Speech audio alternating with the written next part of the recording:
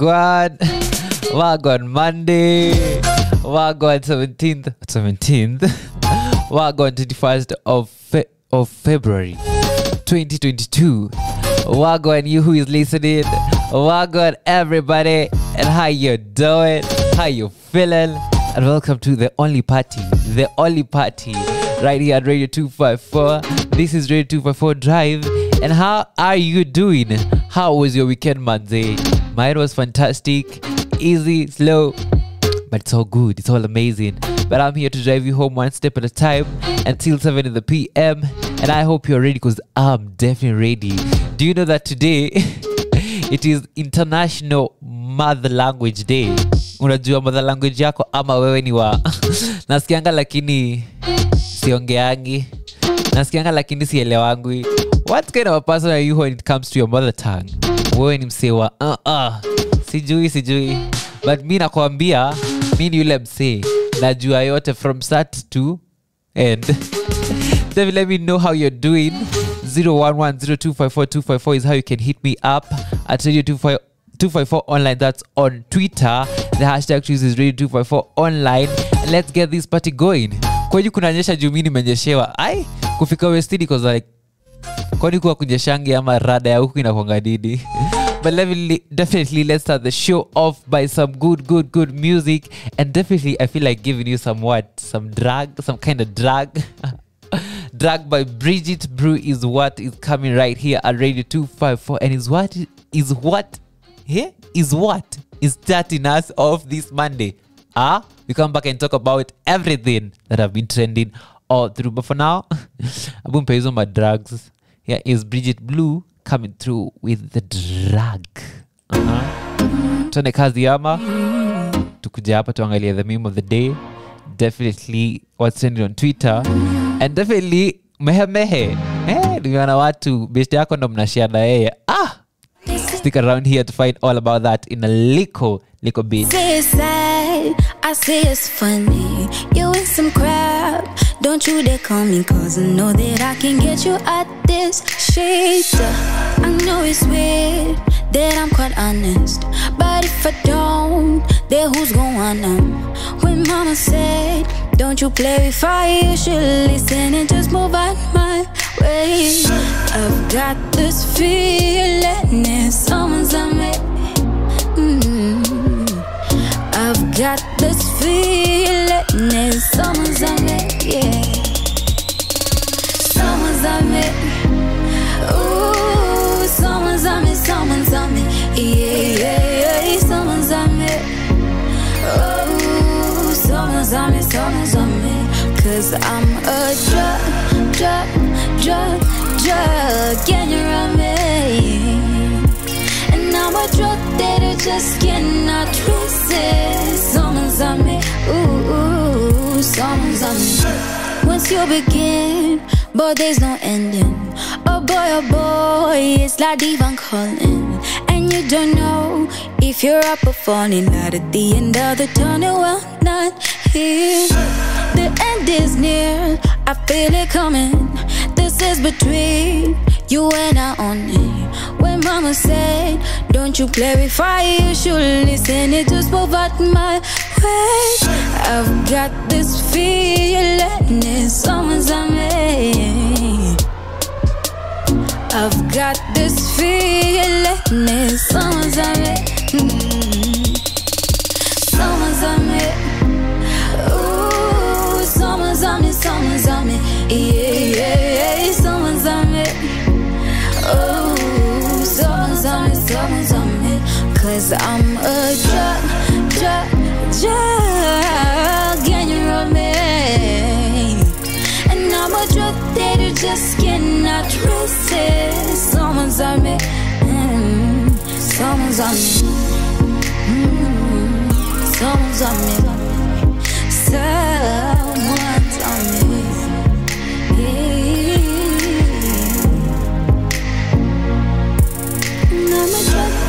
Just cannot resist. Are you having somebody on you? Ama wewe go to you're alone. Drag by the one and only Bridget Blue. And I've not seen her music for the longest time. Why? Mbona, why you're not giving us music? Ama tuache na pressure, ama VP. But sorry, can't pressure. But here is Sorry by the one and only Niviri, the storyteller. I'm going to pay my story. I'm a VP. Here comes Sorry, a brand new one.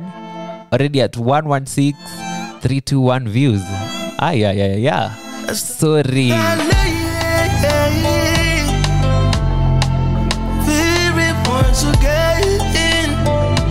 So fresh is on the beat. I had a dream that my woman found another man, but my dreams don't always come true. I thought we needed space, a little time to make some changes. Lord, I'm afraid she might replace me. Kama ningejua kucheza guitar, I will play for your heart to be mine. But all I ever did was play with your heart. Now you're not by my side. My S-O-R-R-Y can't wipe the tears from your eyes. Usinifanye hivyo, usinifanye hivyo. My S-O-R-R-Y can't wipe the tears from your eyes. Usinifanye hivyo, usinifanye, usinifanye.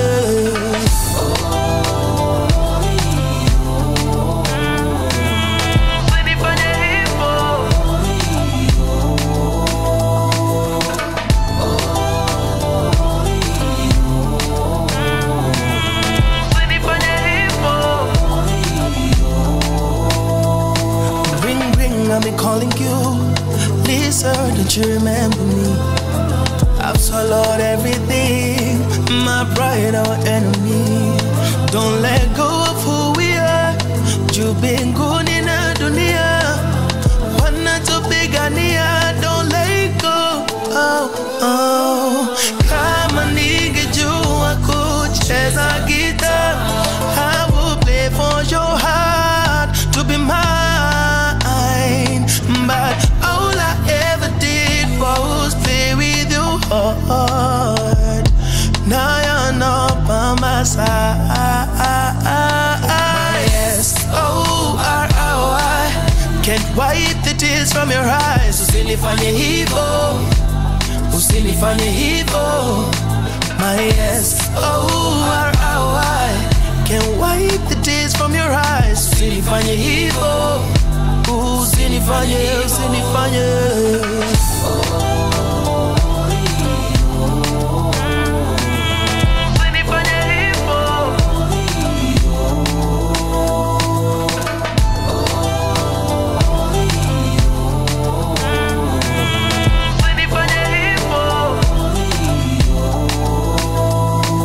Sorry to my lover, my friend, my lover. Sorry to my lover, my friend. Sorry to my lover, my friend, my lover. Sorry to my lover, my friend. I had a dream that my woman found another man, but my dreams don't always come true.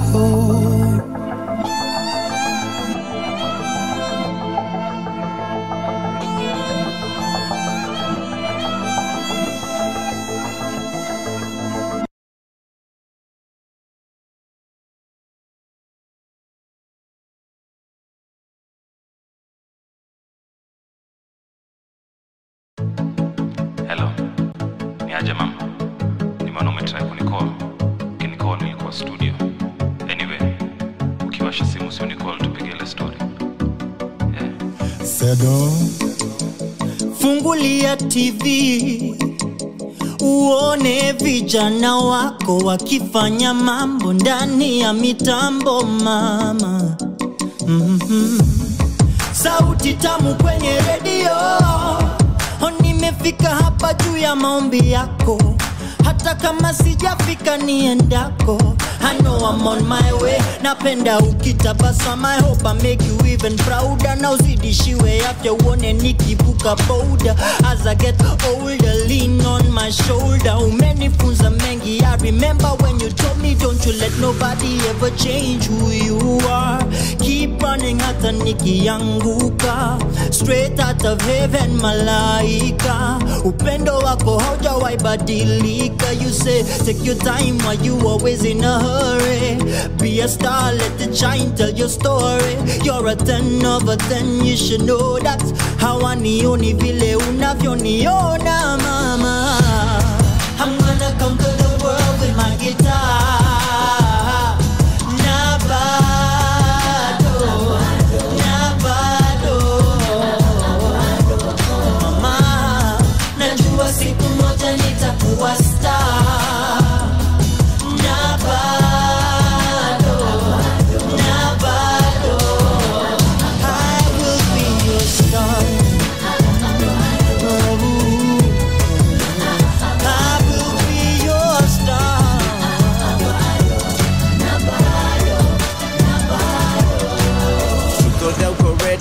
Life si fair already, tukicompare kwenda uni au kwa millionaire na dread. Utajiambia hii moja ikui passion haitaipesi, uache ball utaikwa Messi, hata ujitolea iwezi. So niambie ni kasi madream world, ingeonaje mapenzi na unapimaje wazimu, kujua dream yangu ni crazy.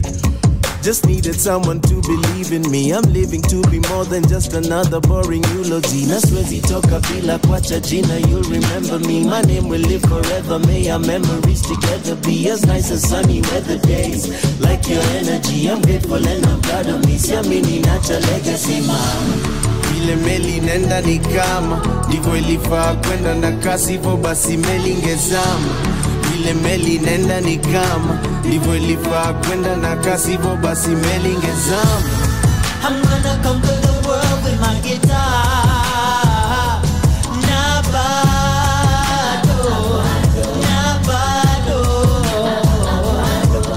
mama, najua siku moja nitakuwa star.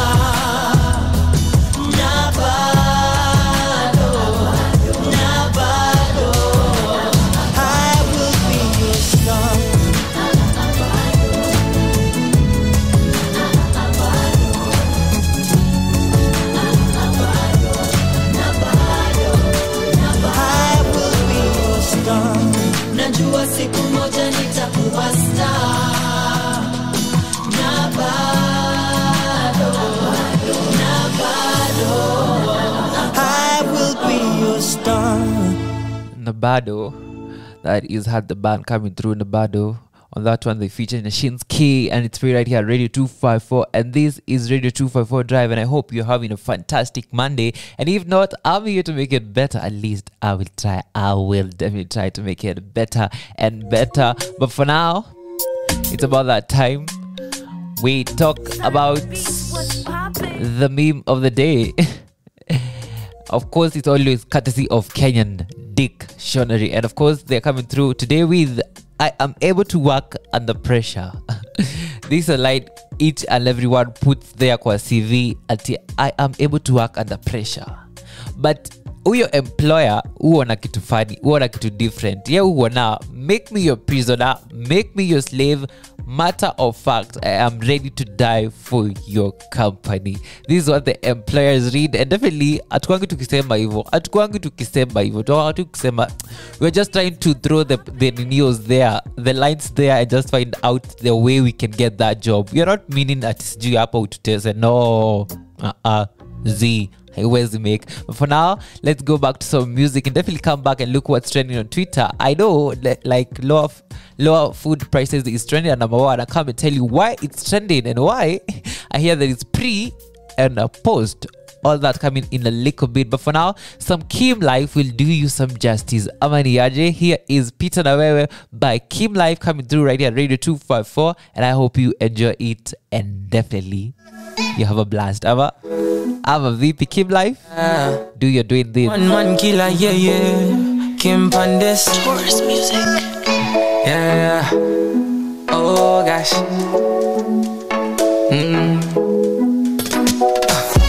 She don't wanna love on paper. True love, she a one no traitor. With me she wanna be, she feel safer. She a want me right now, no later.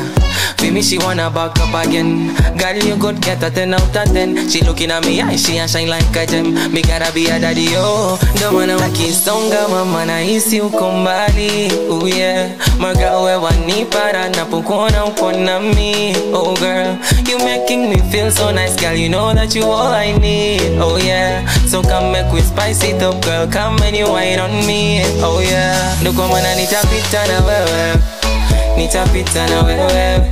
Baby nitapita na wewe. Oh mami nitapita na wewe, nitapita na wewe, nitapita na wewe. Baby nitapita na wewe. Oh mami nitapita na wewe. Oh baby, yeah, yeah, yeah. Oh, hey, gala give me indication. Me I know the situation, so me no waste no time and I need a bill question. Me I need another session. I gotta make a mind. Oh my baby supernova, Casanova. You make a man feel willy villa vida vida loca.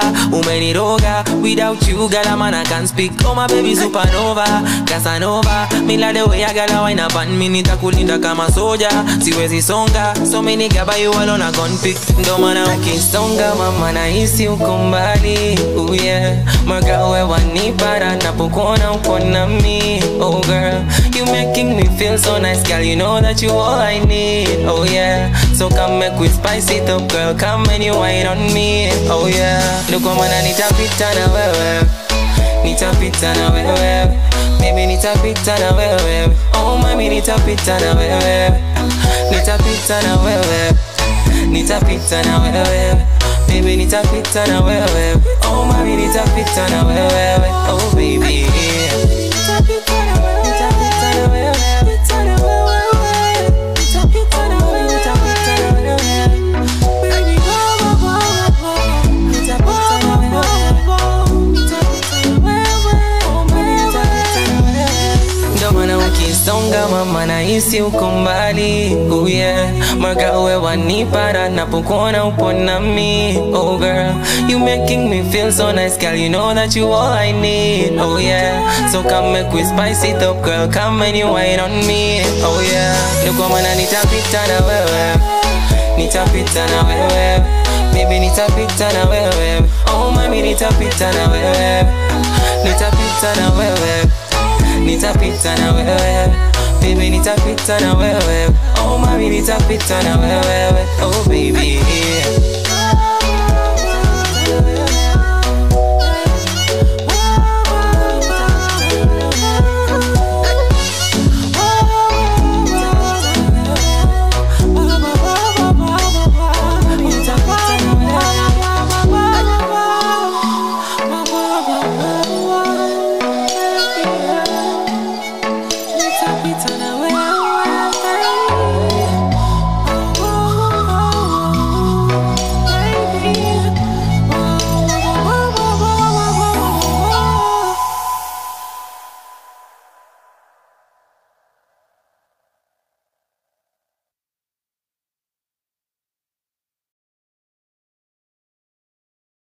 madness. Bring that back. Taliban.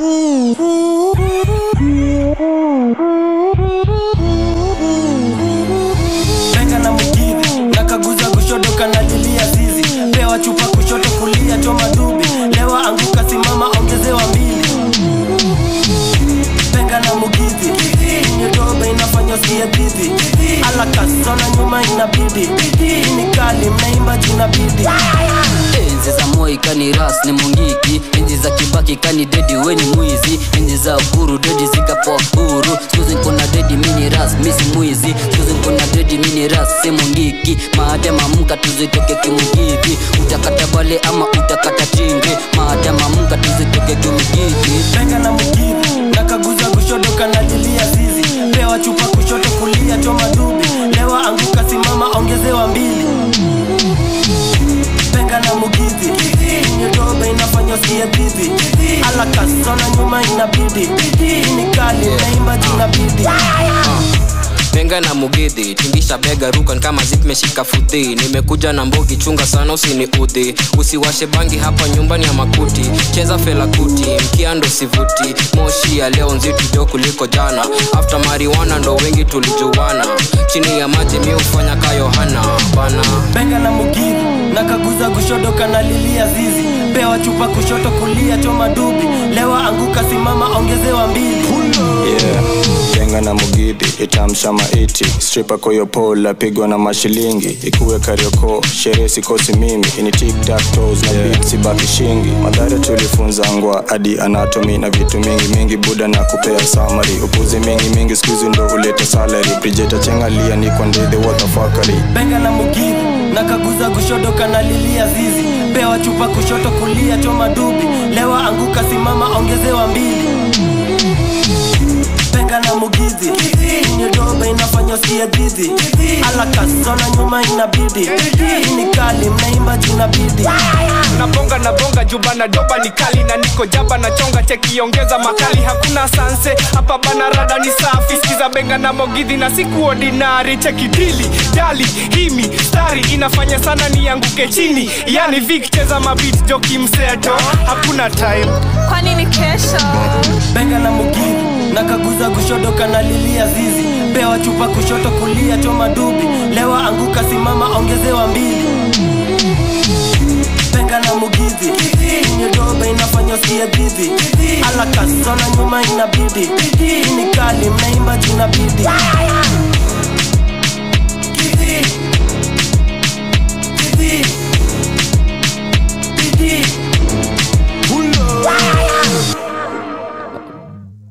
Bang and a Mugidi on that one. You have Furthermore, Swat Matilda Jafes, Audio Muranga coming through with that one. And I hope you enjoyed it. You feel how getting it on is so sweet. You feel how getting it on is so sweet. I'm just saying. I'm not shouting, but I'm just saying the fact I'm a VP. But for now, let's take a look at what's trending on the streets of Twitter. Kule KOT. Or KOT in Kenya's on Twitter. We'll go Twitter, Abba. Let's take a look at what's trending on Twitter right now. And of course, lower food prices is what is trending. And with that, there is pre-end. Let me tell you, there is pre and a post. And I know you're asking yourself, post K. Let me tell you now, right now, it is post what and post K. You know, definitely we have Nino's handshake, you know, tulipewa handshake definitely, and that's why I'm saying before and after. That is post and a pre, and definitely it may come through. Let me read for you how it was before the handshake. You know, like 5 kg cooking gas, like refill, it was 600 bob. Now it is definitely 1,600. Sugar there was 90 Kenya shillings. Now it is 140 Kenya shillings. Unga ya ugali ilikuanga 90 shillings ya 2 kg. Saizi ni 160 bro.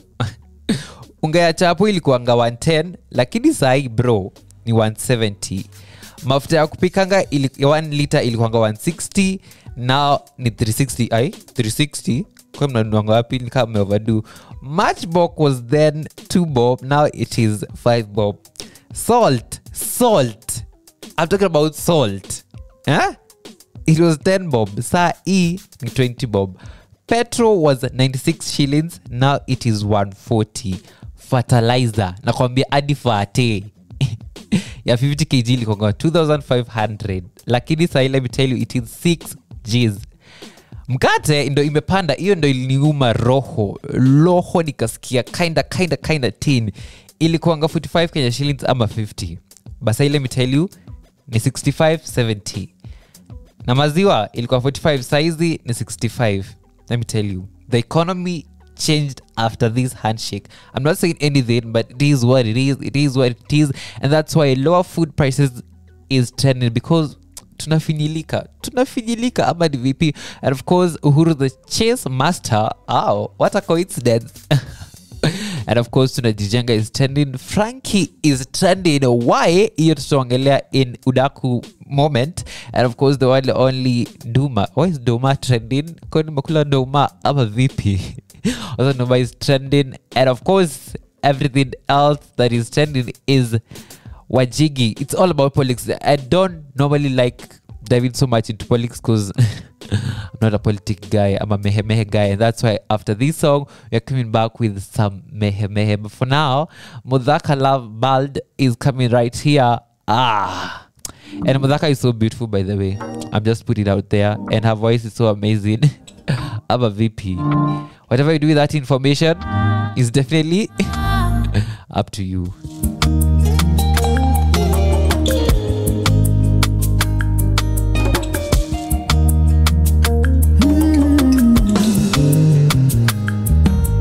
Penzi wangu songa karibu. Talk to me, tell me how was your day. Usitoke hapa bila sababu. Let me hold your hand, chase those fears away. Juu kama sina yecha nikwambie roho haitulii. Sio kama vile anipendaye, puts my heart at ease.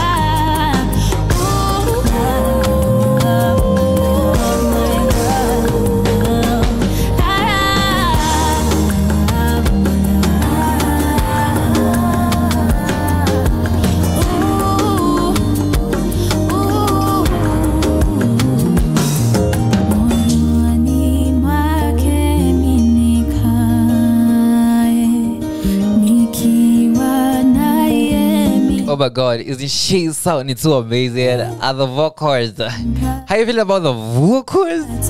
Cause inanimaliza. Hey, Mudhaka, we are sorry, we are sorry, we are sorry, we are sorry, we are sorry, we are sorry. And definitely right here is another person who is super talented as much as Mudhaka. I'm talking about the one only Brandy Maida coming through right here at Radio 254.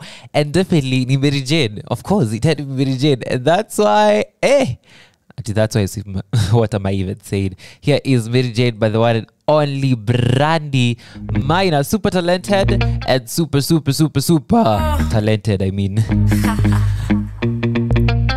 Back with another one. Ati Didi. With another back with another one. Let's get it. Gotta be a lane to chasing a Mary Jane. Chasing a Mary Jane to chasing a Mary Jane. Gotta be a lane cause I really like the way. I really like the way your music is insane. Gotta be a lane to chasing a Mary Jane. Chasing a Mary Jane to chasing a Mary Jane. Gotta be a lane cause I really like the way. I really like the way your music is insane. Joe, how do you think? Joe, what can you push about this girl I know? About this girl called Mary Jane. About the way she used to kill them with the show. Kill them with the kill them pretty girl there. She got that shaku, got that katika. Every night and day, up for 4:20 p.m. Everybody say, gotta be a lane to chasing a Mary Jane. Chasing a Mary Jane to chasing a Mary Jane. Gotta be a Jane cause I really like the way. I really like the way your music is insane. Gotta be a lane to chasing a Mary Jane. Chasing a Mary Jane to chasing a Mary Jane. Gotta be a Jane cause I really like the way. I really like the way your music is insane. Gotta be a lane to chasing a Mary Jane. She chasing a Mary Jane. She chasing a Mary Jane. Gotta be a Jane cause I really like it. Man, I really like it. Yeah, man, I really like to dance. Really like to move my body like that. Really like to dance. Really like to move my body like that. Okay, najua unapendanga energy drink, lakini ukitaka mali safi and the chain. Kuna manziana everything you need. Gotta break your back, gotta break your back, gotta break your back until everything don't be leveling. Girl so sweet, they be jealousy. Everything about you is so highly. I know you know they know you got nice energy. I keep stronger every time, so exciting. Now what lie, you mesmerizing. Nice energy, I keep stronger. That is why Mary Jane makes you feel some type of way. Gotta be a lane to chasing a Mary Jane. Chasing a Mary Jane to chasing a Mary. To chasing a Brandon, Jerry. To chasing a Kendra, to chasing a Abby, to chasing a Erika. To chasing a Lynn, to chasing a Tracy, to chasing a Dodo. Now Warembo,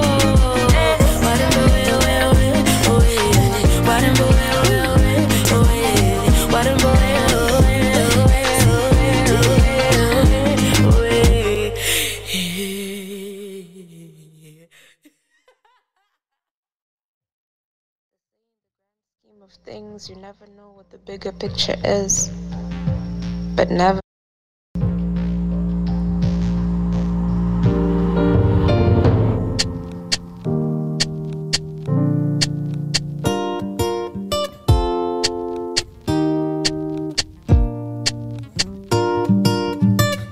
I took an apple every day to keep the doctors away. Ila vile napenda huyu msichana, ni ugonjwa na yendo dawa. Ukisema leo unaondoka, uendako nitakufuata. Good love is hard to come by these days. Tulia, sikia, watakusema mazuri mabaya mchana, na usiku watazidi kuchochana. Ukiwasikiza mpenzi utakonda. Hivo keti hapa na utosheke nami. Watakusema mazuri na mabaya mchana, na usiku watazidi kuchochana. Ukiwasikiza mpenzi utakonda. Hivyo keti hapa na utosheke na mimi.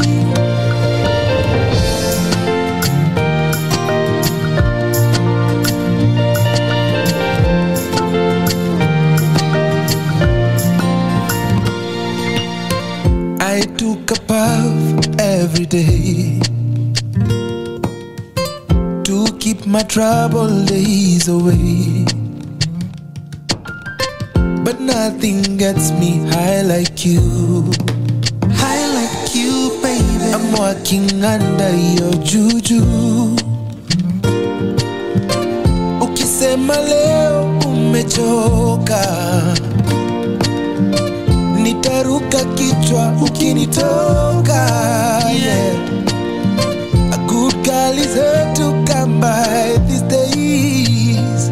Tulia, sikia, watakusema mazuri na mabaya mchana, na usiku watazidi kuchochana.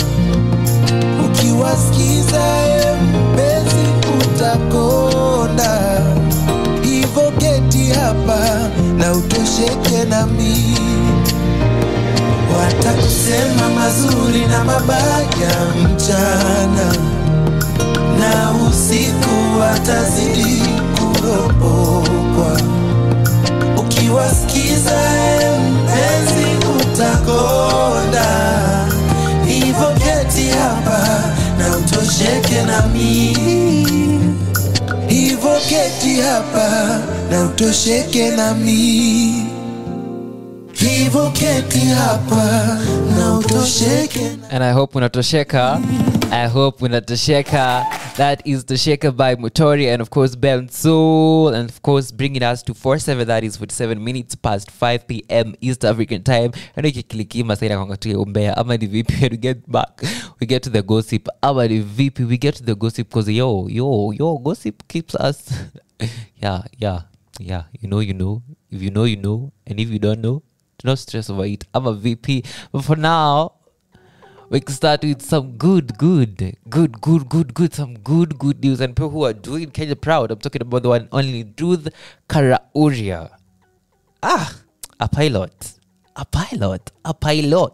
And of course there was storm. I hear there was storm. I'm not sure. There was storm in London, and in this flight there was Captain Ruth Kariuki, a Kenyan, and of course she's the one who is he driving? Should I call flying? Gikojo. Flying. Why are you flying? Kwani to flying?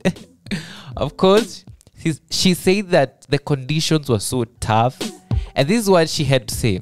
We had the pleasure of encountering storm at London yesterday. That was on Friday.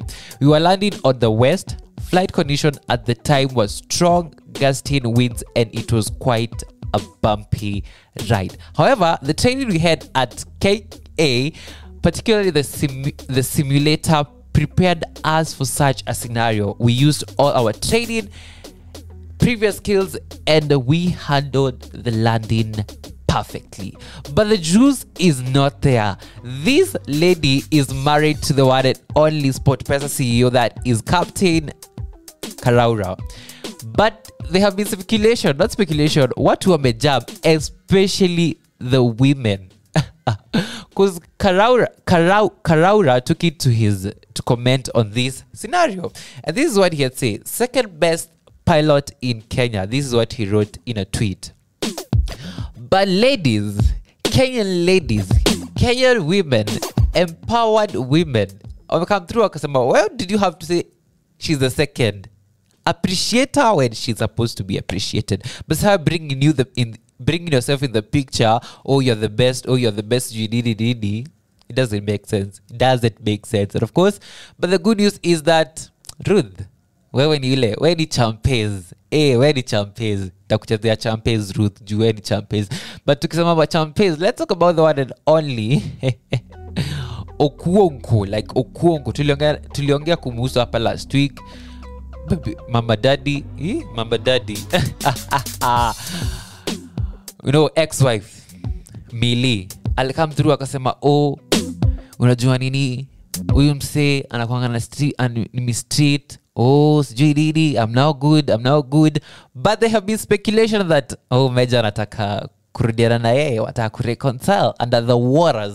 And definitely another host had to do the orders of asking Meja ati ni ukweli hii story nasikia, na Meja tu alikam through na kajitetea ka boy child na alita watu mashetani. Abu sikiza kenye Meja alikuwa anasema hapa. Wait, ni tutamaliza interview, lazima niongeleshe wase sasa before muongeleshe. Je, ni kweli una try ku reconcile na Bay? Manze, but don't wake the past manze. Hizo ni mashetani. Your message kwa okay. So, all right. Yeah, manze. That is what Meja Okonko had to say on that. You know, you are like, what? Hizo vitu za mapema. Ni magohe. Ati ni madidi. Magohe. But we come back and talk about Naughty Flow. I don't know how much you spend per week. I don't know how much you spend. We talk a little bit about Akothe advising her daughter. We also talk about Mr. Sid. Why are you doing this? Hizi vitu tunazijua. Hizi vitu tunazijua mse. Ama ni vipi? But here is Champagnes by Calgram Jones. And this one goes to the one and only. The one and only Ruth. Wewe ni Champagnes. Yati nini ama nini? Wewe ni ule mse na wewe ni Champagnes. Na hii ni dedication kwako. Iko nini? Wewe ni champe. Ati wanasema mimi ni Champagnes. Champagnes. Champagnes. Wewe ni Champagnes. And anybody who else is doing a great job, wewe ni Champagnes. Sisi ndio ma Champagnes. Big shout out to Vince on the beat track. I had to do this for the fans' sake. I'm getting all this love on the fan page. And plus I kill it on a damn stage. Eating my competition like pancakes. Ushote ngoso ini za bea ma Champagnes. Weni mrazi beste zako ni masanse. Weni babi wezi bishana na janjes. In fact kabla umotoke twaza lunches. You hella done what you think is up with this rampage. You think you can just insult me cause this man's paid? I'm a G, name a nigga that I can't slay. Don't think you can intimidate me boy, this man's brave. Acha moto hapa sili bobo shante. Na hika Nairo tushafungua ma branches. Nishaku mark red dot kama pantre. Kauta kizogo we comply twaza changle. Chukwa hii city sindio Champagnes. Champagnes, sisi ndio ma Champagnes. Nah bro, you ain't no Champagnes. Champagnes, you cannot be Champagnes. Na kusho sindio ma Champagnes. Champagnes, sisi ndio ma Champagnes. Hell nah, you ain't no Champagnes. Champagnes. Usibishane na Champagnes, utaigiwa punches. Zako screen saver biz zako zote manke. You gotta relax man, you're not in this rap game. Sipping on a cheap liquor, we only do champagne. Luku zako mbwakne, wezi kuwa Champagnes. Unajirombo sabure na ulikuwa class. Nah brother, see you can't say me, I just stack cake. Oh we used to school together, thank you for the update. Sing you from over there, make you tell that it's a contest. Me aim to mediate and make you know that it's the wrong step. You two are the biggest superstars in the country. So in actuality, but you be Champagnes. What you mean I ain't no Champagnes? Nah brother, you are wrong, this boy be a champ. Oh we boy go for the Champagnes. Hell yeah, I'm a Champagnes. So if you know that you a champion, put them up, let's go. Champagnes, sisi ndio ma Champagnes. Hell yeah, we be the Champagnes. Yeah, we be the Champagnes. Nasema studio Champagnes. Sisi ndio ma Champagnes. Yes sir, we be the Champagnes. Ati wendo Champagnes. Weni Champagnes. Media mean dada, I'm sonning them, I'm big brother. They know I'm the king brother. All I do is win brother. Move like I'm Sin Cara. All about my chingwala. Pull up in an Impala. Ain't nobody testing me. Me, I got the recipe. Omolo be the legacy. Bust so don't mess with me. Impressively, when raising the bar, me do it it carefully. Me don't want no bad vibes, never let them stop me from my destiny. When I bless the beat, I go hard, like I'm a beast with no heart. Man, I gotta represent, they calling me the Mozart. Boca na pigamba can well as it and great. Why I say, let them know they dealing with a champagne.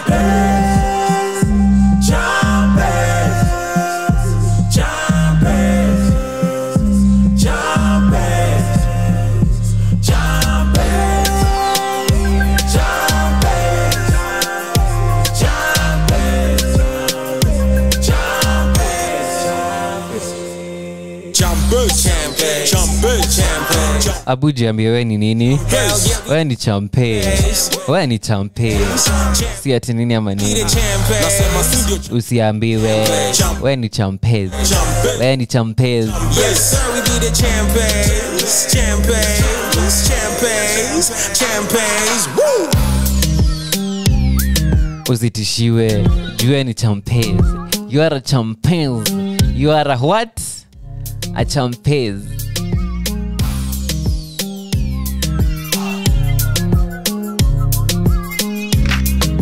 That is Champagne's by the OG himself. But here is Kemboi, Unanibamba. And I'm sure Unanibamba by Mbovu. And I hope I'm doing the same to you. Joe P, that's this one. Nakupenda sio bahati. Nakupenda sio bahati. Hati kukupata mimi niko lucky. Mimi niko lucky. Yeah. Na hii siku ya leo. Hii siku ya leo tutakula kiapo, njo uwe wangu we minado. When the main sio wakando, ulibaki na mi nikihaso. Now you're the queen to my castle. Yeah. When the main sio wakando, ulibaki na mi nikihaso. Now you're the queen to my castle. Unani Unani Unanibamba Unanibamba Unani Unanibamba Una ile Unanibamba Unani Unanibamba Unanibamba Unanibamba Unani Unani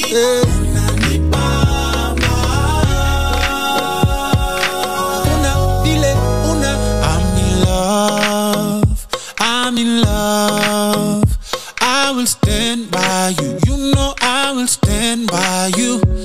Misiwezi kuruka, kukupenda ni kujanjaruka. Kwenye maisha ya panda shuka, wenjo anka kwa yangu mashua. Na hii siku ya leo, hii siku ya leo, I'm so lucky. Na hii siku ya leo, hii siku ya leo, you're so lovely. Kuna vile unanibamba. Unani Unanibamba. Unanibamba. Unani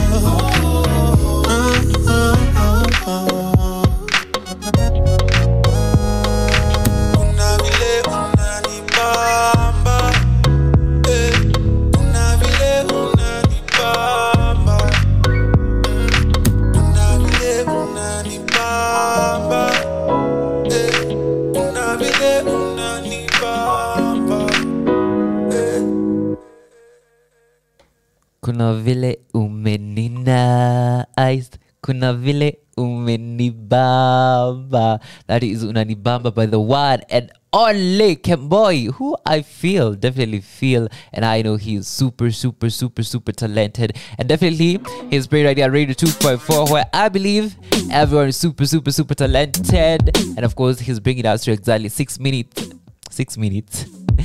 p.m. East African time, and I'll see on that segment finding out what they have been up to, our favorites, lazima tu tudakue. It is our job, it is our career, it is our everything. Let's talk about a person who is trying to cloud chase. Bro, tumezoea hii mambo, wallahi mambo tumezoea. I'm talking about the one and only Mr. Seed, who went through to post a picture yake na Jovio. Bro, you're married, and he captioned like this: ever since I came to know you have always wanted to be around, I have always wanted to be around you. Ever since I came to know you have always wanted to be around you. Mr. Seed, I didn't get that. 2022, never going to explain my choices. Bro, we know it's a song. We definitely, actually, because definitely we are tired of this cloud chasing. I'm a VP. We're talking about cloud chasing. Hey, I don't know how much you spend per week. Leave alone per week. I don't know how much you spend per day. Because tumeshtuliwa, mi nimeshtukiwa. Talking about the one and only Notiflow. Hey, come through akatushtua. And some big news in Nyashinsky amesema kesho akona big announcement. Took it to his Insta story to write 2222. Aya, Nyashinsky will make a big announcement tomorrow. Let's wait for that. We are ready. But talking about kushanga. Talking about mshanga wa loho. Notiflow, he's a rapper. Let me just say he's a rapper. And definitely, I even thought this news would come from Huda Mondro, but look who is saying this news. It is the one and only Kenyan rapper Notiflow. Amekam through. Kuna uyu boys alikuwa amekam kwa DM yake. Alikamwambia bro, I mean Notiflow, nataka nikupe cash uitikie kwa mbebezi. But Notiflow ati huyu jamaa alikuwa mpeange 15k per day. But Notiflow was like, you know what boy, I spent over 511,425 per week. That's on a lazy week. Unajua ile tu lazy week, ile tu it's a lazy one, lazy one. As in, we just spend too much. A lazy week yenye haijajipa. But usually I spend 1 million. Adis, hakuna haja kuendelea cause 1 million. How is spending 1 million per week if I'm going out?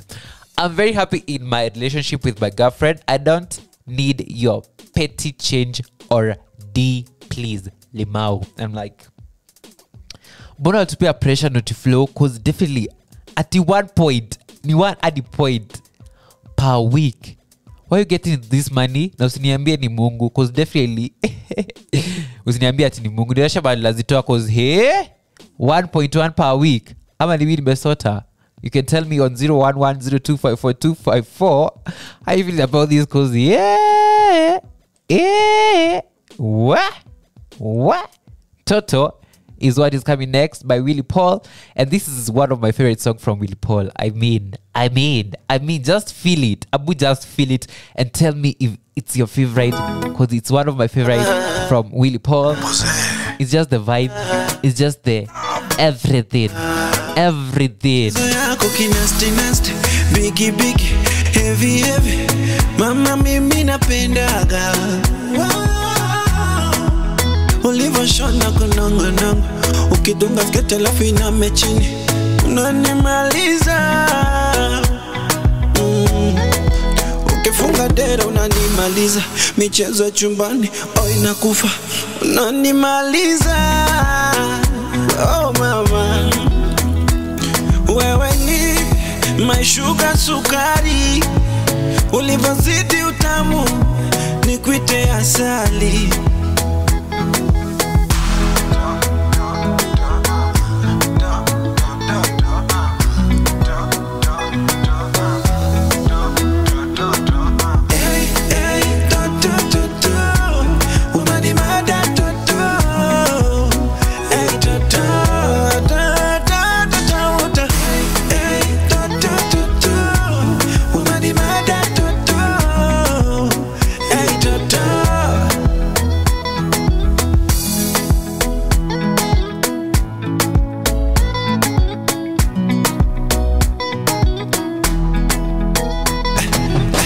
Una siri gani hapo kwa mauno? Mtoto wa Salome anamwaga mpaka bon maro. Hey baby, au labda unatumia anointing oil vibaya, cause unavorombosa kwa paja rombosa sijawahi ona. Toto uko heavy ni bebe bebe, nizame topeni ni gware gware, simindi ya fundi wa kuchelewesha, bwana slow motion. Na wazee wa boma walishasema niwe mama lao, basi mimi ndo baba lao. Oh yeah yeah yeah. Na wazee wa boma walishasema niwe mama lao, basi mimi ndo baba lao, baby.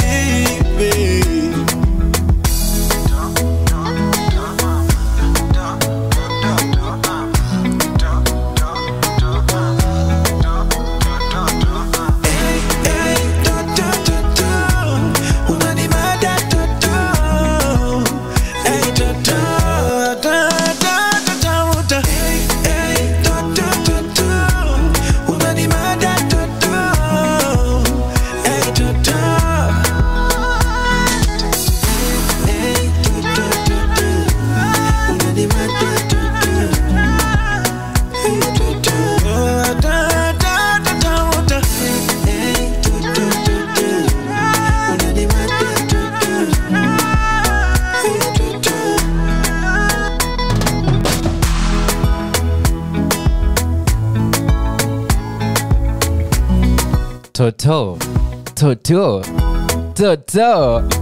Me, I love this song. I definitely love this song. Definitely love this song. And talking about Toto, see to dive too in that Kaninio's the one and only Akode, who was advising her daughter. I'm talking about the one and only Ru Baby, the super beautiful with the melanin and pop hair. And of course, it was her birthday, and definitely she just wrote such an emotional, like, kind of tune. And definitely, it was so beautiful. And she talked about cyberbullying on this one. Definitely, each and every day, I know she talks about cyberbullying, but definitely she had to advise her daughter about cyberbullying. And this is what she told her. You're a star, so most of the time, the internet will want to bring you down. They want to associate with you of all kind of BS. They will see you with your grandfather and serve tea. Oh, uncle, mubaba. I mean, yeah, tuongea. They will be running after you with cameras whenever you are around any male species. But hey, at least it's good enough to prove you are attracted to the opposite sex. If they continually spot you with the same gender, they will nickname you a lesbian, which is okay. We have it in the society now. No one has died of it. She also told Ru, we are all not perfect, but we find a formula to live a free life.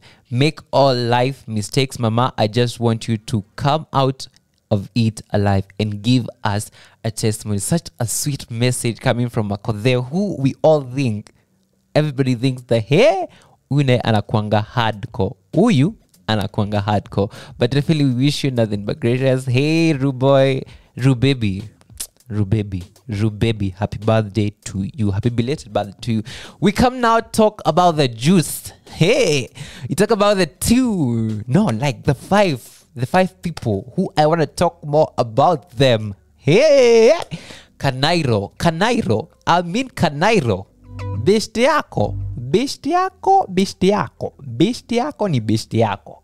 Bestiako anakufanyia mambo kwa bestiako. Stick around to find out why I'm super excited to talk about this story. And also, nasikia watu wako single. Atika uko single pia, mimi niko single pia. Kada die. Mafadao anataka wine. Abu to wine. I want us now to wine. Here is wine, but the one and only Antonio still coming through right here, Radio 254, and I want you to wine. And akako single, unaweza wine. Jipende tu. I'm a VP wine by Antonio Soul.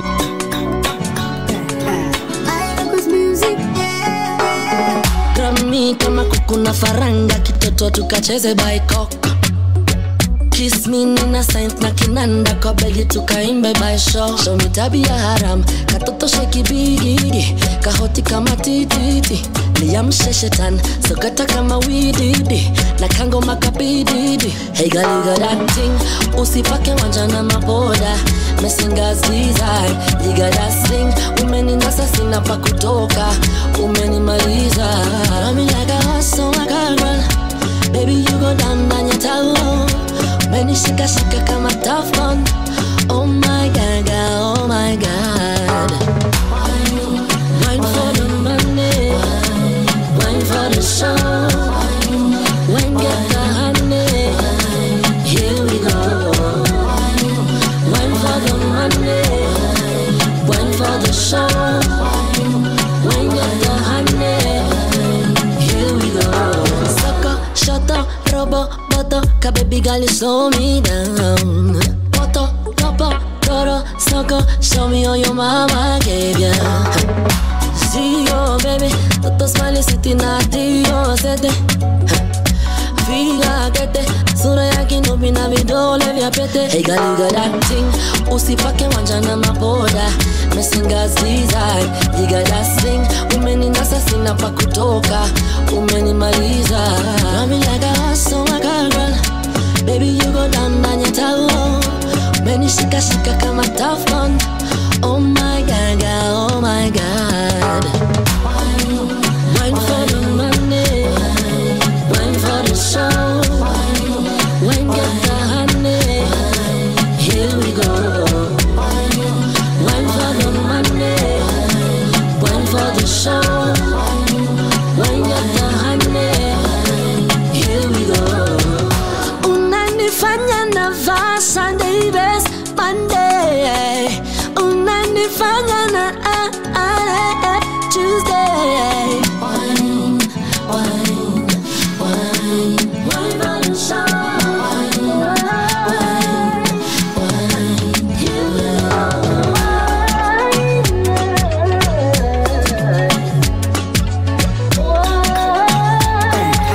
I love the music, yeah, yeah.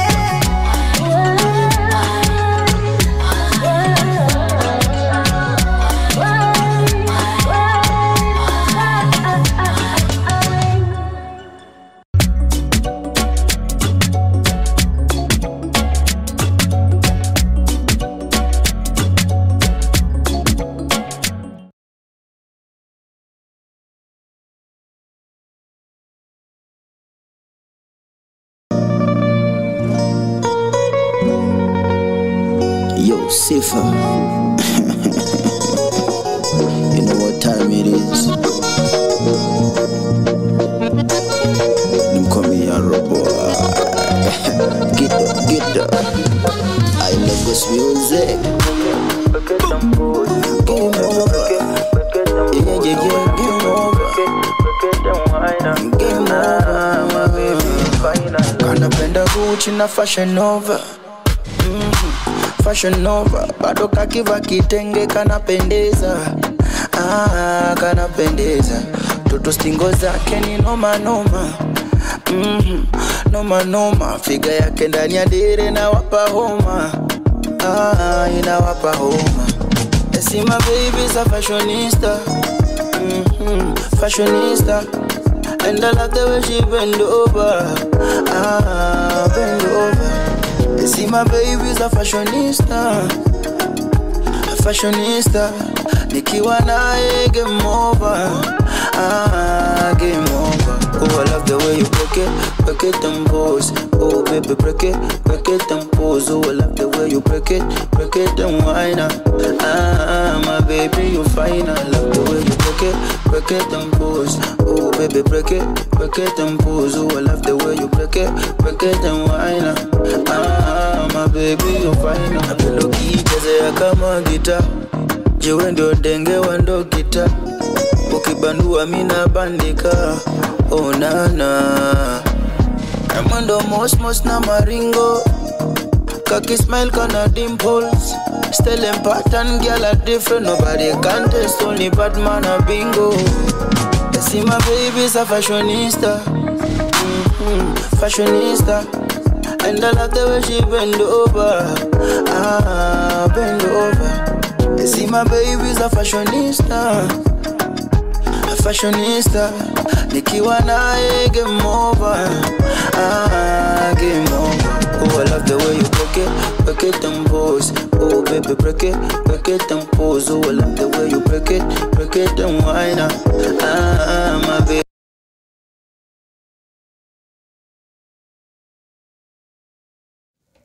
That is Fashionista, and definitely it's a Fashionista by the one and only Arboy, and it's playing right here at Radio 254.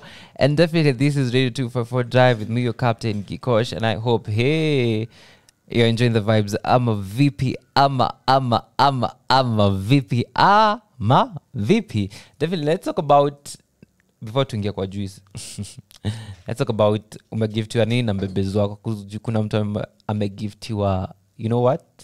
A 6-bedroom mansionette. I'm talking about the one only Vanessa MD. Hey, and this is what she had to say. I hope. Okay. Umeamua hivyo. So definitely alipewa a 6-bedroom mansionette worth. Where sijui mimi nasikanga pesa, naona pesa mingi nasikia. Hey, 57 million. 57. Ati? Abu ongea. Umakisha mic. So, okay, history ya Frank ya kupatia watu 2 kama kwa bar. Aya, umekuja kuwapea na sijawapea. Mimi nashangaa hiyo ndio story nasikia tu. Nasikia kama you can live at my mother's house amepatiana na kaenda. Again, hiyo ndio swag. Msi ako juu. Ako juu zin. Bila unajua ukena drinks na best yako, wewe pewa 2 mimi nipewa 2 tuende home. Lakini si bia. Si ni sahani. Sahani gani? Sahani ile inakuja na kijiko. Mimi hii story. Hey. Unaona ubaya kwa unafaa uogope wase wa gym. Walai tena. Wase wa gym unafaa uogope. Walai tena. Wanaonanga vitu mingi kila siku. Umse stamina daddy energy. Na mbegu ni mob. How sure are you? Kwani nasaidiwa? How sure are you? Unajua uzuri ya maisha ni ukifanya the same thing tena una prove you can do it. Umse huyo ni yeye. But me I feel ni cloud. I feel they have something cool. Kupatia na mimba ni cloud. This old thing. Yake na corazon. I feel like it's cloud everything. Okay, me is just case. Story na ione tu kwa mtandao lakini sijaona source. Anko ndo alipatiana? Anko amenyamaza sana. Nani ndo ameongea? Ni corazon mwenyewe alitupia tea. Alisemaje? Akapost hapo rose flower ya black. Akasema I'm single, I choose me, life goes on. Lakini bakini alipeana tea. Na akipeana tea, sasa hapo ndio nifanya ni make. Hii ni cloud. Okay. Hii nayo ni cloud, hii nayo. But hiyo 2 na watu wata risk. Unajua kuna mtu mwingine atapatia mse. Najua sahi kuna mtu anamkufia. Najua kuna mtu ame DM sahi tu. Atiform ni gani? Because na hii baridi, hii Nairobi wase wako lonely, wase wako ushago. Tunahitaji mtu. Kuna kunyonga monkey. Kunyonga monkey, Aremis imeisha, lotion imeisha. Sensitivity imeisha. Siku hizi unajua unahitaji ka grip. Lakini mimi naona ni poa. So expert. Ni poa. Poa nini? Kama watu wameachana waachane. Upewe hiyo mwingine. Lakini sidhani yako single. Nani? Corazon mzima anaweza kuwa single. Kwani? Corazon. Mimi hata nimeshangaa story imetoka sana na daddy hajaongea. Daddy ataongea, atatuongelesha usiku. I feel like daddy anafanya investigations. Na atatupea the tea. Hii ni cloud. Lakini wewe unaona nini cloud? Hii ni cloud. Najua celebrities wa Kenya na wajua hawa. Si cloud tumezoea ile akina Bahati na Diana wananunuliana magari. Hawa na Eric Omondi na Masari kasi zake. Hawa ni ma expert na akina Willy Paul. Sasa hao wanajifunza kiki yao. Nasikia best yako venye alikuwa ana comment hapa. Best yangu mgani? Ile KRG. Anasemaje? Ati I said mapenzi tuliachia birds. Watu wakacheka. Lakini unajua mapenzi naumiza watu kuinje. Ni venye tu naichukulia mapenzi. So mimi naona afadhali usichukulie mapenzi seriously. Watu wapendane kabisa. Na ukiachana? Tunaachana. Unaendea wewe mwingine. Hii ni Nairobi. Vile Kikosha anasema. Akikupea, akikuletea. Ama mimi naona Uchungulo inarudi pia. Nani? Uchungulo family. Unaona hivyo? Nimecheki Nile the Goon, Benzema na Dimore pamoja. Akina nipatia psych. Unajua Benzema kuna style zake za kudinyadinyana, inasaidia. Akina Pudo wanasaidia bandana za Isa, Dimore kwani walikuwa wanataka kutoa Benzema kwa group? Misa sijui. Benzema ni Arians Maringo. Sio Maringo, ni kupenda wachana kama kina Naughty Flow. Wanazaangusha hao ni wanaangusha biashara hao. Nani? Wachana wengine wanaweza kuangusha biashara. Hawezi angusha. Naughty Flow. Unaweza spend 1M. Unaweza date kama Naughty Flow? Naweza mdate walai. Mtu ako na pesa. Ya. Koko shosho hapo ndo kuna pesa unaweza ni DM. Okay. So what demo what is how long do they wait before they slide into either Frankie or Corazon's DMs? Tungoje tuone ceasefire ama tungoje nini? Don't wait. Just slide. Na ukikaa mjinga umai slide alafu ukafind tu hawajaachana bado. Si of course hawajaachana. Si watacheza huko under the waters. Aya. Thank you. Na nimekuambukiza udaku. No hadi video nakam. We come back to talk about Shaq, Sean and of course Cindy. Beshte yako anakukulia at the end of the day. Akia nani. But before that, wacha nikucheze tu wimbo ya fellow presenter wao. Here is the one and only Daria Kish coming through with that. What should I feel? Another attempt? Should I give you vibes? Should I give you siku feel? What song should I give you of Daria Kish? Because she's super talented and I definitely think that you should give her all your money. And I feel Rush will be the kind of teen that I'm feeling. Because I'm in a rush to come and tell you about all this story about beshte yako anakufanyia vitu. Beshte yako anakuku. Stick around to find about what that kuku ni kufanya nini. But here is another attempt, and I'm sure attempt another time and another attempt. Never do what? Give up Daria Kish. Give us those melodies, give us those vocals, because you're super talented and a superstar. Is this another attempt for my heart to break? Baby, tell me, is this another attempt that I lied to myself that you love me? Tell me why love is so hard with you. Oh baby, please just tell me why my dreams just can't come true. Oh baby, please just. All I did was yearn for you.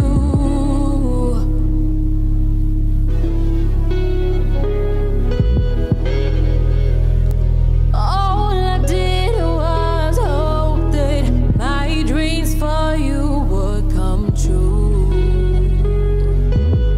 Is this another attempt that I feel so hard for you and think that you want me to until you leave me coolest to myself? Is this another attempt that I cry and hide for you and hurt cause you left me bruised and hate myself for thinking that it would always be true? I knock on the door but still you don't hear me. I shout at the top of my lungs but still you don't hear me. I'm hopeless and lost, searching for the answer. I'm asking to myself, searching for the answer. Tell me why love is so hard with you. Oh baby, please just tell me why my dreams just can't come true. Oh baby, please just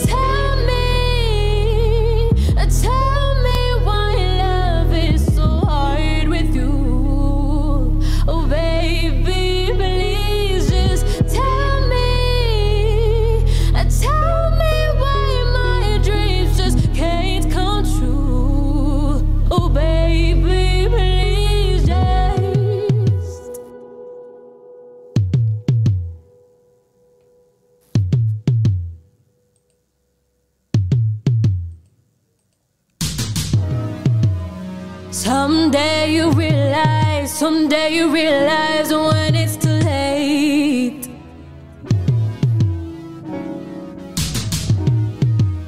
Someday you'll hurt just like you hurt me.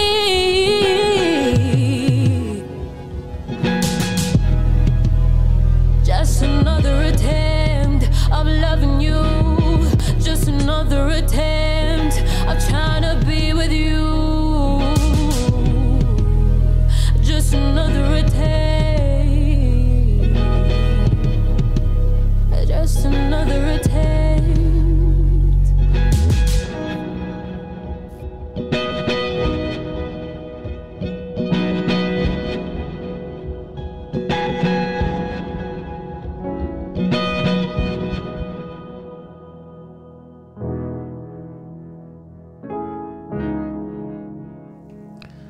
Another attempt by super talented Daria Kish on that one. Super exciting, super talented.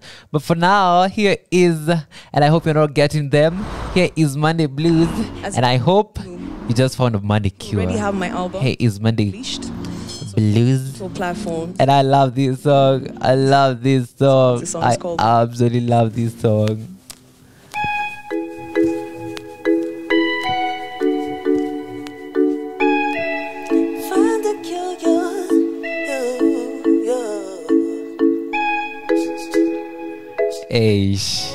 Aish.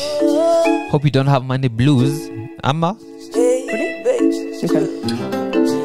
Sundays were the best days. Spend time with you. We've been making love all day. I can't get enough of you. Your love and taking me to church so divine. I feel so blessed the way you love I do. And when you leave, I only miss you every day. When I wake up on a Monday morning, when I see your face, oh, you put a big smile up on my face. Yes, I still have faith, destiny and faith.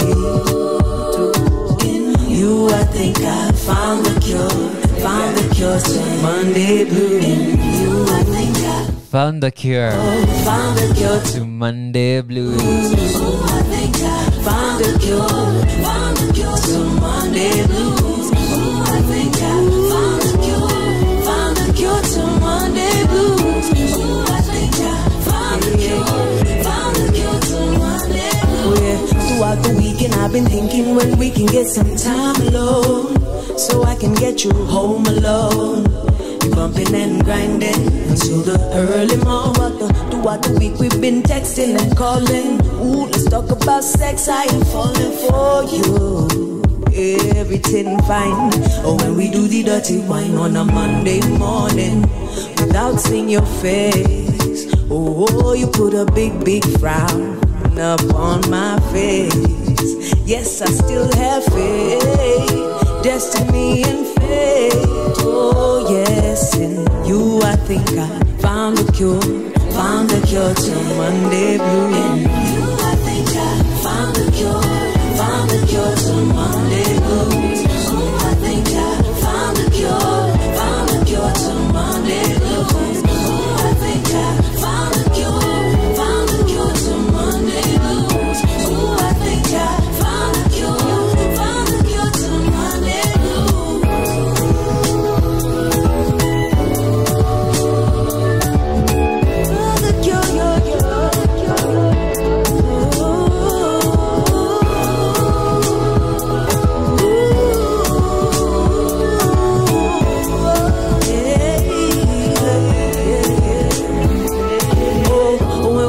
on a Tuesday, and I'm hoping that you stay, praying you choose me. Yeah, yeah. Oh, you can come and see me any day.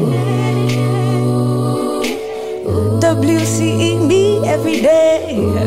Yeah, yeah. You can come and see me any day. Any day. WCE me every day. So you can come and see me any day. Thankful Friday, Monday, on a Thursday morning, on a Sunday morning. any day, every day. When I wake up on a Monday morning, when I see your face, oh, you put a big smile upon my face. You can come and see me, destiny and fate. In you, I think I found the cure to my Monday blues. And definitely you found your cure, your each and every day cure from 5 p.m. until 7 in the p.m. And that is me, your Captain Kikosh, as from This Is Radio 254. 254 Drive. I'm a VP. For now, this is a juicy story that I want to talk about. I know how. Bestiako. Let's talk about friends, like having that closer friends, like this is my buddy. This is my everything. This is you, my ni. And let's talk about that. Hii story tumeletewa na the one and only Shak the Yagen. If you don't know Shak the Yagen, he's a radio presenter, of course a YouTuber, and all things sherehe. If you know, you know. And definitely he has been dating the one and only Cindy.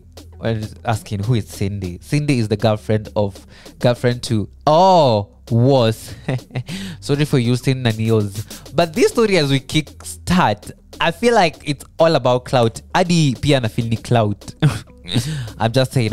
But the story is that Shak and Sean are good friends, workmates, and best friends. But inasemekana kwamba that Sean and Shak, they have been doing this under the waters, under the waters. And this story is so tricky, so tricky. So Shak went on TikTok and said, my girl been sleeping with my best friend and she made me feel crazy for finding out. Now they are going on dates. But the one and only, let me tell you, the one and only Cindy came through. Akasema, you know what? We broke up long time ago. This guy has been here for me when you just mistreated me. This is what she had said. I wasn't going to speak on this because the last person who deserved my time or effort is him, but it's gone too far now. As I said, no one will ever say the full story. Did you tell them why we broke up too? How long ago we broke up? How you treated me like trash and even had the audacity to lay your hands on me. And I'm like, sis, I've been seeing you flexing on the gram, but okay, not violence. Nobody cheated on you. It's been so long since we broke up. So who I move on with, should it concern you? And I'm like, beshte yangu. And of course, she had to say, and as for Sean, he was always there to catch me when you push me to the ground. Both literally and metaphorically. I'm like, guy, what? Is this how guys you're breaking up your bro codes? But at the end of the day, I just feel like this is just clout. This is just something they are having. And Sean just released a song. So maybe this one is part of it. But this is the whole truth. Your friend, definitely your friend is your biggest enemy. And definitely, when you're not there, they will be there to catch the girl, to catch even the boy, Adi my ladies. Ni manyoks. Adi mababa saizi wamekuwa manyoks. But for now, being International Mother Tongue Day, I'm a Kikuyu. I love Kikuyu. I love everything. Why don't we celebrate this day, of course, by bringing you one of my favorite Kikuyu artists. And she's called Kariuki. And definitely I love her vocals. I sing each and every day. E-song, me e-song.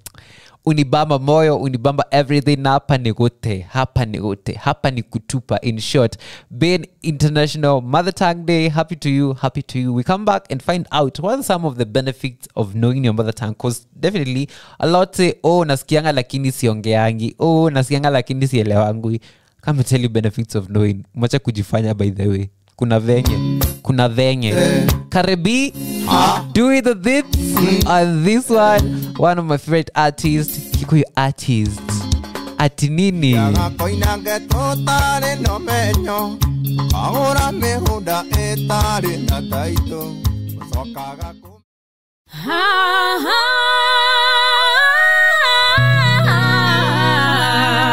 Negote. I absolutely love this lady. Negote. Ha ha ha. Negote.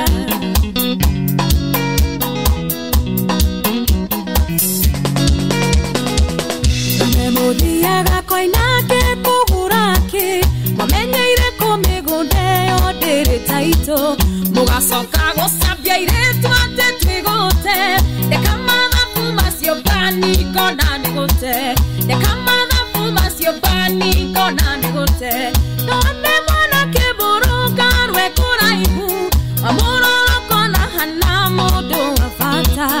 Ugatwa matete no kinyama hikere. Asaka wero nekyo bani okona negote. Asaka wero nekyo bani okona negote.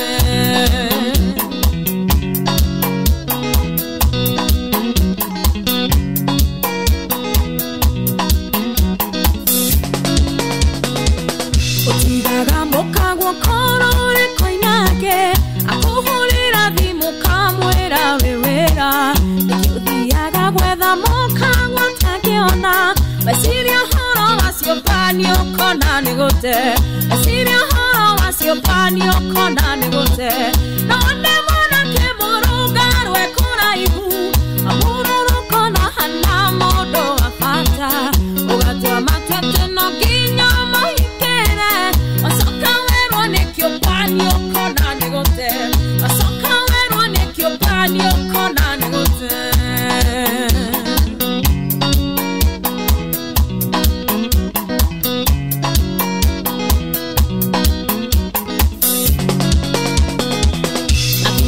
Koisimo fata ire mahoya Korwanegi komeda mohe kia maheni Akwira gandari uginena hiki fote Deka madha fuma jegete ogona negote Deka madha fuma jege ogona negote Na wane mwana keborunga rwe kuna ihu Mamuro rokona hana modu wafata Ugatwa matete no ginya mohikere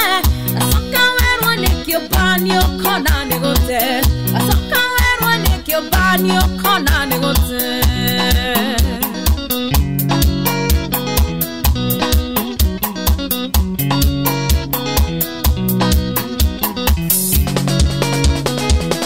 Ekadeki detete yari ya muranga. Na detwari kaneire neto kahikanya. Nasokire kumenya aige kone soso desiria Kiona negote. Desirio horo wa mwanosio kiona negote. Na wane mwana kiburuga rwe kuna ihu. Mamururu kona hana modo afata. Ugatwa matete no kinya mohikere. Asoka wero nekyo banyo kona negote. Asoka wero nekyo banyo kona negote.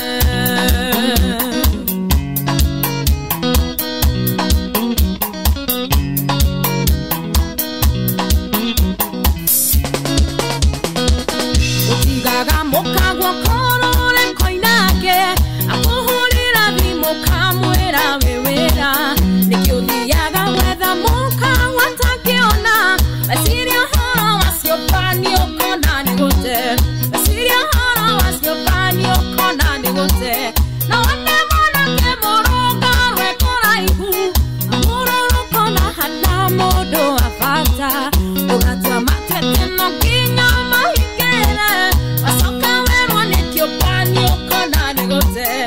Asoka wero nekyo panyo kona negote.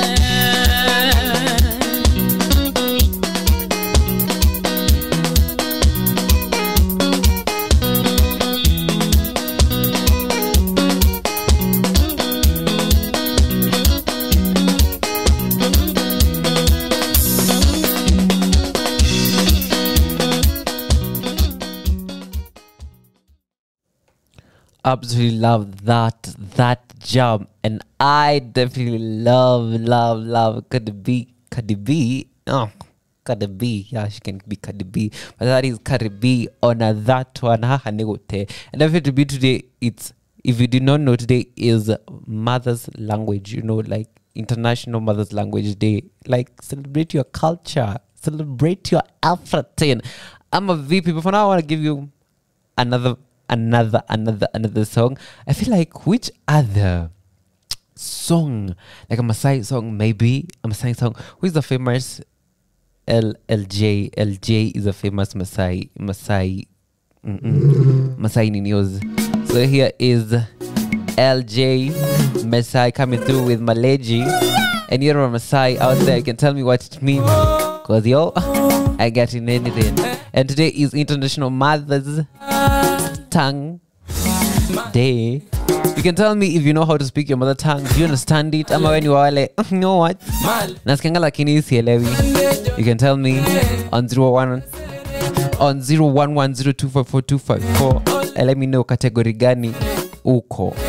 But for now, LJ Maasai, do your doing thing.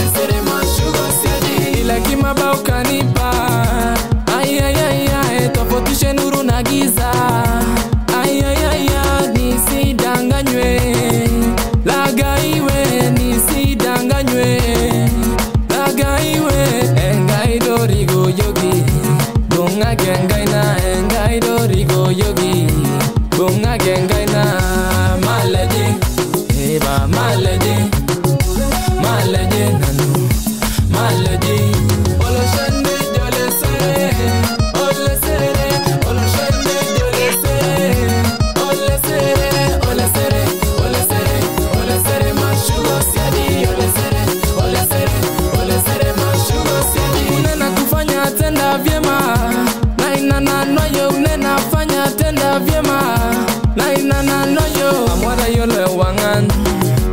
Iye baba, mwana yole wangan. Na iye baba, nena neja, fanya neja, denda neja. Nena neja, fanya neja, denda neja. Maleje, eba maleje, maleje nanu, maleje. Oloshende jolese, olesere, oloshende jolese, olesere, olesere, olesere, olesere mashugo siadi, olesere, olesere, olesere mashugo siadi, olesere mashugo siadi, maleje, olesere mashugo siadi, maleje. Malady, malady, malady, malady. Oloshende jolese, olesere, oloshende jolese, olesere, olesere, olesere, olesere mashugo siadi, olesere, olesere, olesere mashugo siadi. Oloshende jolese, olesere, oloshende jolese, olesere. Olesere, olesere, olesere mashugo siadi, olesere, olesere, olesere mashugo siadi.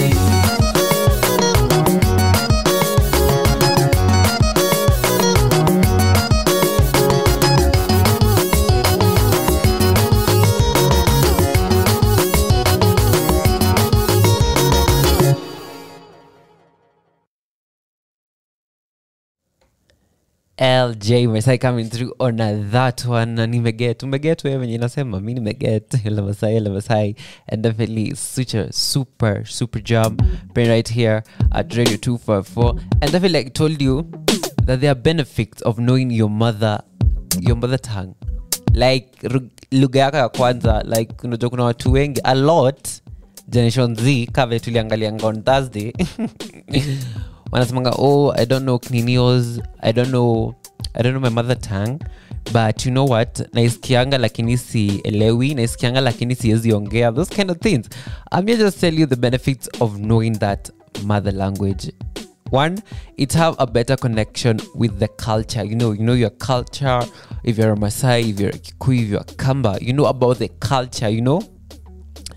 And definitely, it keeps the culture alive, you know. it keeps the culture alive, and of course it helps you in learning a second language. When a person knows their mother language well, it is easier for them to learn a new language. If a child reads in their mother language from an early age, they will have more knowledge in reading and writing skills in other language. So it helps you in knowing other languages, maybe French, maybe Kamba, maybe English, maybe Kiswahili. Definitely it helps. Another advantage, it helps in commercial advantages. It makes you make money because you can just be like, you know what, you're perfect in your mother language, and definitely maybe Kamba, and then a certain radio station, maybe if you aspire to be a radio host, and a certain radio station just comes up, a Kamba radio station, and if you're called in because your nini is perfect, and definitely it helps. It definitely helps. So guys, learn your mother language. And the last one is the feeling of honor. You're just like so prideful, like you're just so happy knowing about your mother language, you know. Where's you nini, you know.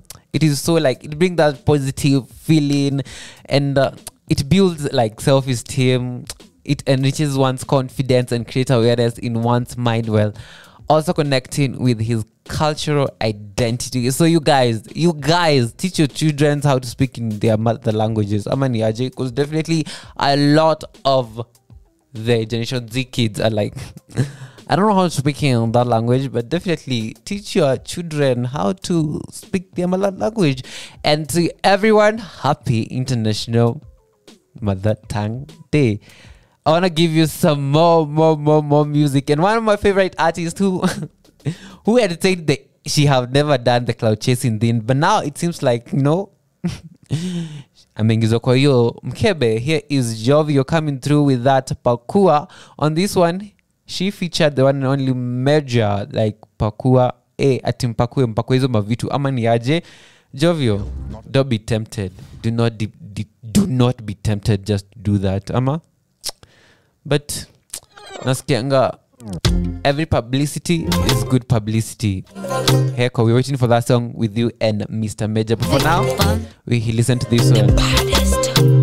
Ngoma inakesha mpaka che, tunachekecha chekeche, mwendo wa utembe tembete, wenye roho chafu wapote. Baby, oh I love it, I love the way you do that to me. Let me want it for you, oh baby. Oh I love it, I love the way you squeeze me. Let me ride it for you. Oh basi baby njo nikupe manjo oh baby njo nikupe manjo. Bas baby njo nikupe manjo a baby njo nikupe manjo wapenda ndogo ama bigi kitandani ama kwa kiti kwenye gari ama piki wapenda ndogo ama bigi kitandani ama kwa kiti kwenye gari ama piki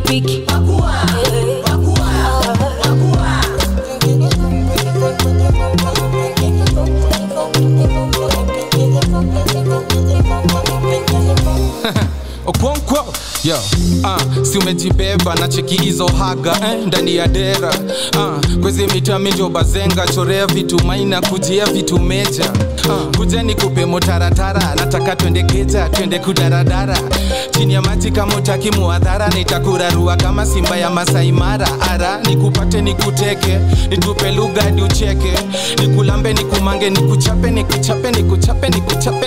nikuchape hadi unyambe. Excuse me, hiyo haga inaniita inakata munitekula kama mchicha Kenya moni takupo siku mzima hadi ukiniona unaenda kujifiche bunjo. Bas baby njo nikupe manjo a baby njo nikupe manjo wapenda ndogo ama bigi kitandani ama kwa kiti kwenye gari ama piki wapenda ndogo kwa mapigi pigi, kitandani ama kwa kiti, kwenye gari ama piki piki. Wananita Sultan Mswahili. Jovyo lindo nitago mziki shoto. Shoto shoto. Yo. Kuna leo mnazi, mnazi. Kwa kuna leo mnazi, mnalewa.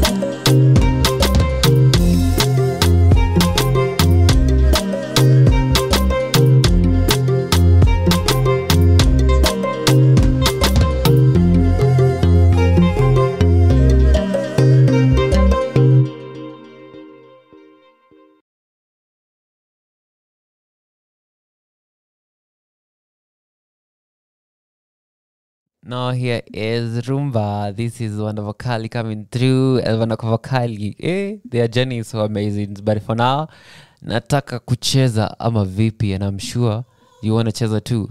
Abu tucheze ama vipi. Every time I see you, I become every time I see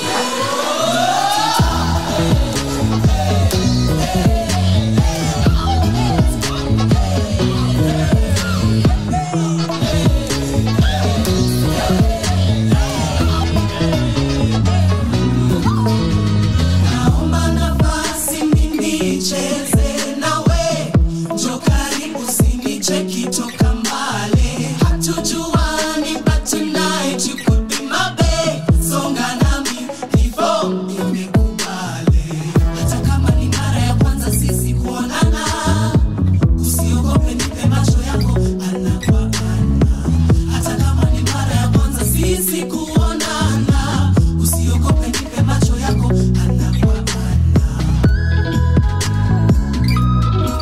Ngoma zalia nami nataka kucheza, kucha kutwa nishazoea kesha, sakata rumba, achilia presha, tutacheza hata kama tuna pesa. Ngoma zalia nami nataka kucheza, kucha kutwa nishazoea kesha, sakata rumba, achilia presha, hatujui kama tutaonana tena.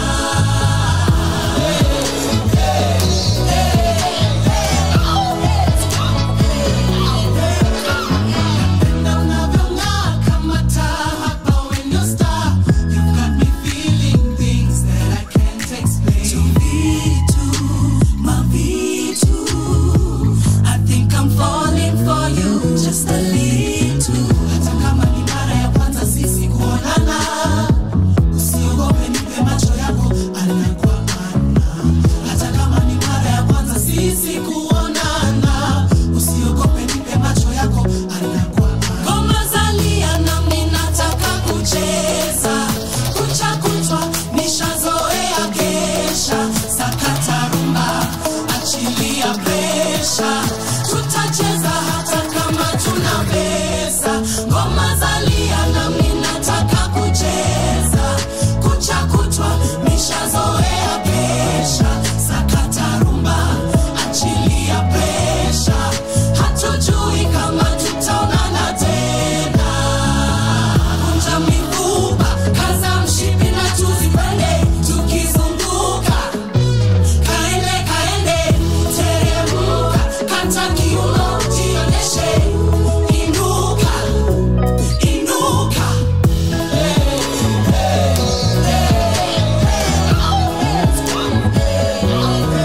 Ngoma zalia nami nataka kucheza, kucha kutwa nishazoea kesha, sakata rumba, achilia presha, tutacheza hata kama tuna pesa.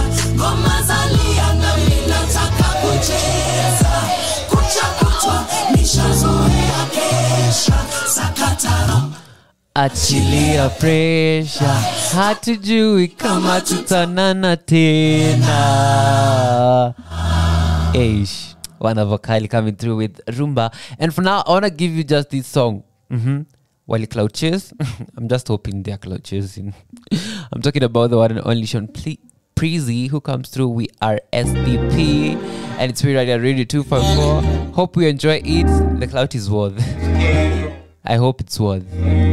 Let's listen to it and find out this R&B, Kenyan R&B. Said it must have been with you. I don't want nobody else. I'm saving it for two. Shawty, you my boo. We keeping it true. Shawty, me and you. I don't want nobody else. I'm telling you the truth. And I must have it with you. Ain't nobody taking what I got in store for you. Set that section down for two. Don't you stress about your exes, cause I'm wired enough for you. Greatness, no complaining, faking nothing, all the truth. I can't lie, shorty, see you for a while. I've been feeling lots of vibes, and I know you ain't for the night. I know you were something special, and I want this for my life. You were something special, and I want this for my life. Put that dress on, how you smell it, wanna know just what you wearing, cause I'm caring, eyes staring, palms sweating, girl, you got me feeling nervous, stomach churning, you got me, I don't know how to explain. You got me, yeah. Tell me something. Tell me something. You kinda make it tough, baby, when you fill me up like Tell me something. Tell me something. Must have been with you. I don't want nobody else. I'm saving it for two. Shawty, you my boo. We keeping it true. Shawty, me and you. I don't want nobody else. I'm telling you the truth. And I must have it with you. Ain't nobody taking what I got in store for you. Set that section down for two. Don't you stress about your exes, cause I'm wired enough for you. Greatness, no complaining, faking nothing, all the truth. Saving it for two. Shawty, you know I want you to. Shawty, you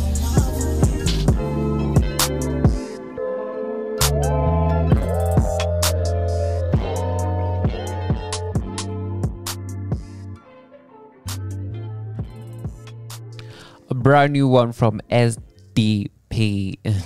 And you definitely know about SDP from just like Sean Prezi, Amaniaje, but definitely it's free right here at Radio 254, and definitely this is the Radio 254 drive, and I hope you're doing fantastically. I hope you're enjoying the vibes. I hope it has been such a fantastic ride from 5 in the PM until now. It's almost 7 in the PM, but for now, lazima tu nikupe the motivation quote of the day before I say adios. And the motivation quote of today is so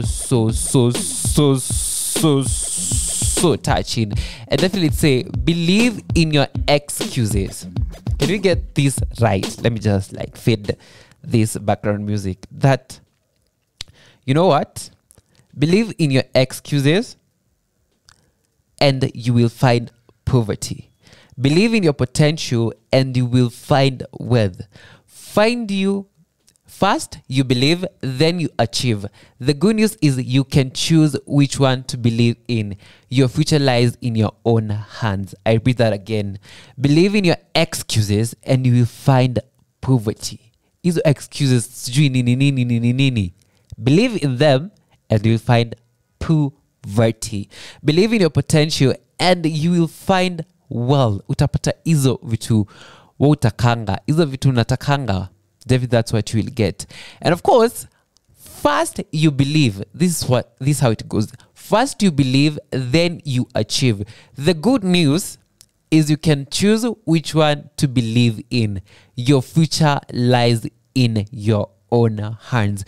May this quote lead you this day. And of course, now it's the end of the show. Super excited. That's it. I'm super excited. That is super excited. No, I'm just like, it's about that time.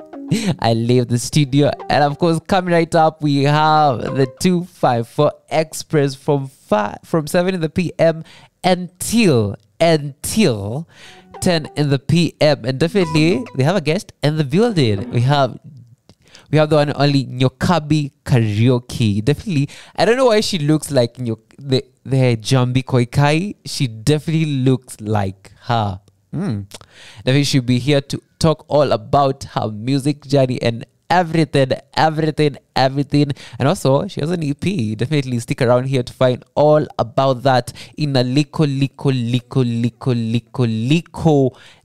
beat. But for now, I want to leave you with one of her beautiful, like, Equator song, like Equator. Like, no, like Equator. Na hapa Equator ya kumaliza show, hapo ndo tumefika. But for now, may God bless and keep you. I see you tomorrow from 5 p.m. until 7 p.m. Be kind, because you never know what your neighbor is going through. You never know what your neighbor is going through. I always insist.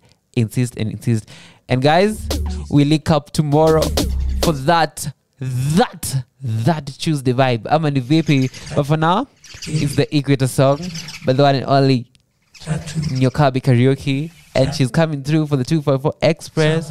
So do not go anywhere. See you guys tomorrow. Be kind. I got nothing but my love to you. Bye. Adios.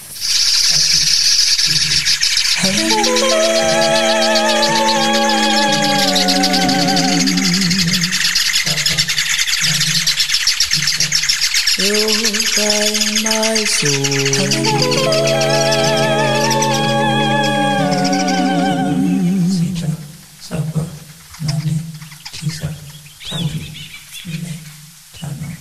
On someone's tongue.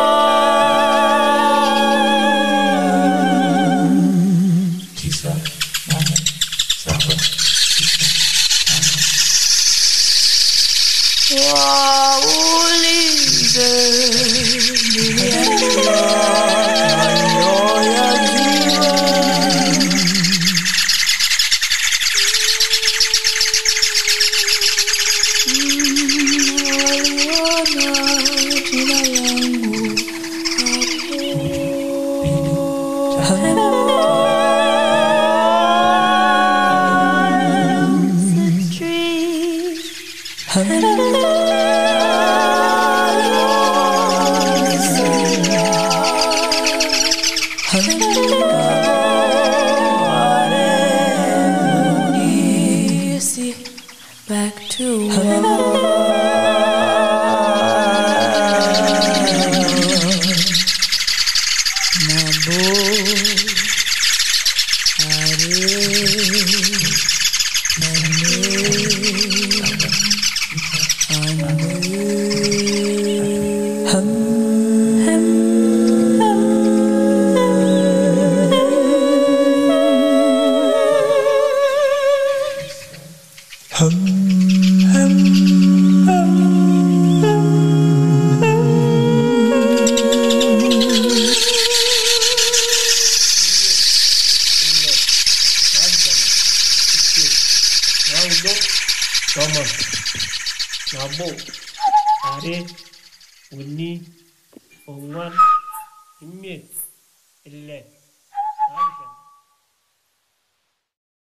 Welcome to the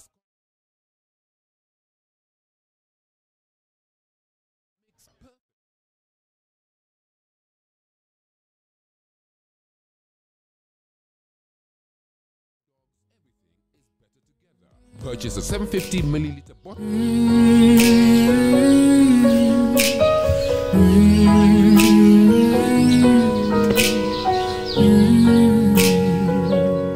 I'll never forget you, I'll never pretend to. Tumepita kwenye jua, tumepita kwenye mvua. You've always been so true since you came through. Heri ungejua, mwingine sitajua. Saa zile miukuwa zanga sana, picha zinakuanga za maana. Yule anapanganga ni Maulana, na so siwezi ngoja mpaka vile tutaona na na na na na na na na na na na na mpaka vile tutaona na na na na na na na na na na na. Oh, na na na na na na na na na na na na na na. Oh, na na na na na na na na na na na na na. Show me the green light, tell me you're alright. Joko na dawa, umepiga shower. Deep in this dark night, I'll be your moonlight. Hata bila power, tutakuwa sawa. Na kama unaniwazanga sana, mina wewe tunafanana. Najua pia wewe unang'ang'ana, na so siwezi ngoja paka vile tutaona na na na na na na na na na na na na. Paka vile tutaona na na na na na na na na na na na na. Oh, na na na na na na na na na na na na na na. Oh, na na na na na na na na na na na na na. I'll never forget you. Oh, I'll never pretend to. Yeah, yeah. Ooh, oh. Go down. I go down at 6 a.m. to sleep. I go down. I go down at 6 a.m. to swim. I go down.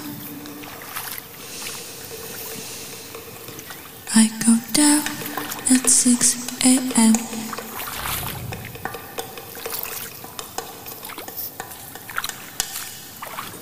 I go down at 6 a.m.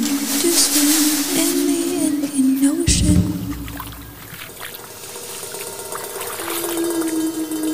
I go down to swim, to swim, to swim, to swim, to swim, to swim, to swim, to swim, to swim, to swim,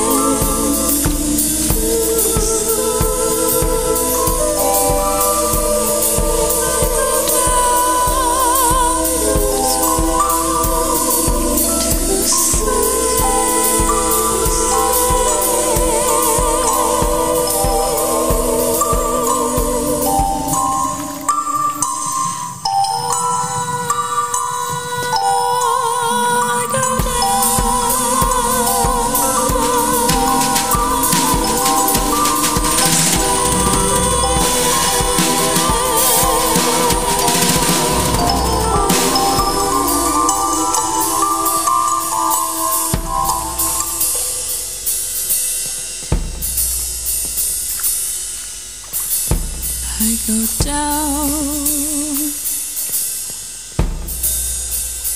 I go down at 6 a.m. to swim. To swim. To swim. To swim. To swim.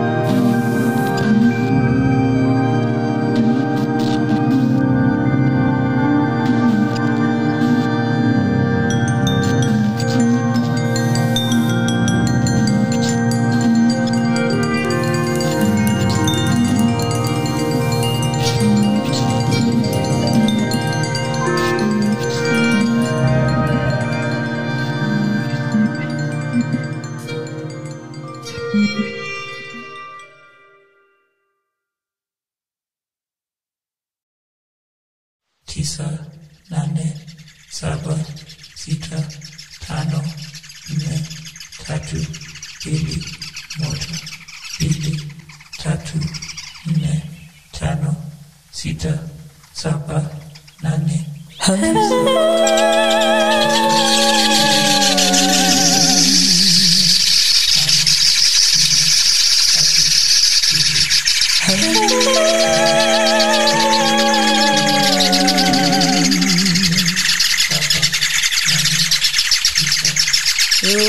By my soul.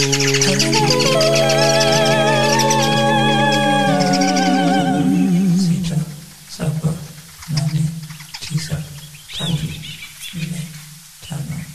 On someone's tongue.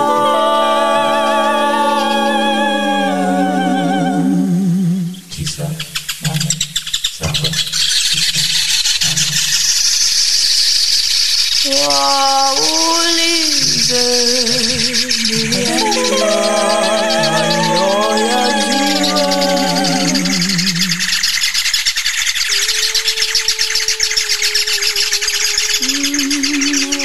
Waliona jina langu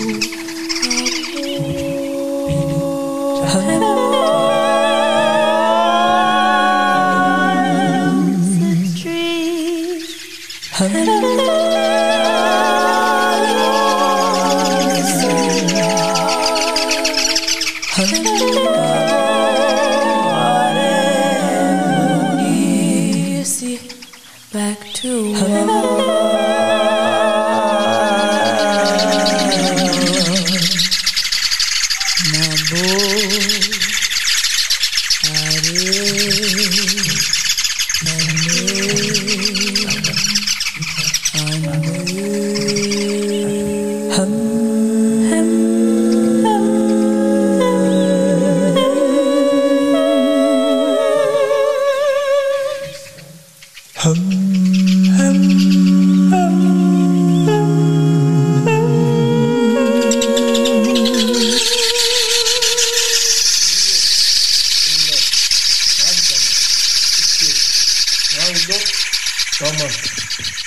Nabo, Are, Uni, Ongan, Ime, Elle.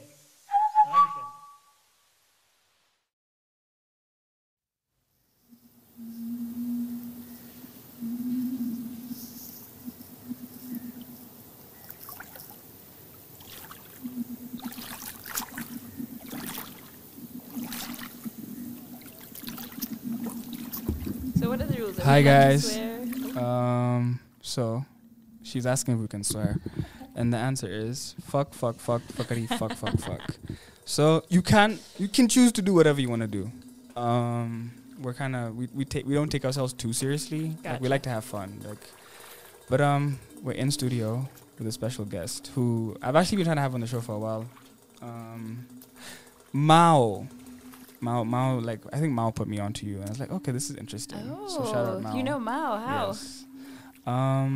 He came through for 25 Flow Wednesday and killed it. Nice. We had him on he was our first ever interview. So we got into the studio April 1, 2020, whatever last year was. Yeah. And the first person who we interviewed was Mao. Wow. Mhm. Yeah, we were in NYU together. Okay. But he had just graduated when we actually met. We worked on a song together because we had a friend in common, a film director, who had just met at a party. And I guess he remembered that as a composer. Yeah. He knew Mao or Kamau. And then when he was doing his senior film, he was like, I want you both to work on a song for this film together. So, yeah, that's how I ended up getting So where's to the know song? Mao. Where's the song? The film came out. It's a short film about this piano playing robot. So I did the score, essentially. I wrote the score of the film. And it was really fun because usually when I've like scored films in the past, and they're usually student films, I like get the film when it's complete and the score is done in post-production. So this was one of the first times I was like doing a score before seeing any image, which Yeah. was really fun. And then, yeah, we wrote the song together. It's somewhere in Vimeo. Really? Mm-hmm. Okay. So you've given us a lot of details before we even get to know who you are. So like, there's a lot of people listening. Like, okay, so cool. Who, Mao? What? Where?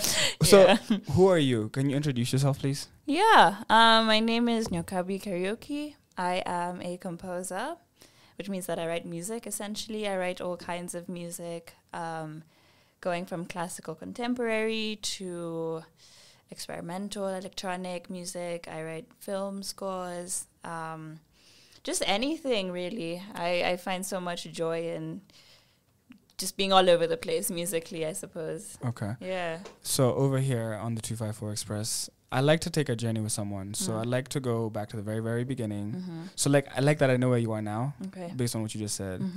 But like, I'm like, okay, how did you get there? Like, what did the journey? Like, I want to start in the beginning. Like, yeah. So where were you born? Nairobi. Nairobi. Yes. Okay. I was born in Nairobi, 4th of May. Okay. No. So don't get. No, I get you. Yeah. No, I just know I love saying my birthday because it's always like so it's May Star 4th. Wars Day. Okay. Yeah. So you're born in Nairobi. How old are you now? I am 23. Okay.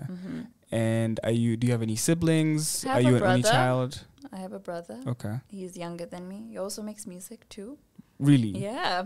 Similar music to what you make, or different? Very different. He makes like Afro beats, Afro pop, that kind of style, hip hop influence. It's very fun. What's his name? He's called Gade, or his don't artist embarrass name. him, His please. artist name is his artist name is Mistari, I believe. Would he be listening?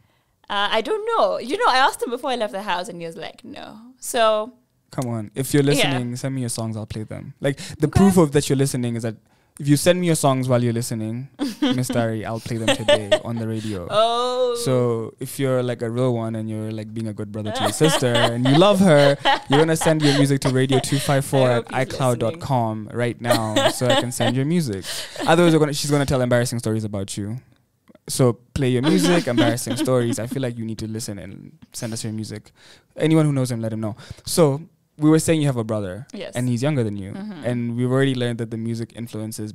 You guys are drawn to different types of music, and like your influences of music is different, correct? Yeah, although we both started in sort of Western classical music lessons, our parents decided to put us both in piano first, and then I picked up a secondary instrument, and so did he.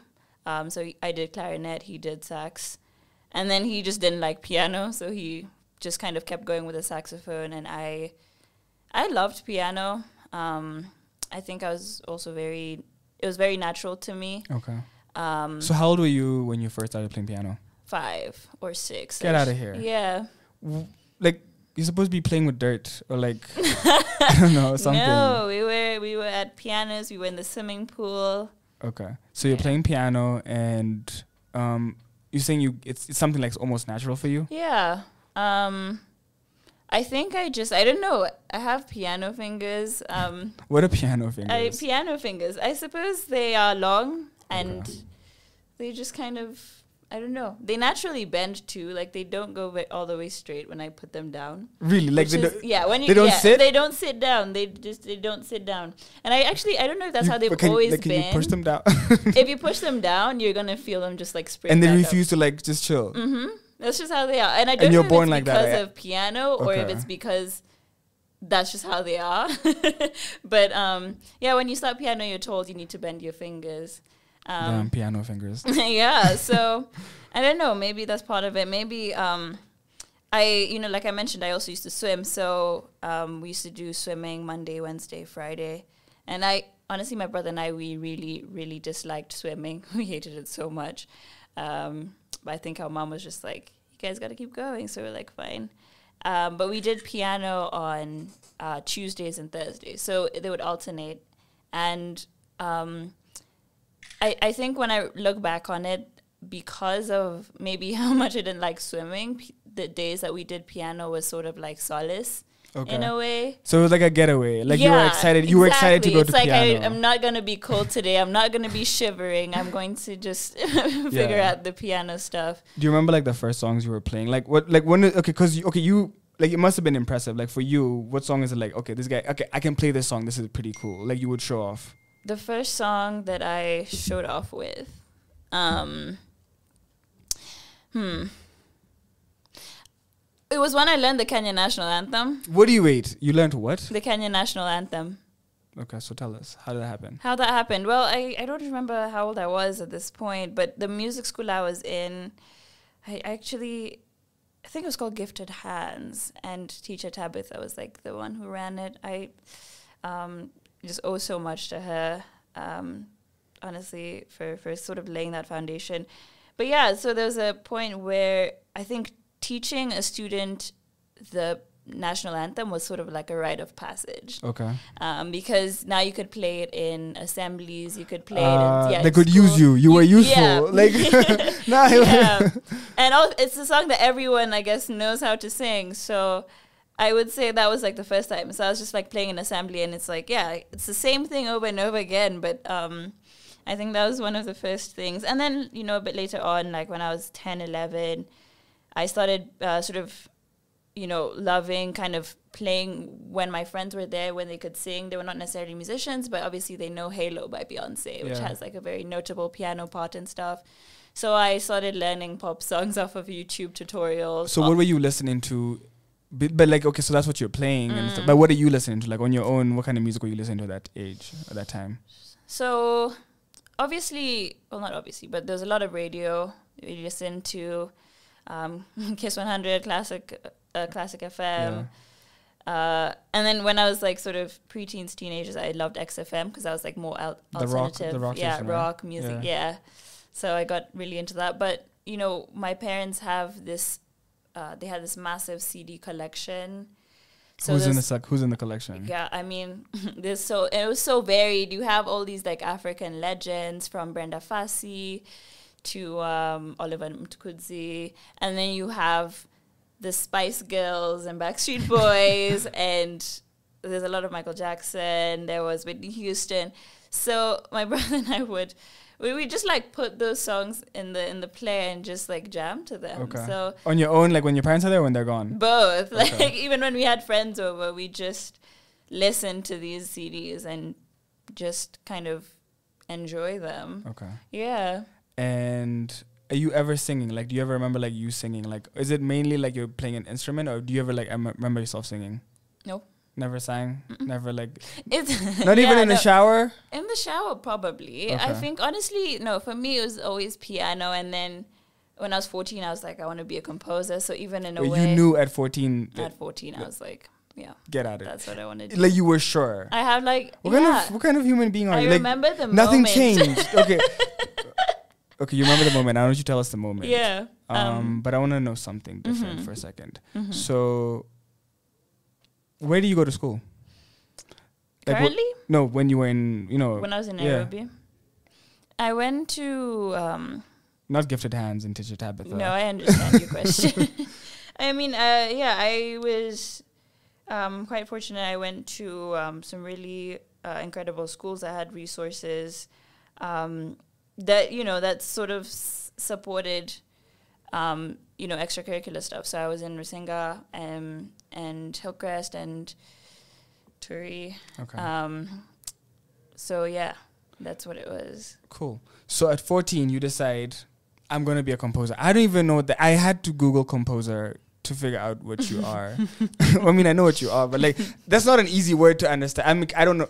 Yeah. No one is saying, okay, people say Nandi Kankoma or I write songs or I'm a songwriter, but like, you're like, I'm a composer. Yeah.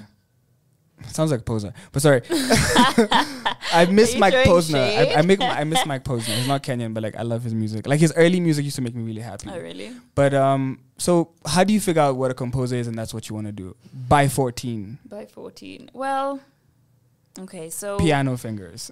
Piano fingers. Yeah. So I was doing all those ABRSM exams, in piano. So I think by the time I was 14, I think I'd already done grade 8.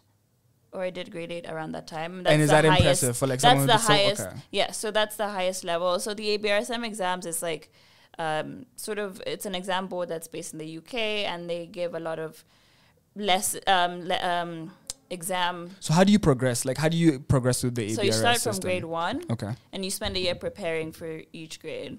And you can skip if you'd like, or like if you're good or gifted, like would you be able to skip from like level 1 to like a different? How does it work? No, because you know it's sort of involves like reading music. You have to learn 3 pieces in the repertoire book. They have a specific book that you have to buy, and wait, does it mean like you have to do a year for each? Yeah, like so you spend a year literally- preparing, or maybe more, or because the examiners come from the UK at a certain point Okay. each year, or maybe 2 certain points. So there's only 2 times you could take these exams, and so many people who like went to music school ended up doing these exams, and I have mixed feelings about them. In a way, it for me it was some sort of foundation, but the repertoire is just the same composers. There was not a lot of diverse compositions that we were looking at. It was a lot of just like that European white male canon, Beethoven, Bach, so I think it perpetuated a lot of things. And even when I look back on some of my piano lessons, I felt that my teachers, my Kenyan teachers, had some sort of disconnect to these repertoire. To what they were teaching. Yeah, because obviously It wasn't- it's not ours, But yeah, it, and I think a lot of people fell out of love with music because of lessons like these and just how rigorous they are. And for me, even, I love performing and stuff, but in a way, I also tend to hide away from it. And I prefer I love composing, and it's my first love, but I find that when it comes to performance, I just kind of like recoil a bit, because I think the intensity of these examinations and how much like pressure. Pressure and precision and accuracy is like required. It can become a lot, and you're very young. Like I failed one of the grades, grade 7, and like I mentioned, so it's from grade 1 to 8, and I was just like, this is it's just because of things that were not even. Yeah, just everything in terms of how accurate you have to be, or how you have to have very specific skills, and they decide what those skills are. The exam board in the UK, and how we interact with music is completely different, though. I feel in ways, and so I don't know. I passed grade 8 though, so that was good. That's super dope. But what I understood from what you were saying is that it takes a long time to get through these stages and through these grades. So if you don't start early, like you do have to start at 5 or 6 in order for you to maybe finish by the time you're 14, like you did. Yeah, I suppose so. But I always bring this up. Jimi Hendrix, one of the best guitarists in the world, started when he was 15. So honestly, And okay, at what age did he get to grade 8 according to the well, examination? he didn't do these exams. You Okay. don't have to learn this way. So that's an argument you're saying, like, okay, Yeah, these exams and this exactly. board, like, yes, there's a structure, and like it can show the competence of someone at each stage, but like some people are self-taught or learn through a different There's so way. many different ways of coming into music, of having a relationship with sound, and Because I'm sure you've gone to school with people, you've worked with people who maybe they didn't do that Yeah, that whole 8 years, exactly. but they still play as good. Exactly. Or in their own way. Like, what even is good? We could even Relative. get into Good is that. good is relative. Yeah. So there's just so many different ways, but this is how my journey looked like. So I'm back to Madame Composer. Okay. Because I'm trying to figure out, when's the first time you composed? Is it around the time you decide to be a composer, or is it after? It was before, surprisingly. Okay, so tell us. And do you want me to tell you the moment, though, when I decided I wanted? Or are we still going? Like, okay, let me see your question. When I was maybe like 8 or 9, I remember that I composed something, and like I remember the beginning, and I remember which key. It was an F major, and I like fully notated the piece as well. It was very short, but in my head I was like, I'm composing, but I didn't think that I was composing, which sounds like a contradiction, but I think it just kind of goes back to how I was saying the composers that I was exposed to were all these European white men who lived ages ago, so I didn't have in my sort of vision that you could be a composer. I could be a composer. Yeah. That what I was doing was composing. Because composing to you was something you read in books, and like it's like, okay, this person composed this. And it's validated by some sort of institutional or academia, academic sort of, I don't know if that makes sense. No, but somebody decides, okay, that's okay. This is what a composer is. So 8-year-old, 9-year-old, you would never be thinking that I'm a composer. I'm a composer. No way. No, I didn't think that. But here you are. You made something short, and that's the first time you remember that. Yeah, so I remember that piece. I really, I remember it a lot. But now there's a moment you keep yeah, hounding on. I just what think happened? of this moment. Well, I was 14 and I had gone to the cinema with my dad. We wanted to watch Life of Pi because it had just come out. So I guess you can figure out which year. I forget which year it was. But yeah, Life of Pi had just come out. And I think it was the first time that this animal CGI thing was just kind of taken to the next level with this film. So I was just so excited about it. And then we got there, and then turned out that the tickets had been sold out. For Life of Pi? For Life of Pi. I'm sorry. What cinema was this? Was it when it was only Sarriette or somewhere else? I was somewhere else. Okay. And so we were like, okay, fine, we'll just still watch something. And so they were like, we have tickets for Cirque du Soleil, Worlds Away. Yeah. Which is this? I would say Cirque du Soleil. You say, how do you say it? Cirque du. Okay, du Soleil? You're probably saying the right way. I mean, I'm just. You speak French? No. No. I pretend to. Okay. Sorry, but you see what I mean? Yeah. I just pretend a little bit.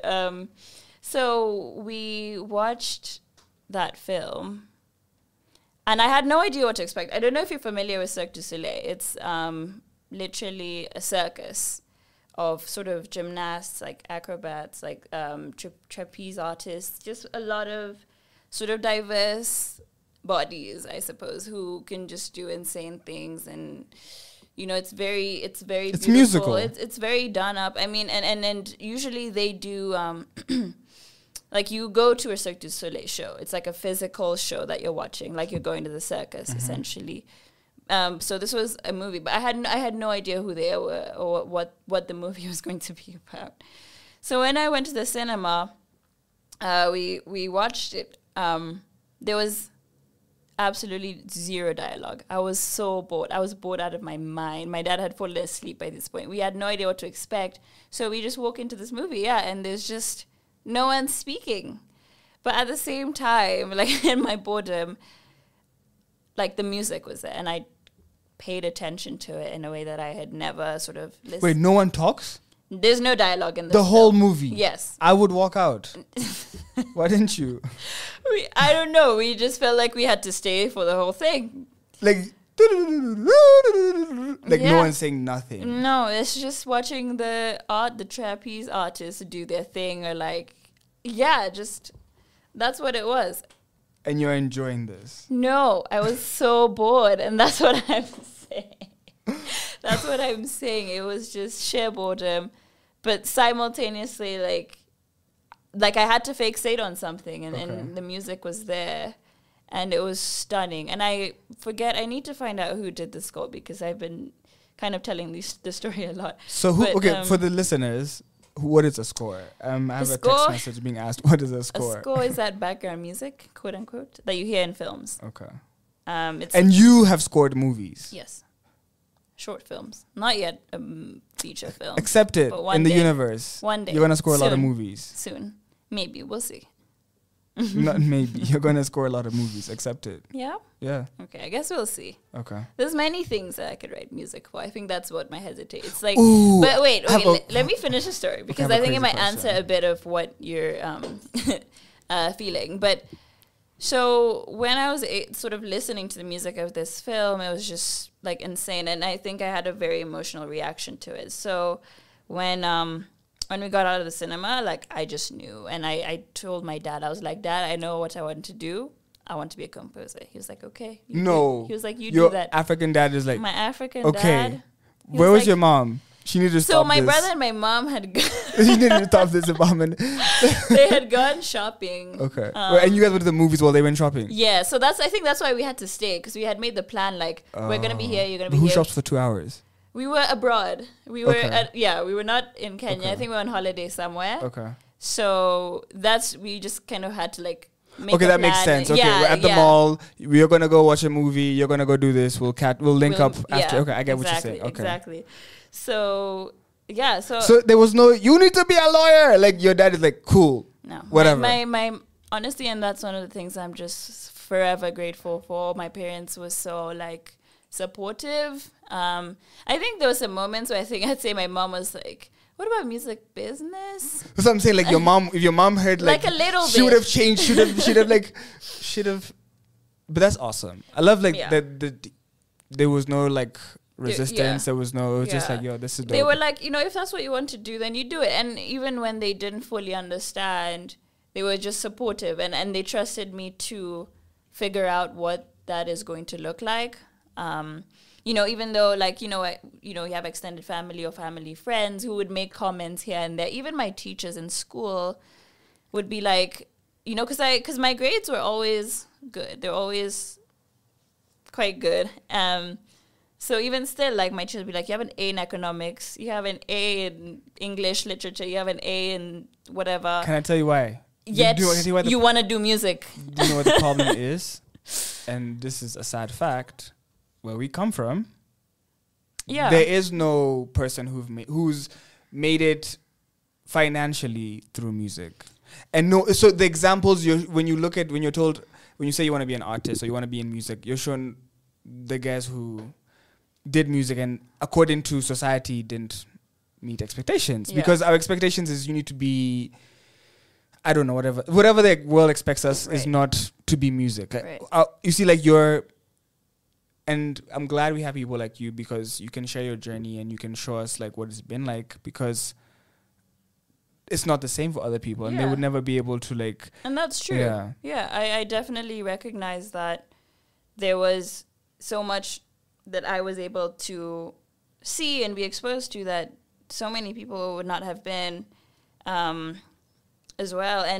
But I think at the same time, we create the society that we create, and we can decide how to value the work that we decide to value, and artistic labor is one of the most undervalued sort of things that you find, yet it's so necessary to societies. I mean, there's so many artists in Kenya who, also not making money, but they know that that's what they need to be doing. They need to be storytellers. They need to be archivists. They need to be preserving our stories.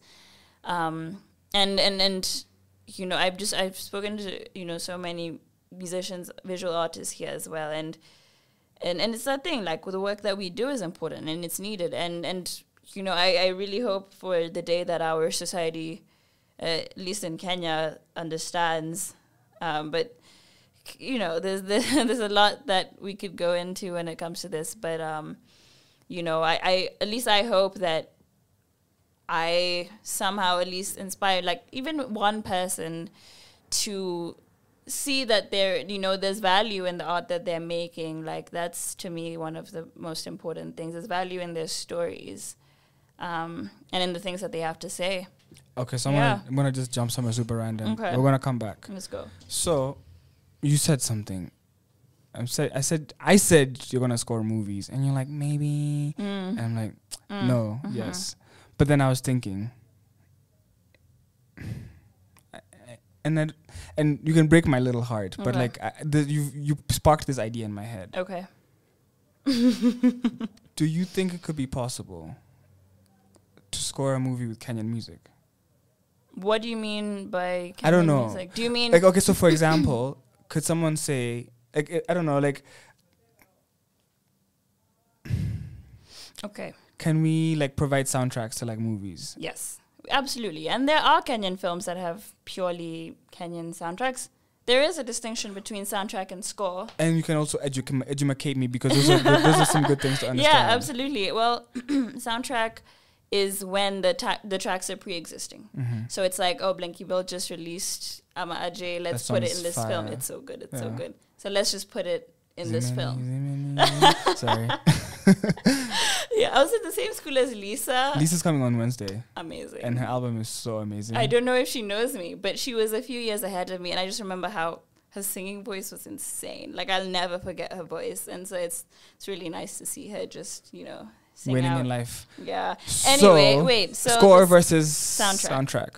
So a soundtrack. This is a music lesson from a real composer, guys. Listen.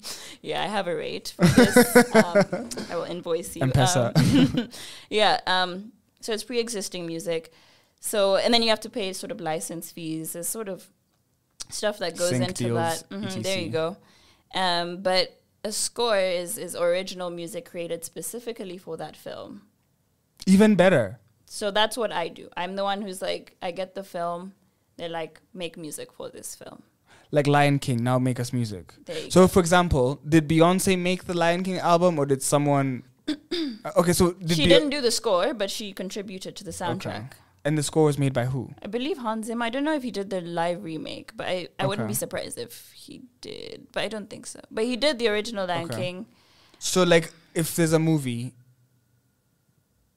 do they do both scoring? Do they do... Hey, it changes. I don't know. It changes, I don't know if that's a stupid question, but like, do they do both? Can you do both scoring and soundtrack, or can you do soul? Like, you can do both. Okay. And sometimes they do both. For promotional purposes. So something like Black Panther, where Ludwig Göransson is a white European dude, did the score, and so that's like the background music. Like when this massive ship arrives.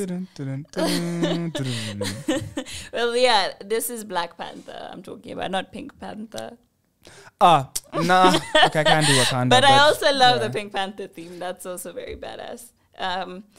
But yeah, so but then in Black Panther they released it with a soundtrack where SZA, Kendrick Lamar, all these like incredible artists contributed to it. Some of the songs were in the movie, most of them were not. So then that's what I mean. Like it can promotional. It still helps promote the film and everything. Okay. Or then sometimes you can have, like with a lot of the old Disney movies, they'd have pop singers re-sing the like a popular song from the film. So like When You Believe in The Prince of Egypt is my favorite score ever, my favorite movie. The score is insane. Also by Hans Zimmer. But the song When You Believe, in the movie, it's sang by the actors because it's of a character. And then Mariah Carey did a version of it. And that was released on radio with the promotion. So there's like different ways of going about it. So, stop you for a second because we have to connect dots over here. Yeah. So, the Cirque du Soleil that you watched with Dad, that was a score. Purely a score? Purely or score. No soundtrack? No soundtrack. So everything there was made for the film? Yes. And this is a film with no dialogue, so it's got to be good, right? It's got to be good. Okay. And it was... So you see we're getting this. So now here, so scoring a film is different from soundtracks and etc. But back to my idea, could you score a movie with Kenyan music? Yeah, absolutely. There's so much... The range of music that's coming out of this country is insane. We have music besides Gengatone? No, come on. I know you're saying that, but you know this because you run a radio station that literally is dedicated to that. And there's just there's so much music that's coming out of Nairobi, of Kenya, that is just incredible. I mean, I've been sort of I've been hanging out with oh my god with? I've been let me tell you, so I've been hanging out with this community of electronic musicians in Nairobi, and I'm just inspired by the music that everyone is making, from DJ Raf, he's one of the OGs, to Kamaru. I don't know if you've had him on, but not had him on, but he's an ambient sound Ableton, artist, crazy. insane music. And is he in Kenya? Currently, no. I believe he's back in Berlin. Yeah. He's just doing all these tours all over the world. It's really cool. Just really amazing places that he's taking his music. Kamwangi Jue, his music, alias is Seven Head Co. Okay. Coco M. Shout out Coco M. Yeah, just there's so many amazing musicians that and who are also making sort of experimental music, and by experimental I mean they're pushing the boundaries of how we define genre, of how we define our music, stuff like this. There's just so much that I've been listening to from this community, and I've also been getting to know them at the same time, and it's just been so amazing because we don't hear these songs on the radio. We don't, and I think Kenyans or in general, I think there's only so many ways that we're consuming music.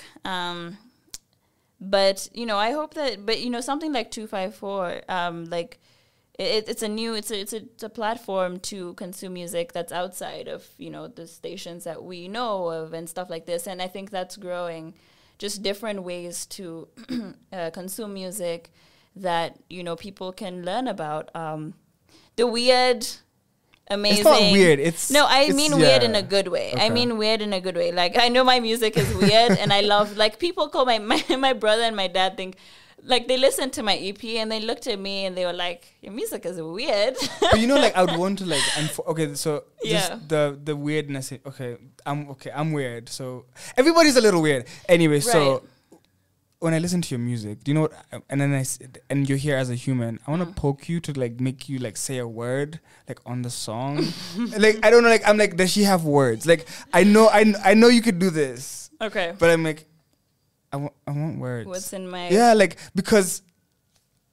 And that's why I was like, have you ever thought of singing? And you were like, you were like, straight no. I'm like, come on, like, even like, I feel like I would be like humming to, like, Galu or something. Like, I don't like. There's no way. There's no way there's no way that there's no vocals. There's no way that there's no soundtrack in your head, maybe. But, like, there has to be words that go with this music that you make.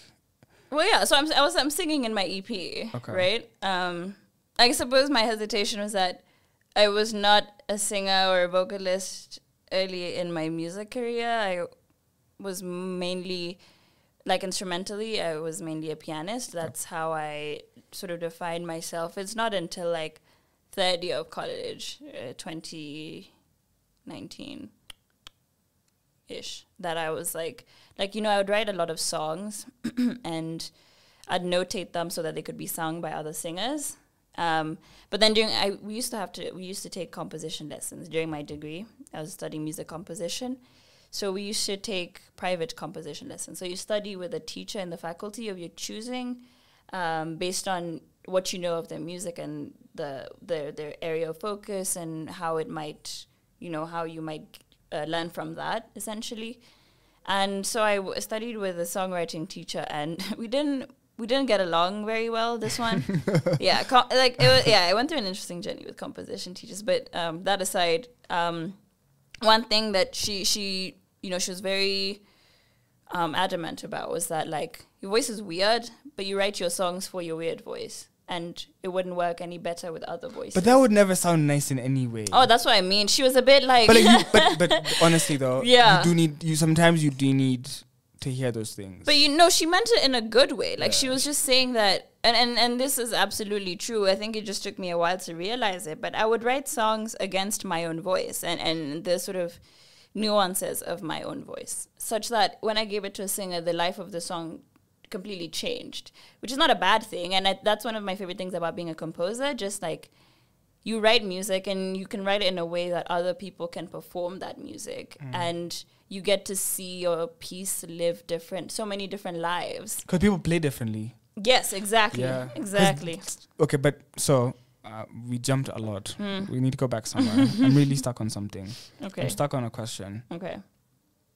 When you decide at 14 that you're going to be a composer, you've, like, now life has to go that way. Like, and the thing I like about women the most is, like, when a woman decides something, like, it's a wrap. like it's not like that.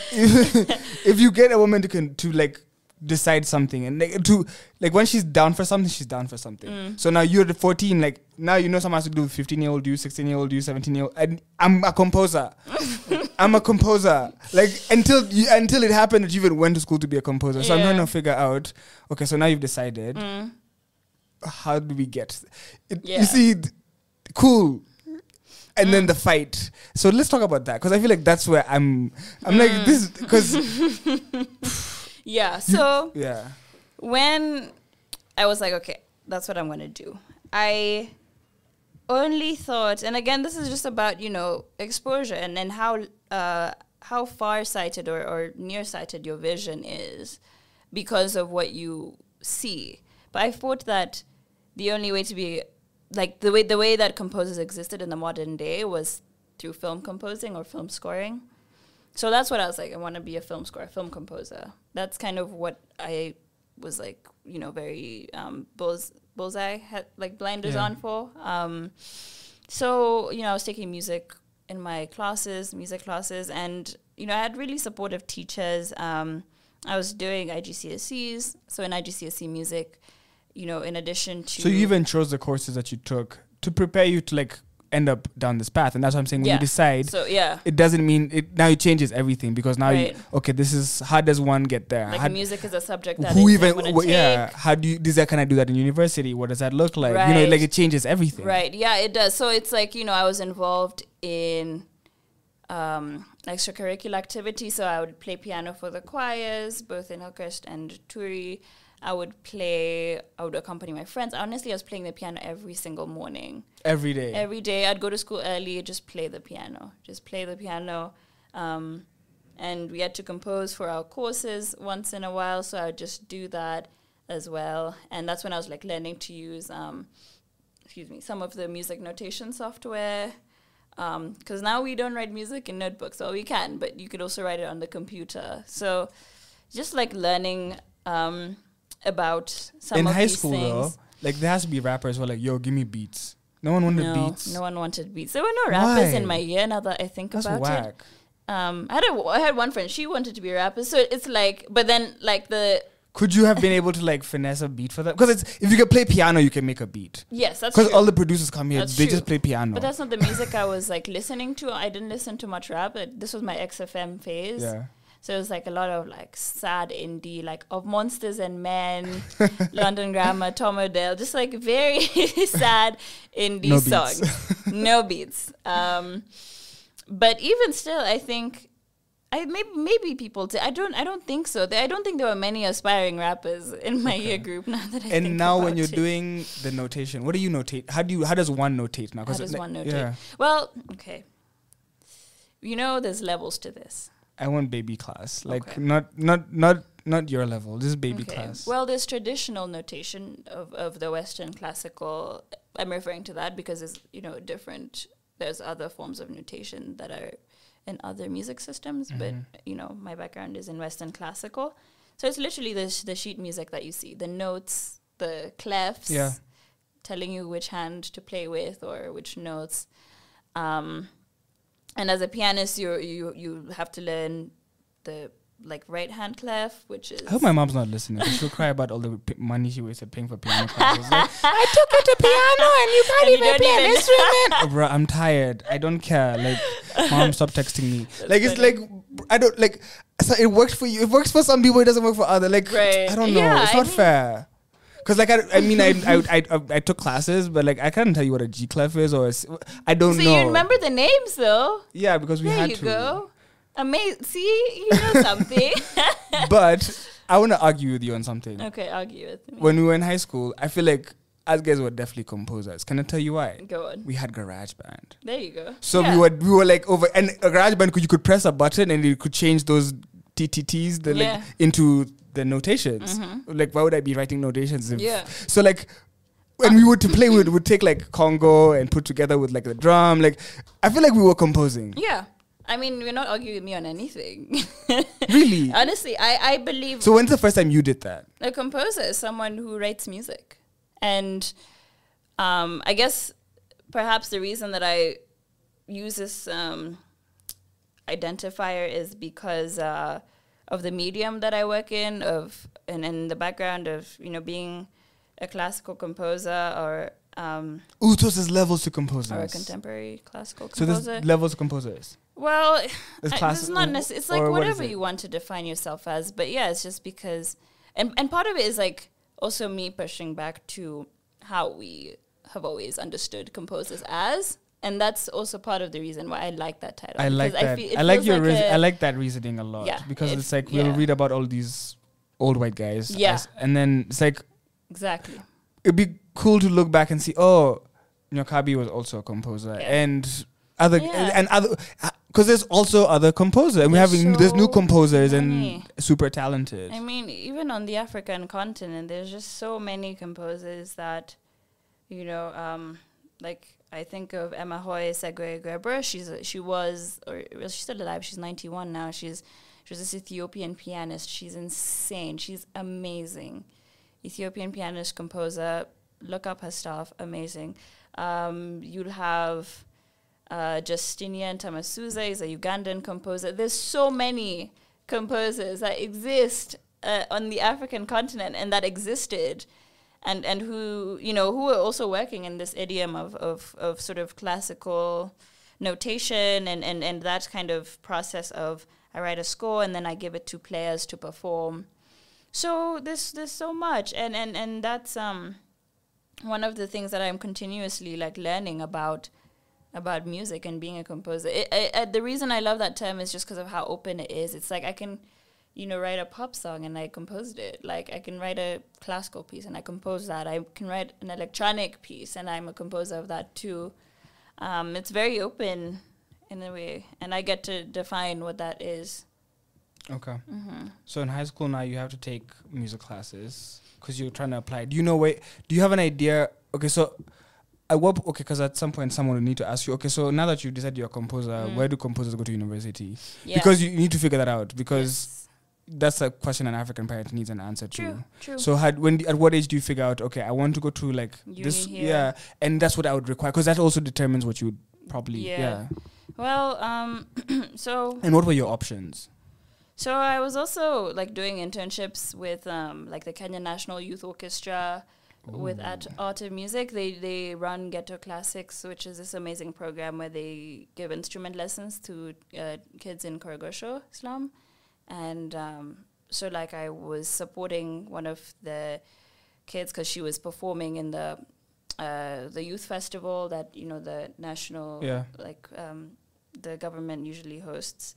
So like, I accompanied her during her bid. And then... I also interned at Kenya Conservatoire of Music. So I think there was a way that I was like sort of planting myself in these spaces. Although then I got sent to boarding school. Did that help or hurt like the music pursuit? I don't know. I don't know how much I want to talk about my time at boarding. Sure. But I think because it was also not it was far from Nairobi, there's some maybe access to certain things that I lost. For instance, I wanted to do a diploma. So with the ABRSM exams, you do grade 1 to 8. 8 is the highest level, and then you do a diploma, which is more like, in-depth study, and you have to learn a lot. And I think the teachers that were able to facilitate that were very few, and I think the one that I knew of was in Nairobi, but I couldn't do that when I was... But, honestly, it was totally fine because I just... But did they have a piano at least? Yeah, they had pianos. And you could play it? I could play them. Okay. But, it was a thing where I felt that I had to do that research on my own. But thankfully, I was in this similar situation with Monica Kamoli. She's amazing. She started Tangaza Magazine, which is a... incredible magazine dedicated Shout to Tangaza Magazine. Yeah, to East African music. We were the only 2 music students in A-levels at boarding, and we supported each other so much through the process. And in terms of research, I knew, and I think Monica too, we had to apply to the UK because it was a British system school, and I think that's what the teachers are most inclined toward. If you were not going to apply to the UK, they were not going to bother with you, probably. Pretty much, yeah. I think it was difficult for them to find the energy to support, because also they didn't know too much about applying to the US, let alone an arts program, which is different. Because both of you guys went to the US, both you and Monica. Because now that I think about it, yeah. So we did all this research together. But what I would do is like I'd find composers that I loved and looked up to, and then like check out which unis they went to, and I was like, I want to go there. So I wanted to go to USC really bad, University of Southern California. So you knew beforehand, like, okay, I don't even want to go to the UK. I know I want to go to America. I knew I was gonna, because I felt that the UK. So why not go to why not go to an American school? Why not go to an American school? Well, my parents had chosen to put my brother and I in British system schools. And I don't think that it wouldn't have really made sense in a way to kind of change to an American one. But I knew for uni that's what because I think American programs are more, they're places where you can grow your artistry. A lot of the programs that I found were much more open, more flexible, more about what is your art and how can we help nurture that in a way. And I love that because you were talking about like how in part of your program, and we're getting into the point where you go to school, how in your program, like part of the lessons was you working with composers and working with them one-on-one. Exactly. To learn how to do that. Exactly. So like that's the perfect kind of preparation because that's really it's intense, but it's also giving you exactly what you need for you to become the kind of composer you've become now. Precisely. So it looks like, okay, now you have to find a program. So you finish high school. Where do you apply to, and what does it take, and where do you get into? Yeah, well, I applied to several excuse me. I applied to several universities in the UK just because I had to, but even the programs are just like music, like general music programs. I was like, I want to do music composition. I'm a composer. I'm a composer. So I applied to USC. Like I said, that was my dream school because James Horner went there. He composed the score for Titanic. Who else went to USC? A lot of alum, but I forget now. A lot of famous composers. Okay. So you applied. What happened? I didn't get in. They told you flat out no? They were like, no. No, Yeah, they didn't even no. tease you like, no? No. Okay. I didn't get in. And then I also applied. I also, another thing that I was clear on was that I didn't want to go to a music conservatory. What is that? A lot of Kenyans love Berkeley. Okay, so I know people who are trying to go to Berkeley. So many So Kenyan Berkeley is musicians. what? And I reckon...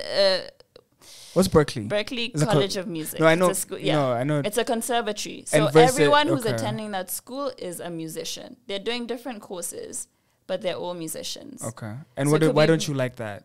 Because Why didn't you want to do that?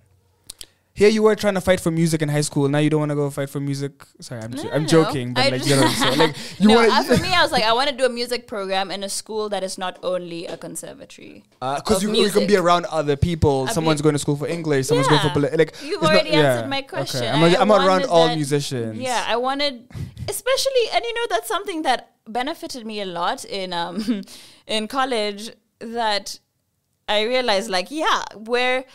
There's something composers, special. Yeah, like different. being around composers, like they're not gonna give you jobs. They're gonna take the jobs for themselves. So it helps you as a composer. You need to meet filmmakers, dancers, directors, all this stuff. They're the ones who are gonna look for you. So I sort of would, I mean, not intentionally, but I guess that I'd go to parties of people who are in other, like, because how am I... We talked about how you met Mao. You met Mao because you'd have never met, if you was just musicians, I got a gig. I need the $100. So I'm not like, I'm not looking for I might call you for like, to help with lighting. I might buy you pizza. But like, I'm not really, so that's really smart. Yeah. And honestly, if anyone who's a musician is listening, I think this is something that I found really helpful. Like, interact with, I mean, obviously it's amazing having a community, but also interact with people who are not musicians, but who are also in the arts, because there's a symbiosis between, people. You couldn't have figured this out on your own. You had help. Someone. No, I actually did. Really? Absolutely. I mean, thinking of, my EP that's coming out this Friday. It's called Peace Places, Kenyan Memories, but I guess we've skipped ahead. We've done this a couple of times. The person who painted the artwork for my EP is a childhood friend, and like I needed someone, like I wanted her specifically to paint the pieces for it. And there's so many other, like, there's a music video coming out for one of the singles. Ooh. No one knows that yet, so. Okay. And we have a video maker, an animator who creates that. Blinky was saying how it's important, like, an artist needs a visuals guy or graphics guy, as well as someone who, like, you need to work with a team or, like, different people with different, like, I have this talent, you have this talent, like, we all need each other. It's not even that I am in the position that I need you. Like, we all need each other. Like, I was giving a talk to some animation students the other day at ADMI, African Digital Media Institute. And, I was invited to speak about film scoring for animation specifically. So, how to talk to animators, like, when they're approaching a composer and stuff for their film score. And I was like, it can work both ways, though, because, like, I've worked with animators where I give them my music and they So there's, like I said, that word symbiosis. There's like this relationship that we all have with each other, and it's very enriching when you can sort of kind of explore that. Yeah. Okay, I have to jump since you jumped. But my questions are always like the ones that are just in the back of my head. Like, ask. I don't know how you remember all of them. Actually, I really respect that. So the two, like, we're coming back though. Trust. Okay. I want to know something. Okay. When this is gonna be funny. So my two questions. One of them is I'm trying to figure out something. What do your parents do?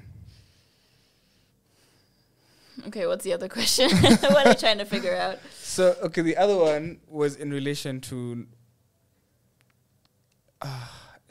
it was there. I promise it was right there. We're talking about... okay, did you apply to Berkeley? No. At all? I didn't want to. And I'm really happy with that decision because I had friends who went to Berkeley, and I think I realized that environment would not have been for me. So you applied to USC, you don't get in. You don't apply to Berkeley. What else do you apply? New York University. Okay, NYU. That's where I got That's in. it. And I also applied to, I don't know, University of Miami. Okay. They offered me a scholarship. Like I applied to all these like institutions that had.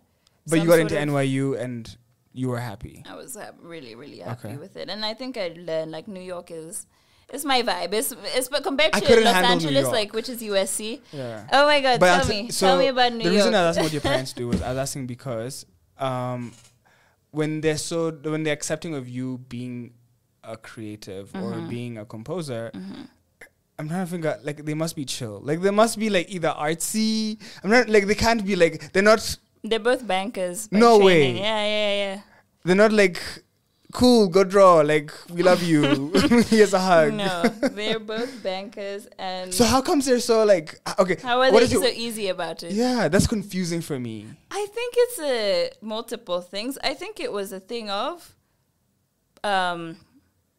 Well, I think one, they just trusted me. Okay. I think they just did. What does your brother do? So he went to school for engineering, his choice, but now he's making music. So, so there you go. Like, and they're okay with this. Yeah, and they're supportive, and I really appreciate that. I mean, I think for them, they like saw that I was just clear about it, so they were like, "Fine, we'll support you, but this is."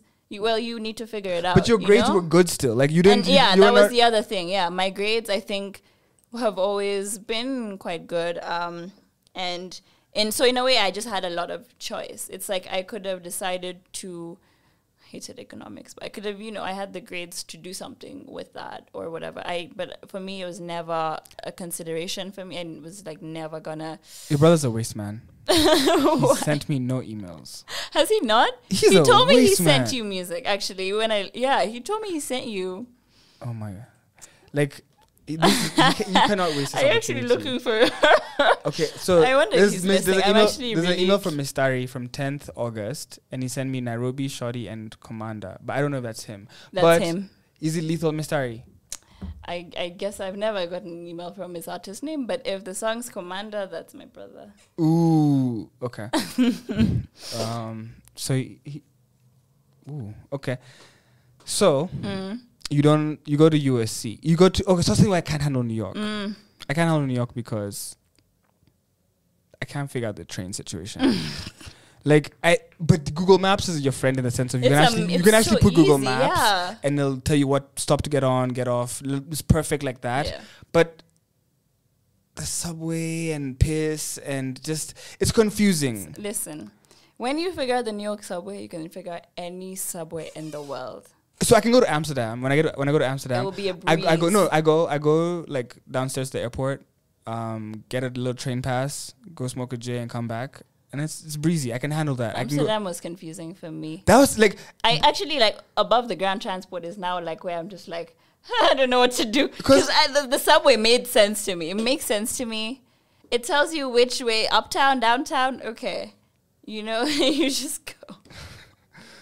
I don't know, I'm in Flatbush. I'm like, where are you? And I don't know how to get to like, I'm like, where? I don't know what this means. Like, I gotta go to downtown. I'm like, this is confusing. When have you been to New York? A couple of times. I used to like, it was like a 4-hour drive to New York.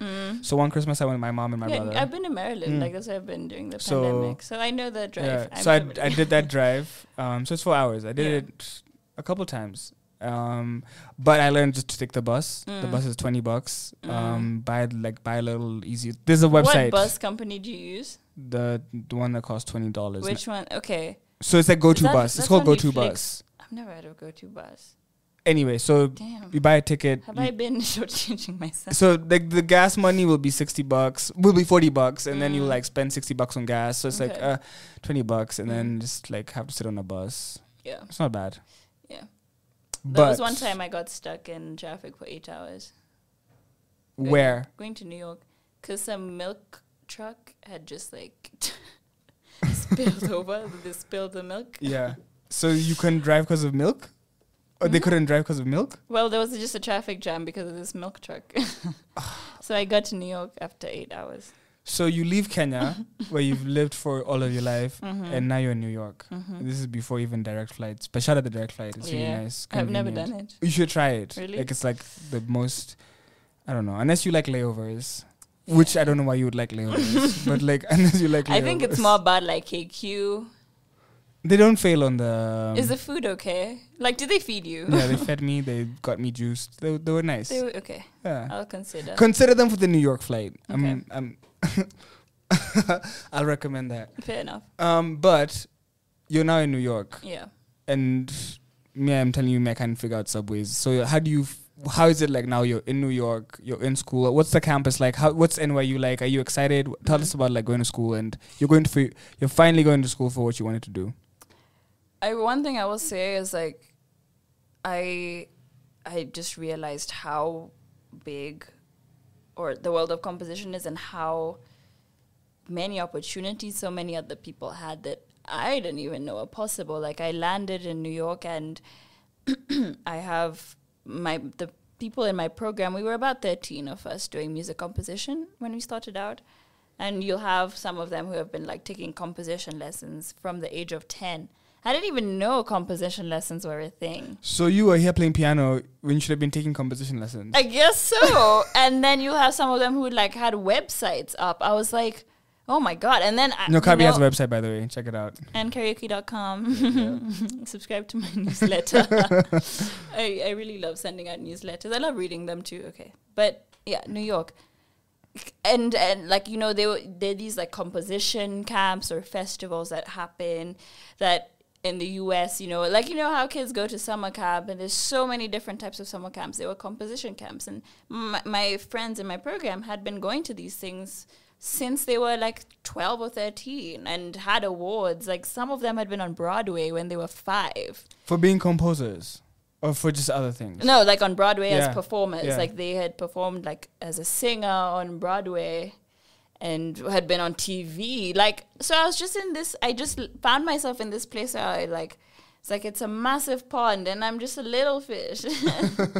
And that was so interesting. I remember one of the first conversations, it was the dude with the website. He's like, if you want to make it as a composer, you have to have a website. And we're first year students. Like, you know, we were all like first starting semester. Out. This is like literally first week of so what school. What are your classes like? Like, what is it? 12 credits? What is it like? Like the first, what does it look like to go to school to be a composer? Okay, it was 18 credits. I took 18 credits. Intentionally, or you didn't know what that meant? Did you know what 18? No, we had to. I think because of how the NYU program was structured. That's we intense. have to take 12 credits is heavy. Of, like now you're doing heavy. I know, but I think a lot of our classes were practical based, which means that we had to be present in class, because you're doing oral skills classes, which is like the teacher plays or the professor plays something on the piano and you have to write it down, or you have to learn how to hear what they're playing to write it down, or we had to do music history lessons. So again, this was a lot of like, these are the Western classical composers, mostly white men who from Europe who laid the bricks of, you know, what we know. Yeah, whatever. So we had to take some of those units. We had to take theory lessons, music theory lessons. Hated theory so much, but had to do it. So that's, you know, a lot of like, this note plus this note means it's this kind of a chord, basically. And a chord is notes played together. Okay, I'm bored. Yeah, literally. Well, I loved it, but that's kind of what it was. But then now we also had to take electives. We could take electives. So I took like a film music history class. I loved it. I took a class where they had 14 composers sign up and 14 choreographers sign up, and each week we were given a new assignment where we would have to write music for the choreographers, or they would they're just different tasks that was sort of encouraging collaboration between choreographers and composers, and I loved that class so much. So there's a lot of practical stuff. There's some classes we had to take where you learn how to write for an instrument. Because the thing is, as a composer, you write for any instrument. Okay, so if a violinist walks in, I don't have to play the violin, but I know how to write music for a violin. And that's what a lot of our classes were sort of teaching us, right? So you learn how to some of them were quite fun, where it's like, oh, okay, this is how, like, we had to learn how to play, to write for an instrument by playing it. So like,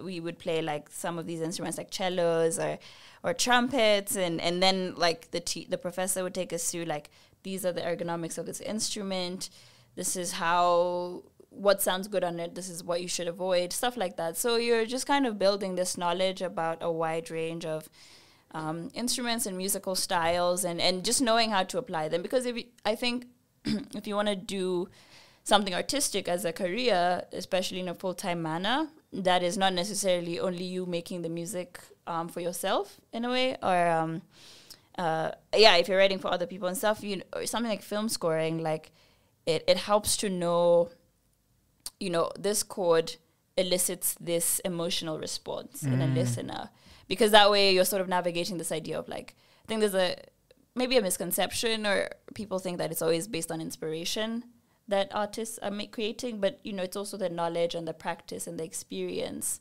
that you amass from working in that sort of environment.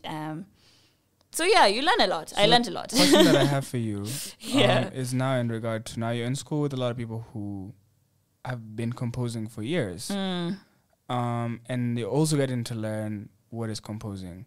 So these guys who know everything about composing, why would they still need to go to the same program? Because there has to be some, and I'm looking for, what's the outcome of this program at the end of this 4 years? Because there's so you're going to school to achieve X. I want to be able to be a composer who can do X, Y, Z. So like, even this guy who might be composing since he was 5 or 12 or whatever, he still needs to do something. Is it a certification or what? Like what? Well, I think there's multiple things. Connections is a big thing, especially in arts-based courses, degrees, especially in a place like New York. The program, the programs might not necessarily be the best, I suppose, whatever that means, but the faculty, like, is in a place like New York, where you have a lot of the big, like, active artists in the industry are a part of the faculty, because that's how they make money in a consistent way, like, just being a faculty member. So it's that proximity to the people who are living and active in the industry, and perhaps that are big names. So that is a reason that some people choose to go to the universities that, like the courses that they've chosen to go to. And that's one of them. But also generally, it's like, you have resources. I think that's a big thing for the arts. Like, it's very difficult to have access to a studio, and it's expensive to build your own. If you're a visual artist, there's similar things. There's some materials that you might require that going through an institution may be the easiest way to get that. And stuff like this, even with like the film students that I saw, like, the school has the equipment to create, really high quality image. So I think it's similar for that. There's so many different reasons why people choose to go to uni to study art courses. And these are some of them. I mean, obviously, it's also, you want to learn stuff, which you do sometimes. Sometimes you don't, but it's like any other degree. But then obviously the pandemic changed so much of people's trajectories. What is that? Like, in what sense? So how you were talking about the fact that what is sort of the end goal that comes out of doing this degree. But obviously, as composers, where a lot of us were writing music for the live stage, for the concert stage. We call it concert music. So, kind of, I write music for a violin, and the violinist plays it in front of people in a concert stage. Yeah. That didn't happen. There was a lot of these virtual performances, and that changed my trajectory as well. And in this way that I now make a lot of electronic music, experimental electronic music, and I love it. And there's just this whole world that I didn't know existed even when I was in that degree. This is not the kind of music that I was making. So, yeah, there's just so much. There's so many different ways. There's something you said at the very, very beginning of the interview that I feel like I want to ask, because it ties into where we're at now. You said you choose to define yourself as a composer because of the medium you work in now. And I've just been like, what medium? Like, what do you, okay, so, and I think this is perfect to talk about whatever that is. Yeah. CG, and I actually have beef with you. Which Why? I don't know if you want me to like turn off the microphones and beef you, but so what medium is this? Of sound. That's literally my medium. You have great responses. What? What does that mean? I don't know. So can I fight you? Why do you want to fight me? Not like so it's today's. Okay, so can you let me play the album, the EP? I can't let you do that. Come on. You're asking me on air. Come on. No, I can't let you play the whole thing until it's out. Can I tease? Give me a tease. Give me something. I don't even have the files with me. It's called email. Where do I email you? I didn't carry my laptop. So guys, I want to play you guys some music. This is super amazing artist that I found in the pandemic, and it was interesting because I was seeing the Lumineers live, and then this guy shows up on stage and he says he's Kenyan and like tells his story, and it's like super weird because I'm like, what? So it's a really interesting sound. It sounds really different from anything a lot of people are used to, myself included. But his name is J.S. Ondara, and I want to play you guys some songs from Tales of America. It's called Tales of America, The Second Coming. It's got a lot of... It sounds like country music, but it's not country music. I would say it's folk music. I would define it as folk music, but I don't define people over here. So if I ever get the chance, I'm going to ask him to define it. But it sounds really dope. And today we're all about dope Kenyan music. If you've been listening, like, we're playing you guys stuff you would never be listening to or ordinarily be listening to, but we want to put you guys on so that you guys can go check this out for yourselves, get to know these artists, get to enjoy their music, because there's something cooking, there's something brewing, and it's like there's a lot of Kenyan music, and it goes beyond what we're hearing every day on the mainstream, and it's important that we get to highlight this kind of stuff. So I'm really having a great time getting to know Nyokabi and what a composer is and what a soundtrack is and what it means to score. But you guys have to help me fight her. Like, we need to know what's going on. We need to know what's coming. Otherwise, she's coming back on Friday. So we need to, either she's coming back twice, either she's gonna do this twice, or she's. But I'm having a great time. I really appreciate you guys listening. Me too. And we'll be back. I'm gonna play you guys some music, and we'll be back at the top of the hour. All right.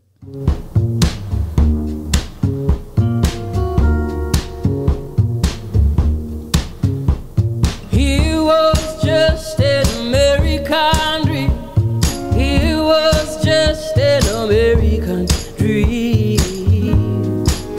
Yeah, yeah.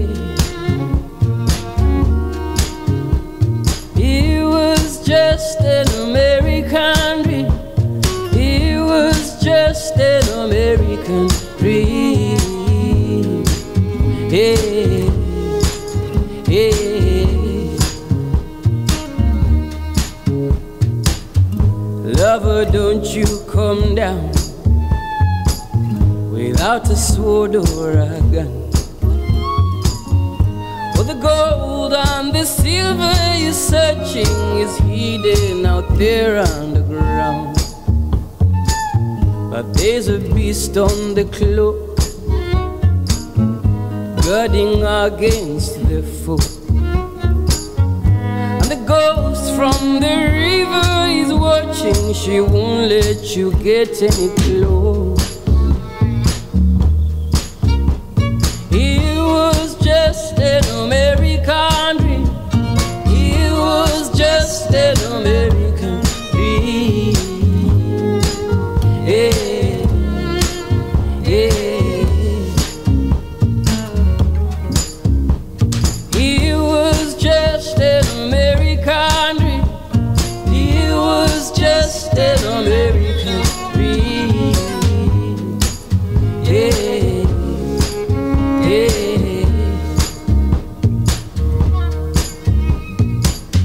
Lover, don't make a sound. Bring your rifle around. When I say hallelujah, it's your cue to shoot out the head of the hound. Now take just what you need, baby. Any more won't fit your bed. What's first is your feet, they will carry, for the greater chasers be.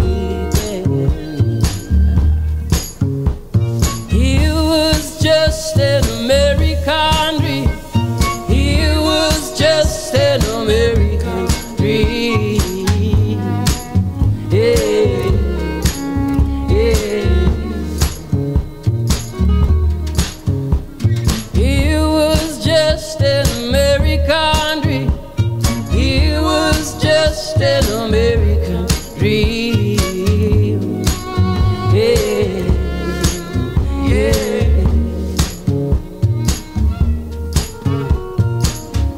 There's no catching your breath. There's no rest till you're dead. There's no heaven or hell. There's no running away.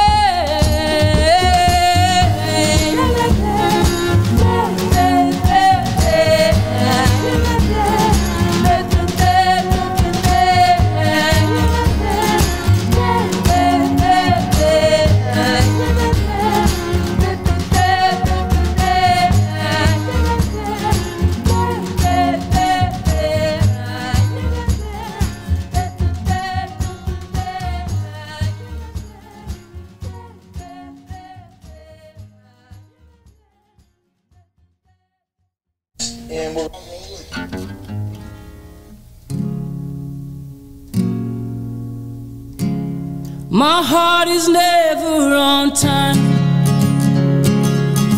always a little behind. Oh, when it's about to break, hey, I close my eyes and count to 10.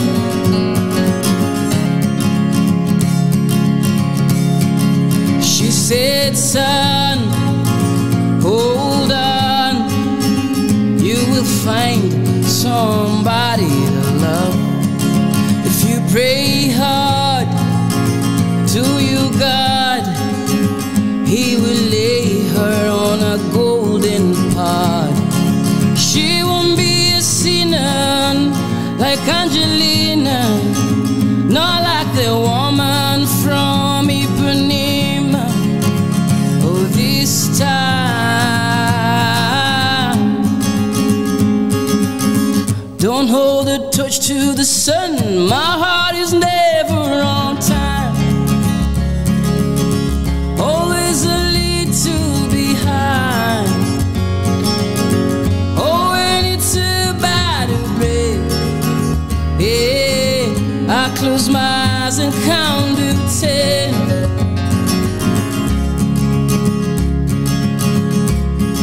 She said, love, it's not your fault that I found me somebody to love. waited too long to show me that song. I was late then with his second son. He was dead of winter and I was bitter from the bickering of your preacher. Oh, this time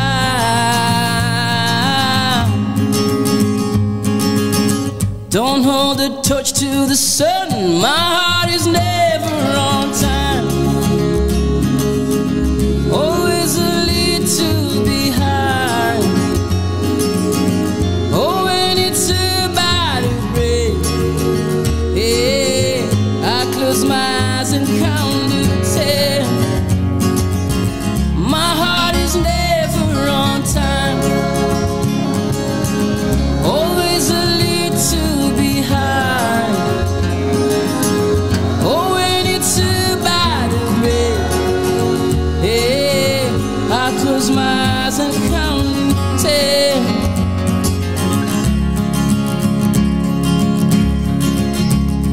When it's about, when it's about to break, I call upon the angel Gabriel. When it's about, when it's about to break, suddenly I'm a child of Israel. When it's about, when it's about, when it's about, when it's about, when it's about, when it's about, I call upon Mr. Jack Daniel.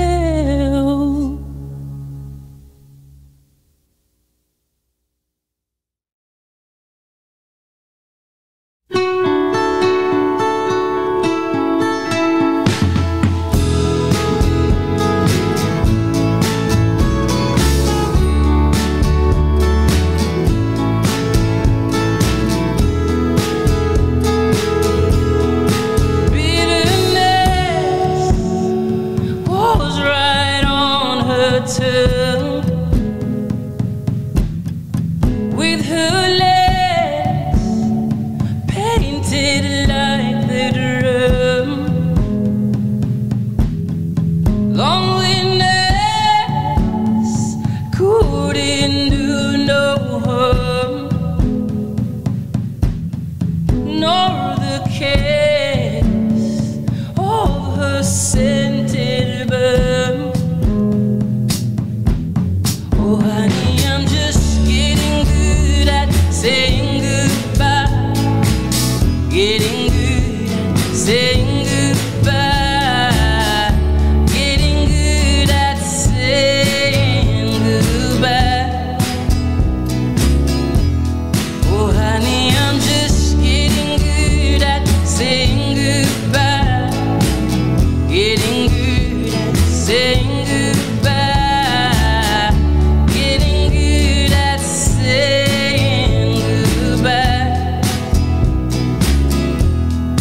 Heaviness of this hurt should wide. Now my flesh at arms with my pride. How long grace left no room to pray. So I confess to the gods of time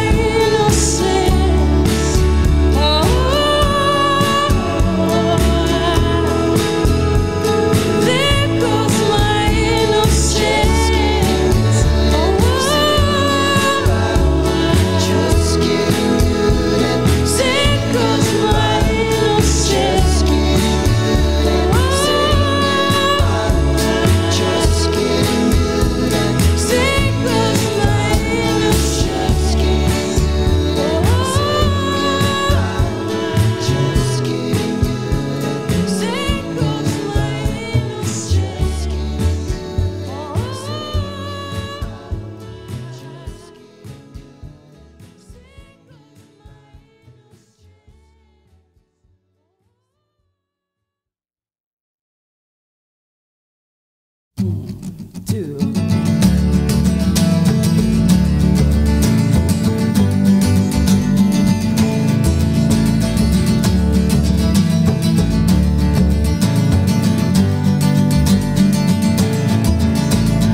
There's a bear at the airport waiting on a plane. There's a cow at the funeral bidding farewell.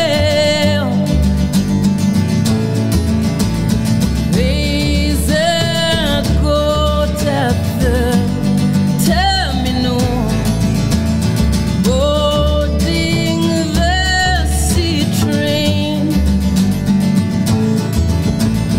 There's a horse at the hospital dancing with hair. Somebody call the doctor from the university. Somebody call upon the witch and the wizardry. Somebody call the rabbi, the pastor and the sheik. 'Cause we are coming on the days of insanity, the days of insanity, the days of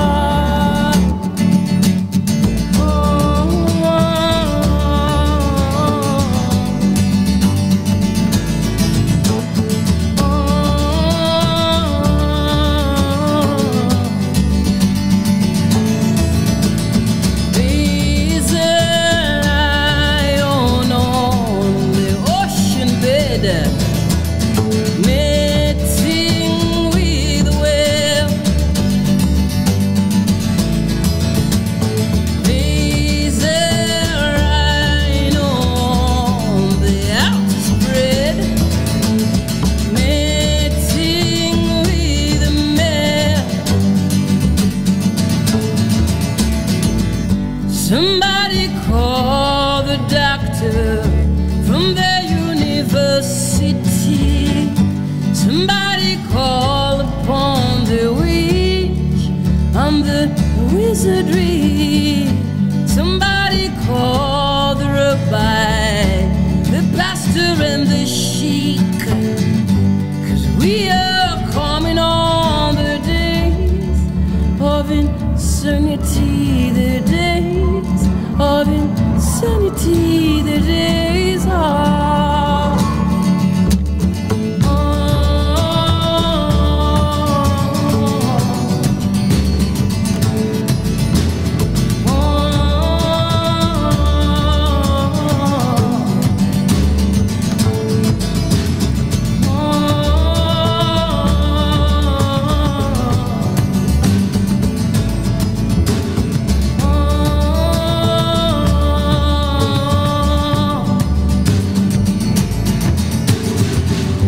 somebody call the doctor from the university.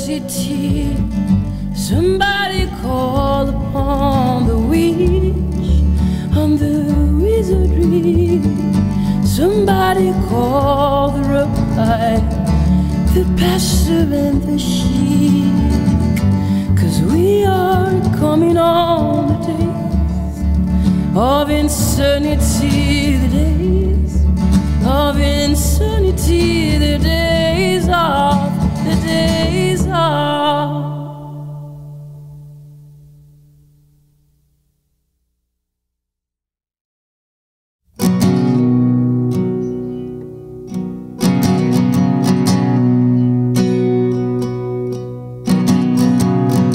They call her a liar, they call her a thief, they call her the girl with the broken leaves. They call her Delilah, the queen of deceit. They call her the girl from the magazine. Well, everybody there told me this girl, she ain't good for your health. She ain't good for your health. But I was head over heels. Didn't care much about my health. Didn't care much about my health. They know all over town. Those men, they've had their sons. They've got plenty of bad words up their sleeves. She likes those gazing eyes as the wind blows through her thighs. She's like one of them girls from the TV screen. Well, everybody there told me this girl, she ain't good for your health. She ain't good for your health. But I was head over heels. Didn't care much about my health. Didn't care much about my health.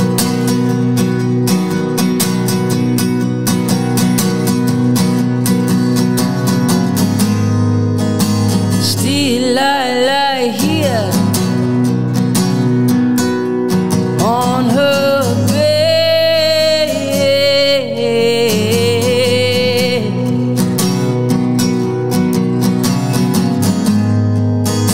Still I lie here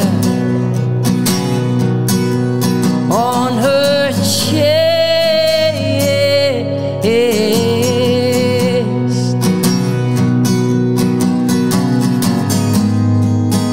Still I lie here on her bed, on her bed. Still I lie here on her chest, on her chest.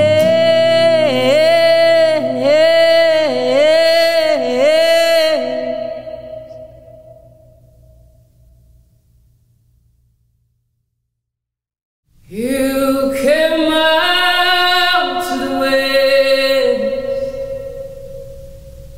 with these visions of grandeur,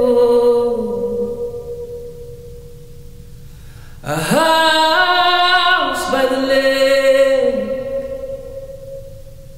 and a life of splendor. Well, you thought you'd be some kind of newsmaker, but now you're still a factory worker. You came out to the west with these pictures of henna, the one where she wears a Turkish bandana. But then yesterday you heard she surrendered her long lonesome ways for a life with a man. Well, she said there was milk. Well, she said there was honey. Instead there was bills and not enough money. She said there was quail and manna on the journey. Instead there was bears and vultures around me.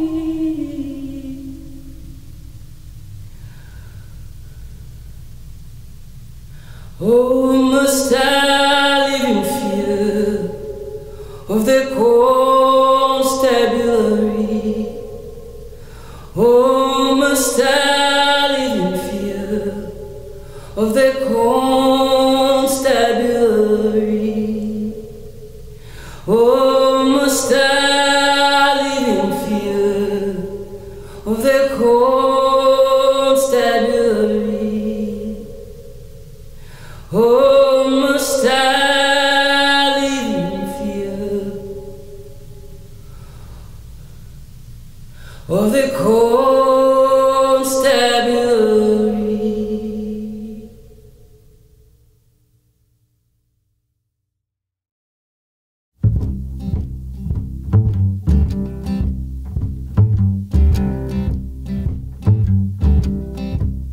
In the water, fire, I'll go wherever you go. In the valley, in the canyons, I'll go wherever you go. Hey, love, I'm ready now. Can't you see this riot inside of my veins? Hey, love, I'm overcome by desire. How must I wait? In the water, the fire, I'll go wherever you go. In the valley, in the canyons, I'll go wherever you go. Hey, love, it's been 3 years now since you heard from Jesus of His chosen man. Hey, love, you twist and turn till your colors wither, then there'll be no man. In the water, the fire, I'll go wherever you go. In the valley, in the canyons, I'll go wherever you go. In the water, the fire, I'll go wherever you go. In the valley, in the canyon, I'll go wherever you go.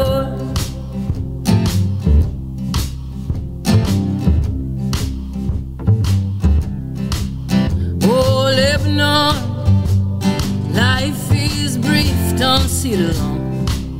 In your constant fear, open up. I shan't be like Canada. Oh, Lebanon, oh, Lebanon. Life is brief, don't sit alone. In your constant fear, open winner. I shan't be like Canada.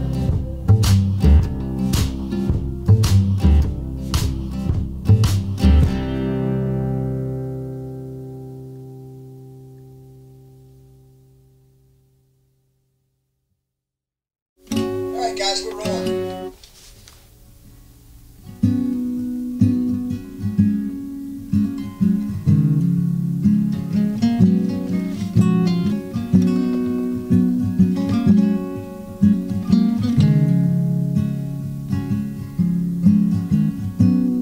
He was over before we began. Now my soul empty is where he was when it first came. And everybody was asking about it. Just getting hard to be outside. And as the dust came down, I was finding my way around. Lost it a couple of times down there on Highway 65. Your cousin Isabel caught up with man, she was on a bill. Said he was hard. Hello.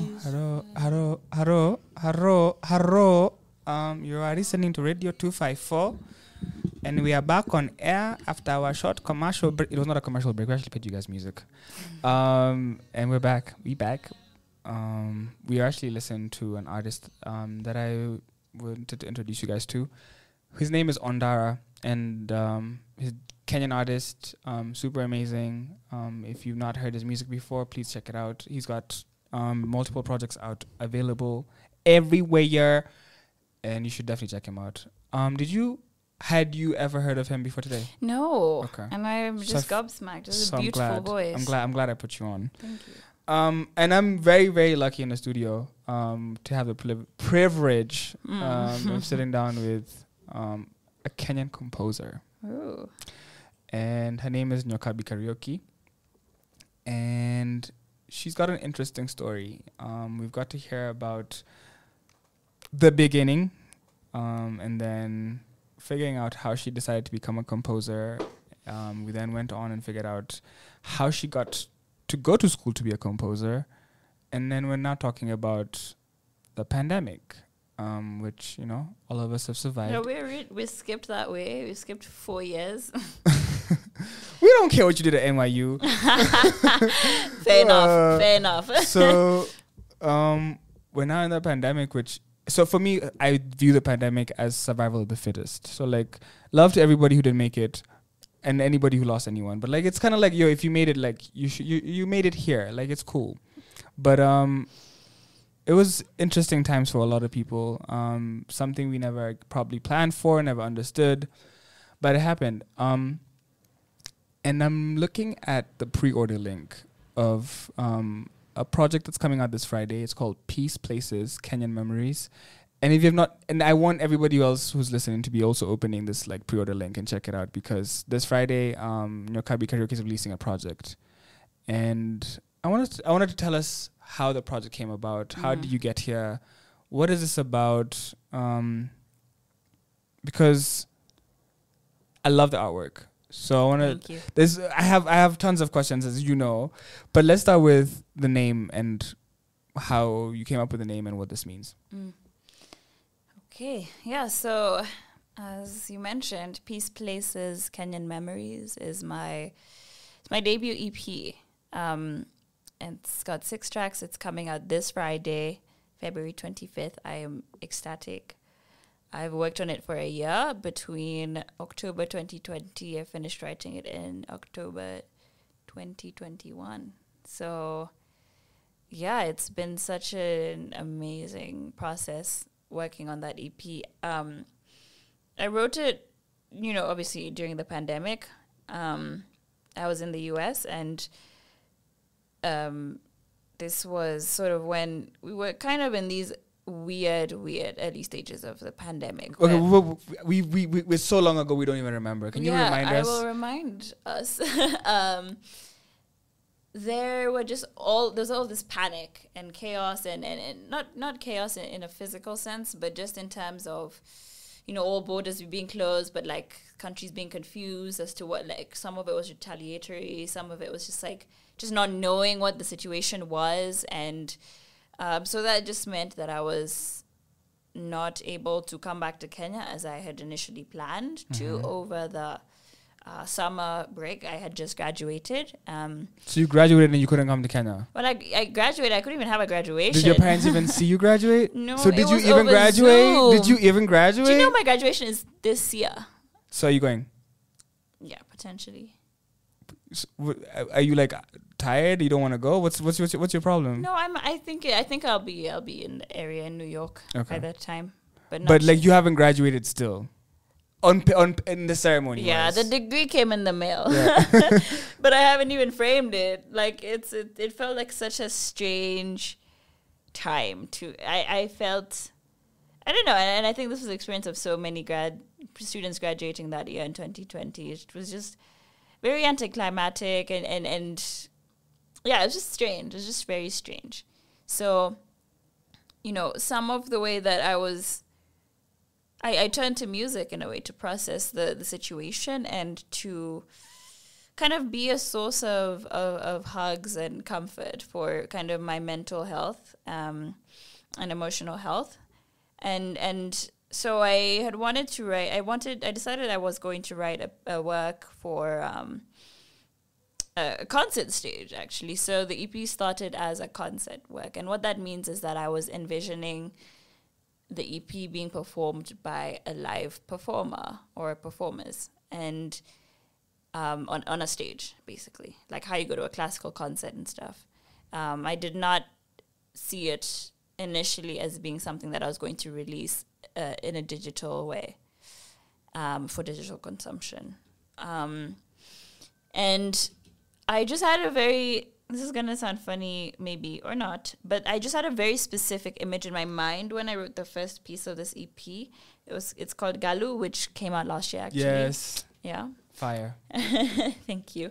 So, in fact, this piece has a score because, like I said, I was thinking of it for the concert stage. So, I wrote the score for a percussionist, someone who plays percussion instruments, including the drum kit, and that's what's in Galu. And yeah, like I had a very specific image in my head of the Kenyan coast because it's such a peaceful place for me. Galu Beach. Ooh, I want to go so bad. I miss the coast. I was thinking about that today. I was like...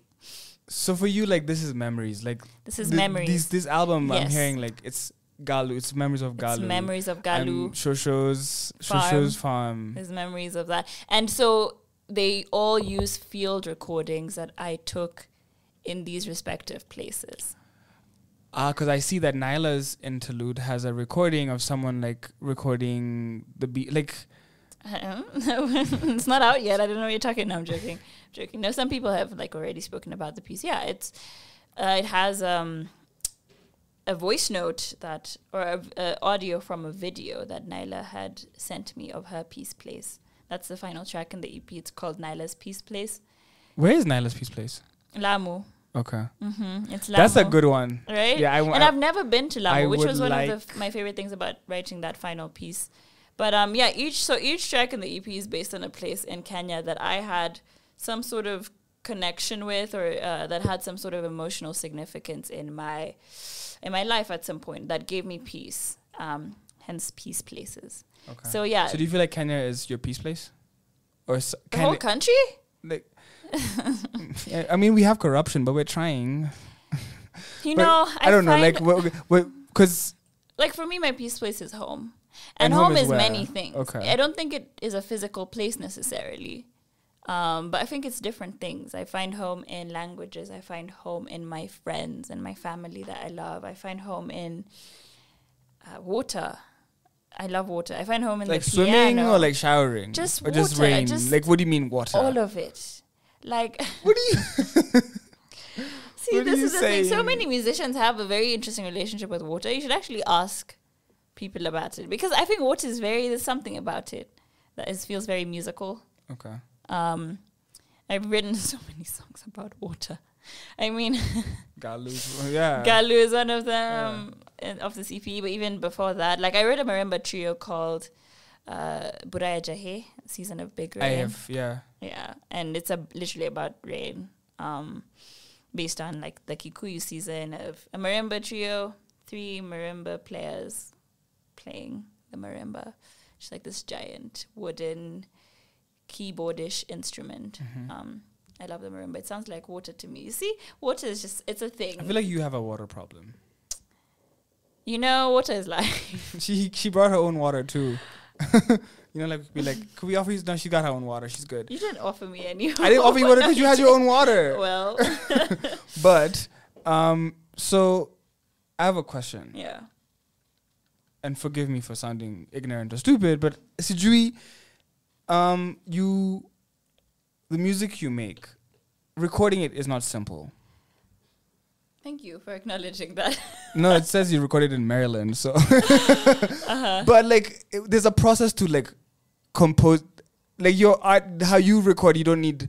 Okay, so I'll tell you how the youth are doing it. Okay. They get a Focusrite. I have a Focusrite. And it's just simple, like boom, boom, boom, like. No, and simple's cool. Okay, but like, how is your process of like? Okay, cool. For us to get to this, a lot has happened. So what's been the process? Like, you said 11 months. Mm-hmm. It takes shorter to make a kid. But like, this is a process. Like, it's been like it's a lot. Yeah, it's been a lot, and but for me, you know, so much of it was experimentation, improvisation, which are such big parts of even, you know, African music making and artistry. There's so much of like just enjoying the spontaneity and like what comes within the moment. So even something like Galu, I improvised a vocal line, just did it in one take, and I was like, this is what I like about it. The fact that I'm not gonna re-record it. The sort of kalimba in Galu as well, I just played it one time through, and I was like, this is what I want for it.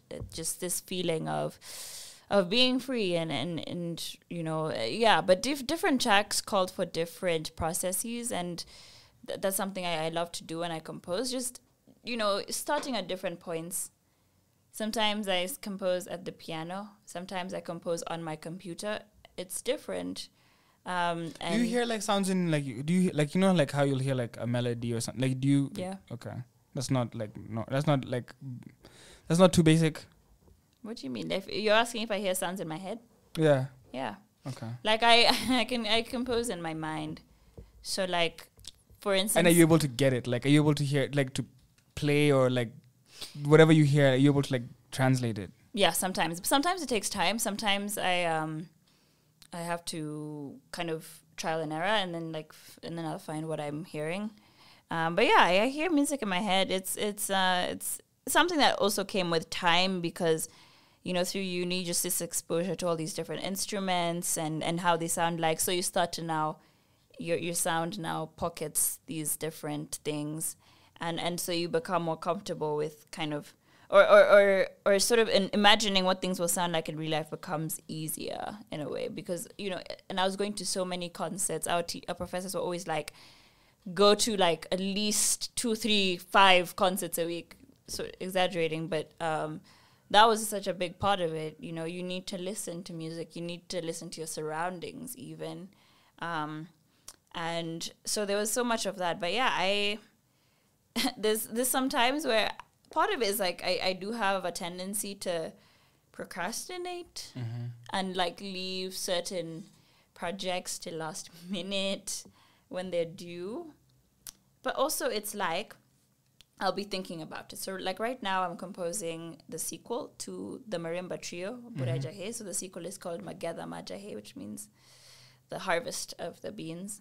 And it's going to be for 4 marimba players.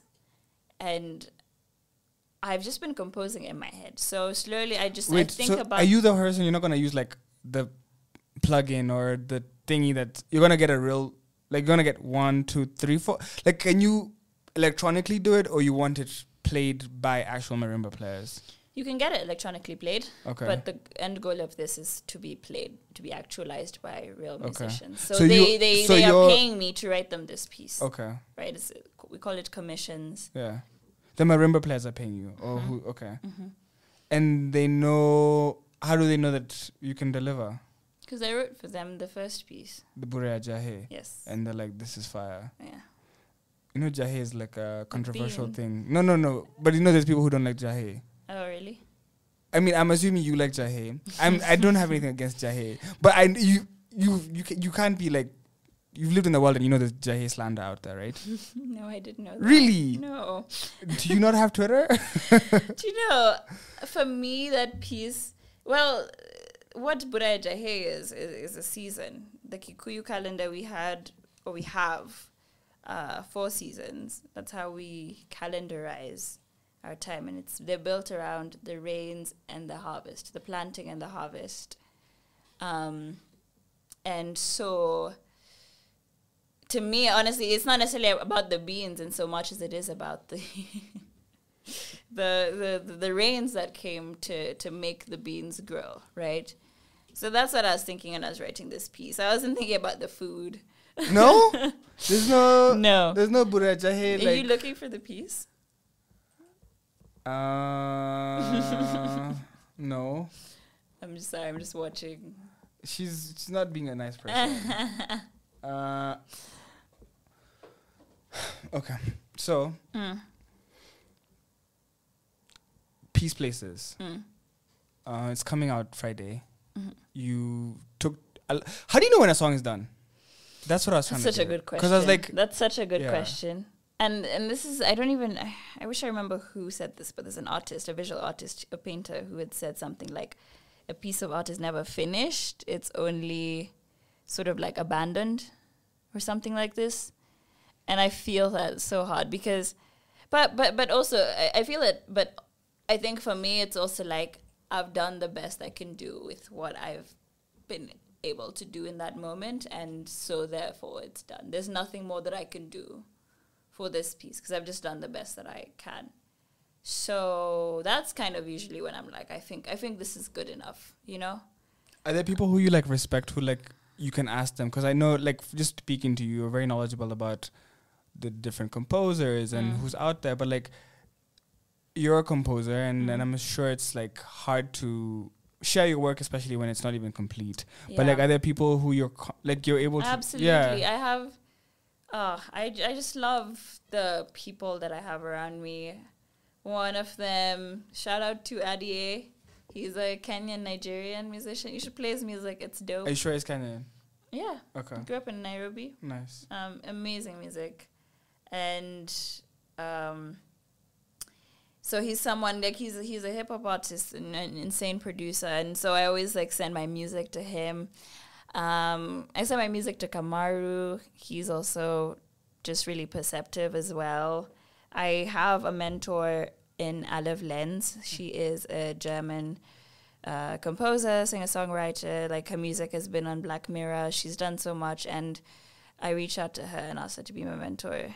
And that she was so happy to do that, and she's just been like an amazing support. Also, always happy to give advice. So I have so many people around me that I've been really lucky to be able to share my music with, regardless of the stage that it's in. I mean, there's some friends that are for the earlier stages and then other ones for the later ones. But that's how it is. And, you know, I just shout out to all of you. Just it's such a big part of my journey. Just like all the people that have been there for me and who will, like, I'll send them a song that I wrote in like 3 minutes, or like I'll send them like a 20-minute song and they're like, okay. And they listen to the whole thing and they have, you know, thoughts. And so, and that's always like, yeah, it's always a big thing for me. Can I ask you a weird question? Okay. What does success look like to you? In the sense of, okay, you know successful composers. Well, you know what a successful composer is, in your opinion. But like, for you, like, there's something you said earlier in the interview, like, I could write a pop song. And I'm like, I would love to hear a Nyokabi Kariuki composed pop song. I'm not saying, but like, yeah, but like, But like, I guess like successful, like in the music industry, success could be a hit song, or success could be the Grammy, or success. But like your world is different, and like what what you perceive to be success is different. Like, so what's success for you? I would never define it around how other people have achieved theirs. And I think one thing I love, which is also like the con in a way of deciding to pursue a freelance career, is that there's no framework. You know how it is for law, it's like, okay, you go study undergrad or whatever, then you do a semester or whatever at Kenya School of Law, and then there's like a step-by-step kind of process that you'd have to go through if you choose to do certain career paths. And something I love about what I do is that there's nothing like this. My journey is so different from the journey of the people that were in my program. Is so different from the people who are big, composers. Now, I mean, someone like Nina Simone, she started out as a classical pianist, and her dream was to go to Carnegie Hall. Like, that's where she wanted to play. And she's now one of the greatest jazz singers. Well, she's passed away, but like her place in history was as one of the greatest jazz singers and pianists of all time. But that's not what she sort of visualized as her success initially. I don't know if she ever felt that she, wished that classical at Carnegie was what she wanted to do. I don't know, but so I think it's just so different, and the definitions change. And for me, I find success maybe in the small things where like I hear that my music resonated with someone who is wanting to start out but it doesn't know where to start out, or resonating with someone who, I don't know, like I don't know if you know Jimmy Rugami's amazing, The Real Vinyl Guru. He has a vinyl store in Kenyatta Market, and I've frequented that place a couple of times.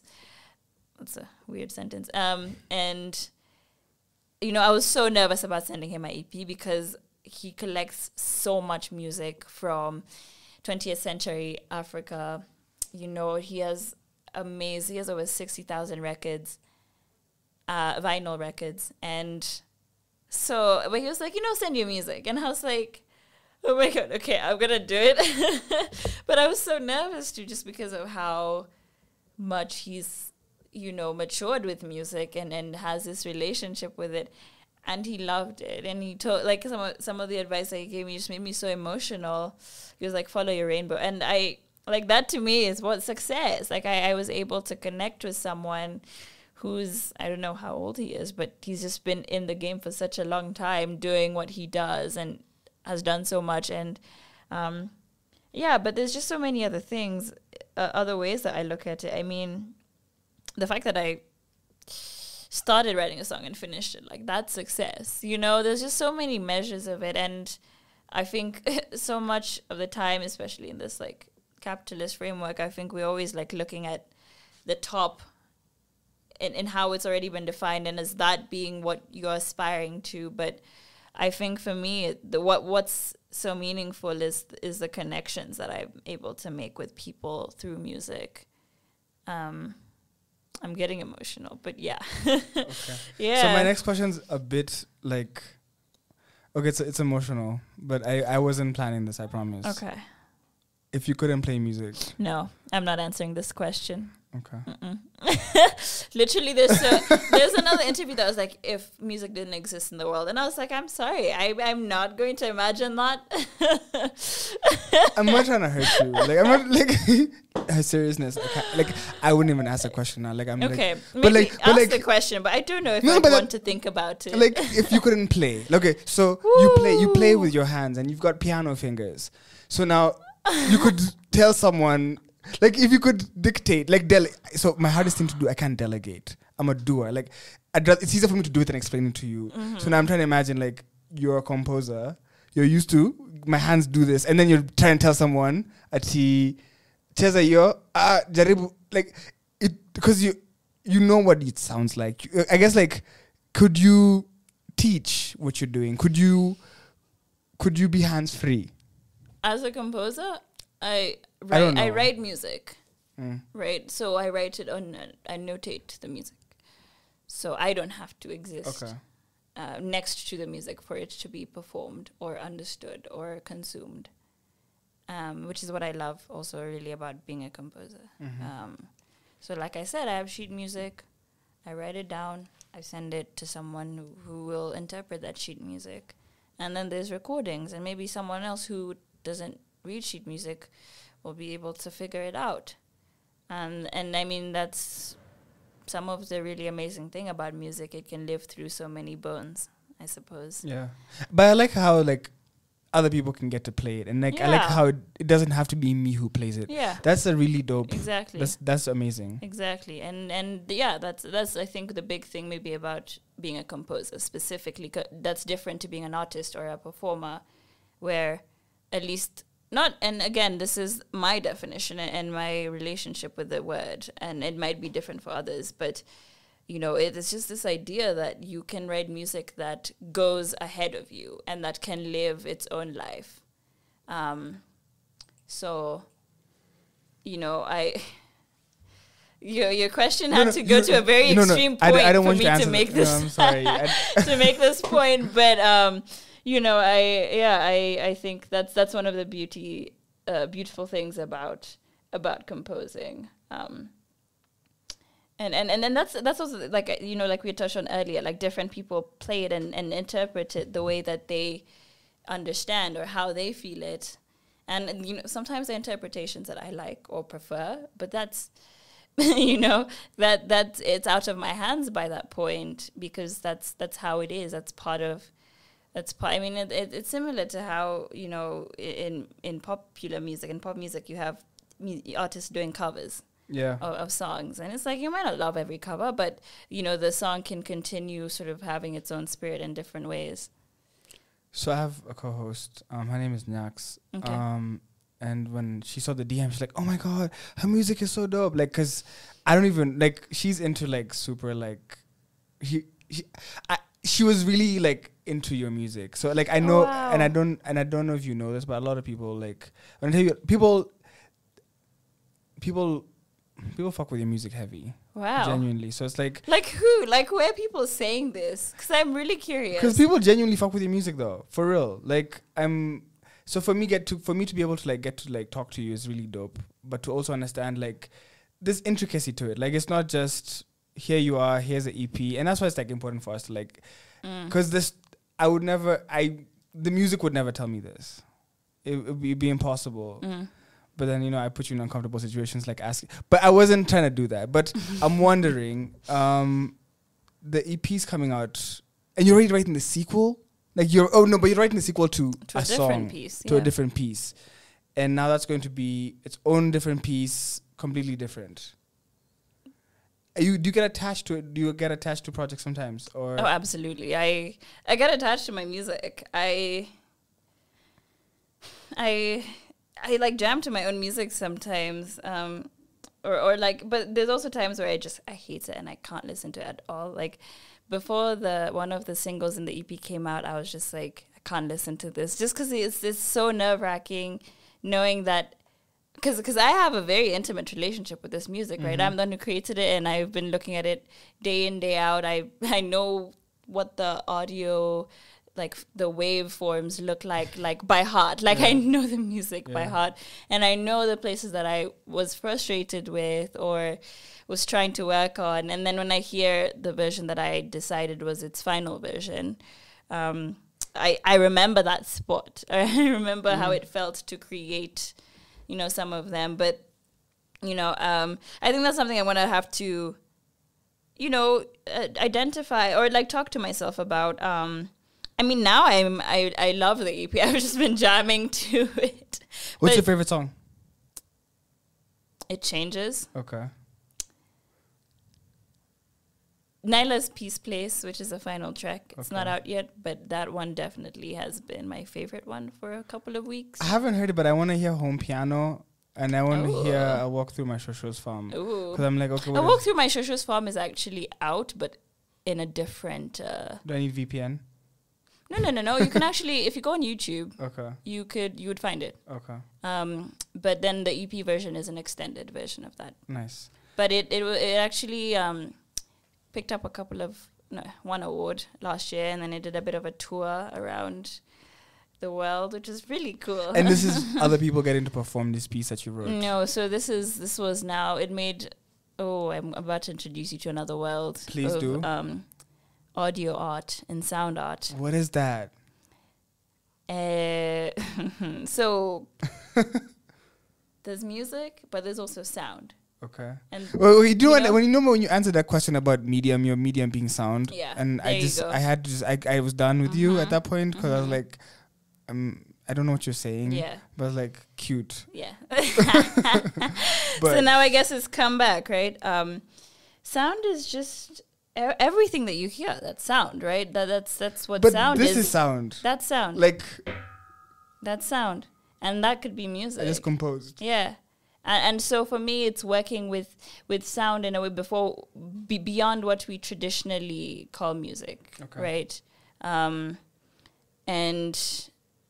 something like I Walk Through My Shosho's Farm, it sort of could be considered radio art in terms of like it's something you would play on the radio. It's like storytelling that uses sound, not necessarily only music, but there's other elements of sound that are used to create the story. I mean, you feel free to play it if you would like. I think it would definitely help get a sense of what I mean by radio art. It's not. It could be music. I think it's music, but it can exist outside of our traditional definition of music. Do you know DJ Kaneda? No. So we had Kaneda on the show, and she does sound. It's not sound engineering, but sound design. Nice. So she gets jobs where like she'll get to like create the stuff guys are using on like Logic, and so she gets to make those. And it's a whole different beast of a world because like the gigs she's getting, it's like she's on a payroll and they'll send her like, yo, this is the brief, and we need you to do XYZ. So you're designing sound. Yeah. So I feel like I'm not too lost. I feel like I'm coming back. You get it. I'm somewhere not too lost in the sauce. Yeah, you can make art with, just like you have visual art, you can make art with sound. And that doesn't necessarily have to be, again, you know, like the sleep stuff, like, you know, the sounds that people put together for like sleep and stuff? Like just weird stuff on YouTube. Like those, what is that? That's not the same. Do you talk about ASMR?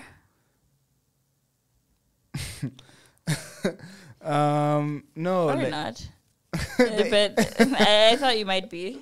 ASMR is like when you hear like the... But I'm saying like now when people make like the rain, they put together a video of like the rain sounds, plus blah, blah, blah. What is that? I mean, I forget what the term for like the specific purpose of sleep kind of sounds are, but yeah, that's all part of it. Like there's, you know, sound is all around us and there's different ways that we interact with it. And so in a way, like, as a sound artist, which is another sort of way that I, you know, identify as a practitioner in, I'm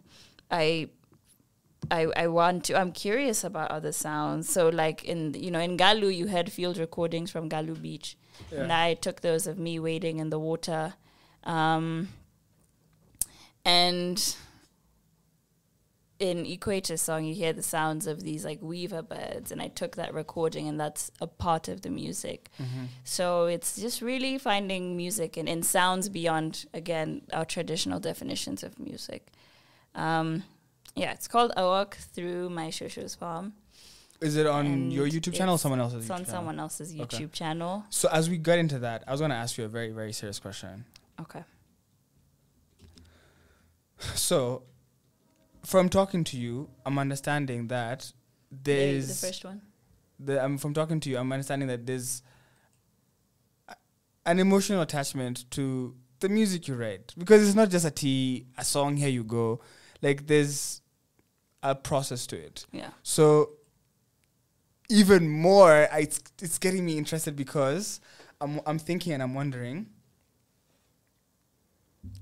Yes, guys are gonna go perform it. Like, I love people in Japan to be like playing your compositions. I love people all over. Like, you know, like I love to see people. I love to see your sound touring. But then, me and my weird brain feel like, and maybe you might not be able to play those instruments, but like you playing it has a specific. It's completely different. It's completely. It would be bananas. It's like you playing that would be different than another playing. It's not the same. Yeah. For me. Peace Places, Canyon Memories. I performed this EP. There are. The other performer is Chris O'Leary. He's a percussionist, and so he features as a drummer in Galu and as a vibraphone player in Nyla's Peace Place. So there's vibraphone in that piece. So more just dropping a little bit more info about some of the sounds in it. But I performed all of the sounds in that EP and vocals as well. And so in something like this, it's a very personal record. It's about my own memories. This is not something that I see as that I would give someone else to perform. Okay. This is, it's very much me and, but there's other works that I've written with the purpose of having different performers in mind, and stuff like this. So that's the thing. I write many different things, and they all have different purposes in terms of how I want people to experience the works. Sometimes there'll be things that I just want to perform. There's some performances that I've shared, and I won't sell the score. I won't share the score because I want to be the only. I feel like the best way that I wanted it to be felt was through the way that it exists. So everything has a reason. Okay. So what would it take, and what does a perform for you to perform? What instruments do you need? Like, what's the writer like? Like, what do you need? What do you like? Someone's like, I need the specific piano. I need what would it take, and like what would you need? Like, do you need a lot? No. Okay, what do you need? What's around me? Like, I'll use whatever's around me. I can make music with the table or whatever, Really? Yeah. I can. That's how it is. It's. Okay, so my point. Okay, I guess maybe I'm going around and around. What does you performing look like? Like, is it like, I don't know. I'm gonna make this happen, but like before we get there, like, not to run right now, but like I want to see you perform. Yeah, I'm going through a bit of a performance identity crisis. What does that mean? So, I've learned so much today. Like, I'm gonna need to like take a nap and like absorb all of this. Yeah, I grew up as a classical pianist, and then I went to uni and, was functioning as a composer mostly. So in a way, a lot of the time I was thinking myself less of, I would perform in some of the music that I wrote, if like there was a piano part. But even still, I loved kind of having a distance between not always being the one to perform, getting to watch other people perform. Like I really kind of like that as well, because performing is a different part of me. It's a different experience. And so I think in a way, like I'm also figuring out my own relationship with performance in a way that makes me happy, because I think that there was a lot of anxiety that I had around performance, again, because of kind of how accurate and precise everything in the Western classical kind of space was, especially exacerbated by the fact that I was taking examinations in them. And you touched on that in the beginning.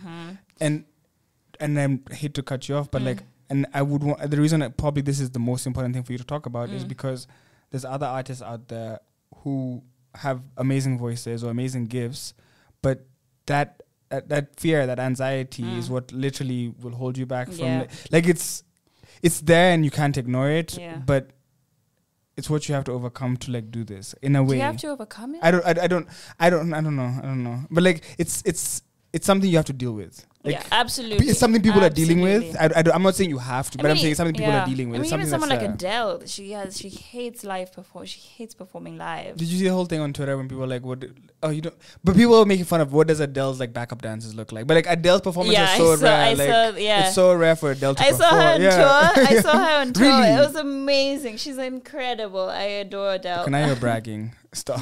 Sorry, I just had to say it. But I decided to do that because I know she doesn't like it. So it felt like it would be very rare that she would be touring this often. But she toured on 25, the album. So I was like, yeah. But I don't know. Performing, it's not a must. You know. I can tell you don't like performances. It's not that I don't like them, but I think there's aspects of it that I want to evaluate. Okay. Like there's some situations I remember in school, like in primary school, where I'd start a piece and then I'd forget it midway and I didn't have the sheet music in front of me and I'd just freeze. Yeah. I remember I froze in front of the entire assembly and the teacher was like, "Do you want to start again?" And I was like, "No," because I just froze. Everything went blank. And, even when I was in high school, the last years of high school, I remember having I'd have this panic attacks before some of the performances. I remember this one was Interhouse Music. So I was competing in a solo category and the points of my entire house was riding on me in that performance. I had a panic attack. That's a lot of pressure. It's a lot of pressure, and that's the thing. So I think from these exams that I was taking and this idea of and this was when I was performing other people's works, that I had to be accurate, that it had to be on point, and any mistake was such a big deal. That's how I felt.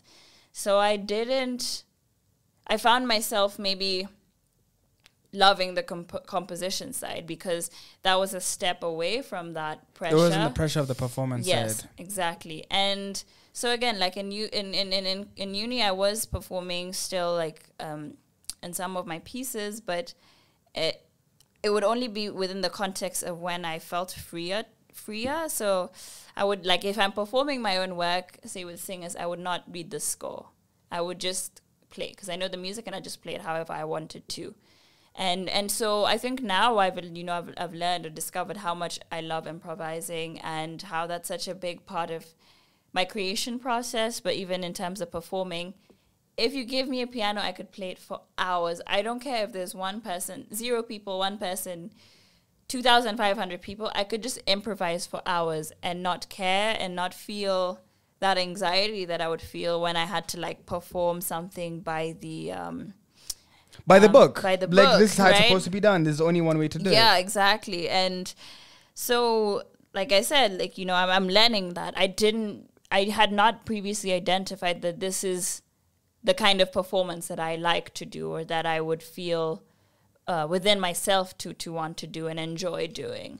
So this is why, and I guess the identity crisis part was the fact that during university, a lot of the works I was writing was for the concert stage. So I was thinking more about it being experienced by a live audience. And then the pandemic came and that changed. We're consuming music digitally. So how something like Peace Places started out as a concert work and it converted into an EP because I'm I know there's a pandemic and there's a lot more technical stuff of I loved the freedom of not thinking about the stage for this record and just writing the music. You can do stuff that you wouldn't otherwise do. For instance, you can put, say, effects on the drums because you know that you're not going to have to think about how to replicate that in a live performance with a drummer, stuff like that.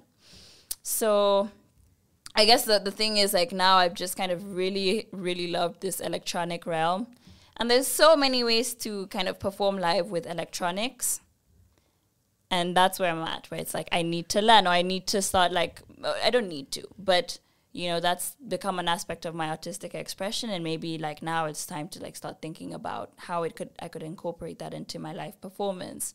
But again, in a way that I feel comfortable with and that I'm enjoying. So what I'm talking about is the performance, the Nyokabi karaoke performance I want to see. I want to see you on your Kanye shit. I want you to get the stage you want. Like, I want you to, it's like, it could be a virtual concert. It could be whatever. Like, what is, if it's like, it's your world. Like, give me a piano, I'll play. That's it. Like, yeah.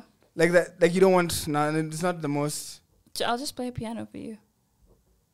So we get a stage and a piano. Doesn't need to be a stage, just a piano. Come on.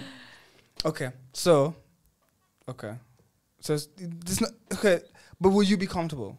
Yeah. Okay. And that's what I say. Like, if I can improvise, if there's no sheet music in front of me and I'm playing whatever is my coming out of my body. Freestyle. Okay. Yeah, freestyle. Actually, that's what it is. Just freestyle. I'm thinking about something. I'm thinking about this Kenyan composer I've been talking to for a few hours now, and I'm thinking, this composer is actually quite sick, because if you think about it, they're equipped to be able to like compose music for outside. They can compose, like you could, there's nothing, like you've been trained to the point where, so all of this is not a waste of time. Like you've been trained to the point where you know how to write compositions and you're confident in that. You know how to write pieces that other people can play, and you know how to like, you can write compositions that other people can play. You can write compositions that you can play. You're versatile. You're not just, like if you're only good at one thing, you're only good at one thing. Yeah. But I'm certain that you could do for movies, which we're going to do a lot more of. And then I'm certain you could do it you can create sound, and you can create sounds that people. So I like the journey you've been through. I mean, it sounds like it's been everywhere and there and back, like, trying to figure out how to do music in a school that doesn't offer music, or trying to figure out where should I go to school, and should I go, like, even the choice of choosing, okay, I want to go to school here, and everything makes sense in hindsight. But I feel like for me, when I look back at life, and then right now, I don't know what the hell this is we're doing right now, but like, I know that it's going to make sense at some point. Yeah, in the grand scheme of things, this is a very important moment. Yeah. And so is every moment that we're in. So how is the moment that you're in right now, with Friday being upon us? It's your second project that you're releasing. It's surreal, honestly. It's also like an original, like, it's like another one. Yeah, another one. It's surreal, honestly. And I'm tearing up because it really has been. I didn't expect that my EP would be received the way it has before it's even out. Yeah. There's just so much that is like there's so many stuff, and some of them I can't speak about because it'll come out once the EP's out. But yeah, it's just been incredible, especially for something that's so personal to me and involves the voices of my family. You'll hear my dad. Really? You hear my shosho, my so grandmother. are they getting pub, or like? Are they getting? Are they gonna get some pub? No, please tell me. Yo, there's something called a split shit. You should talk to her about this before Friday, because after Friday it's too late. Listen. Shosho, everybody, Nyla. Anyway. Nyla was, You know, I feel like Nyla got to do. I feel like Nyla, once she was lucky because she got to hear the project, because you sent her parts of some. I was lucky because she painted, and then, but then she painted based off the songs.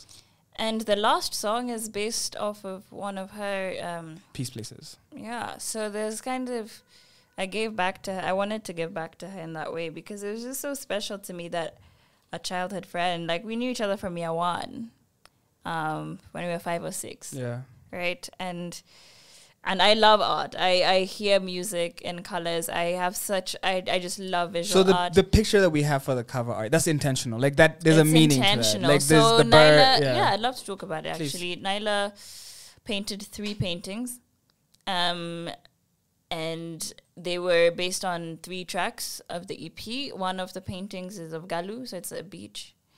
So if you get the vinyl, like one of these paintings will be an insert as well. So and the vinyl can be delivered worldwide. Worldwide. So like you guys are listening in Germany, everybody can get worldwide. Okay. Pre-saved link in my bio, or yes. I shared in the story. It amazing. Yeah.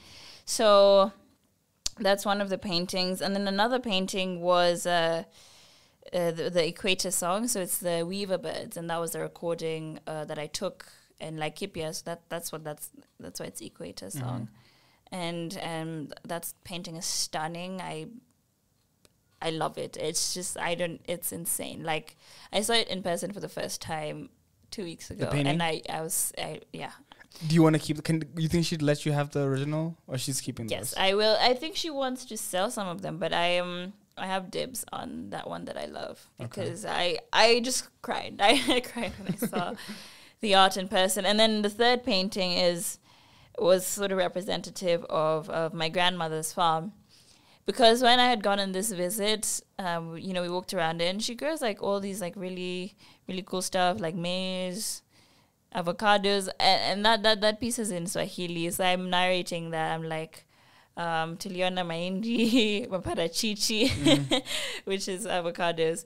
I love some of these words and how they feel. Your Kikuyu, even when you speak Kikuyu, you speak proper. Like you enunciate well. Thank you. Even when you just spoke Swahili, I was waiting like, but your Swahili is not shit either. Like you're not, nilikuja, kukuja, kukunyumbani. Why? Your assumption that my Swahili I thought is you'd not have gonna Gideon be. Moy Swahili. I've never heard Moy speak Swahili. It's cute. Damn.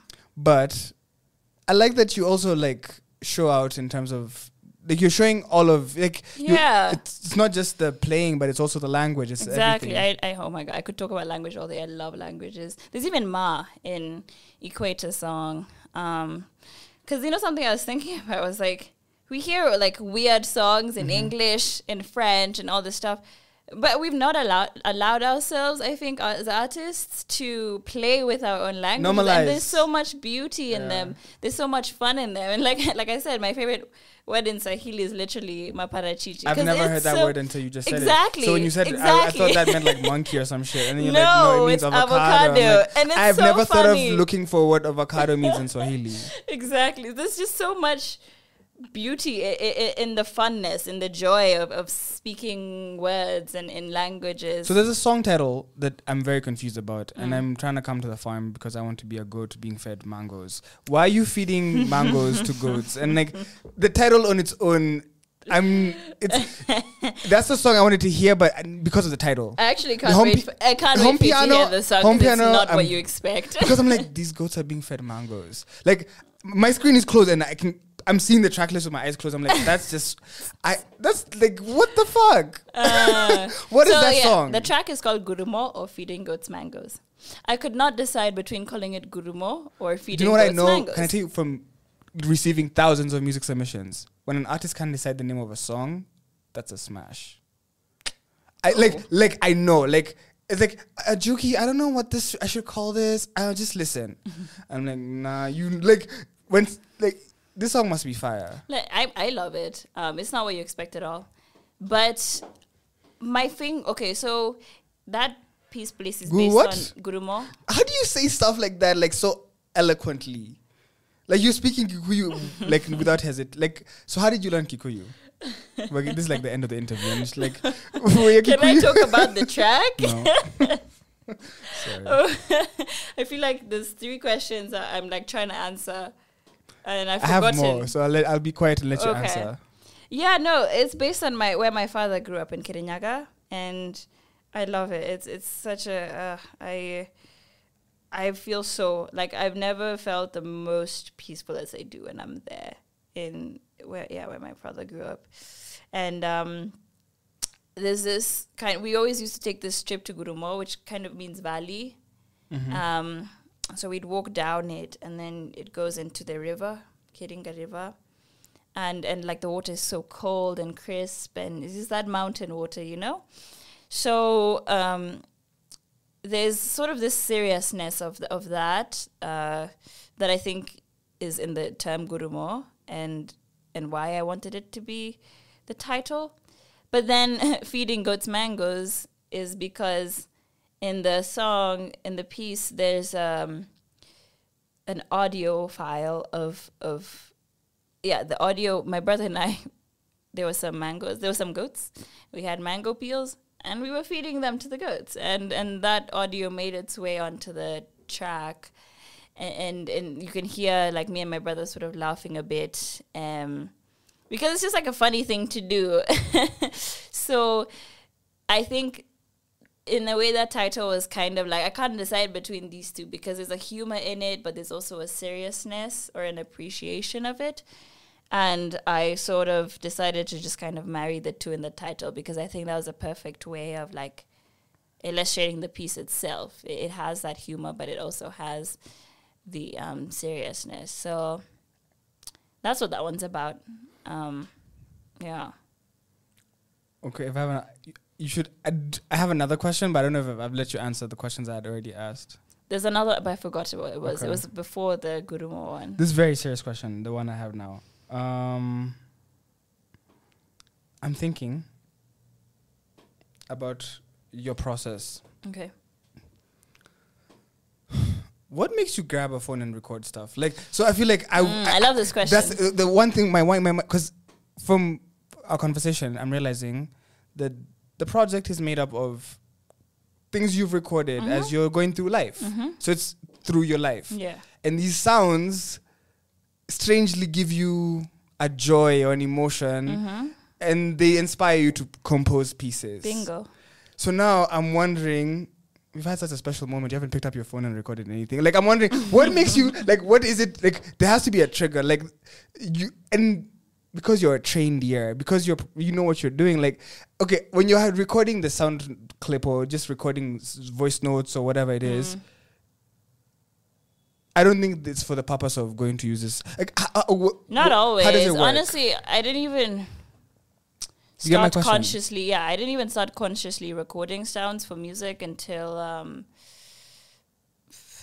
like last year or 2020. At some point in 2020, in 2020. I know we've been in 2020 for a long time. We're still trying to deal with COVID. I know. We're still in 2020. You're right. So, but I mean, before that, I mean, it's just casual things. You're taking a recording, like you're, I don't know, going on holiday to the coast and you're walking through the water and you want to take a video of it. So I just found the audio from some of these videos that I just had on my phone when I was in these places. Because, you know, as you may remember how I mentioned the record started because I was not able to come home.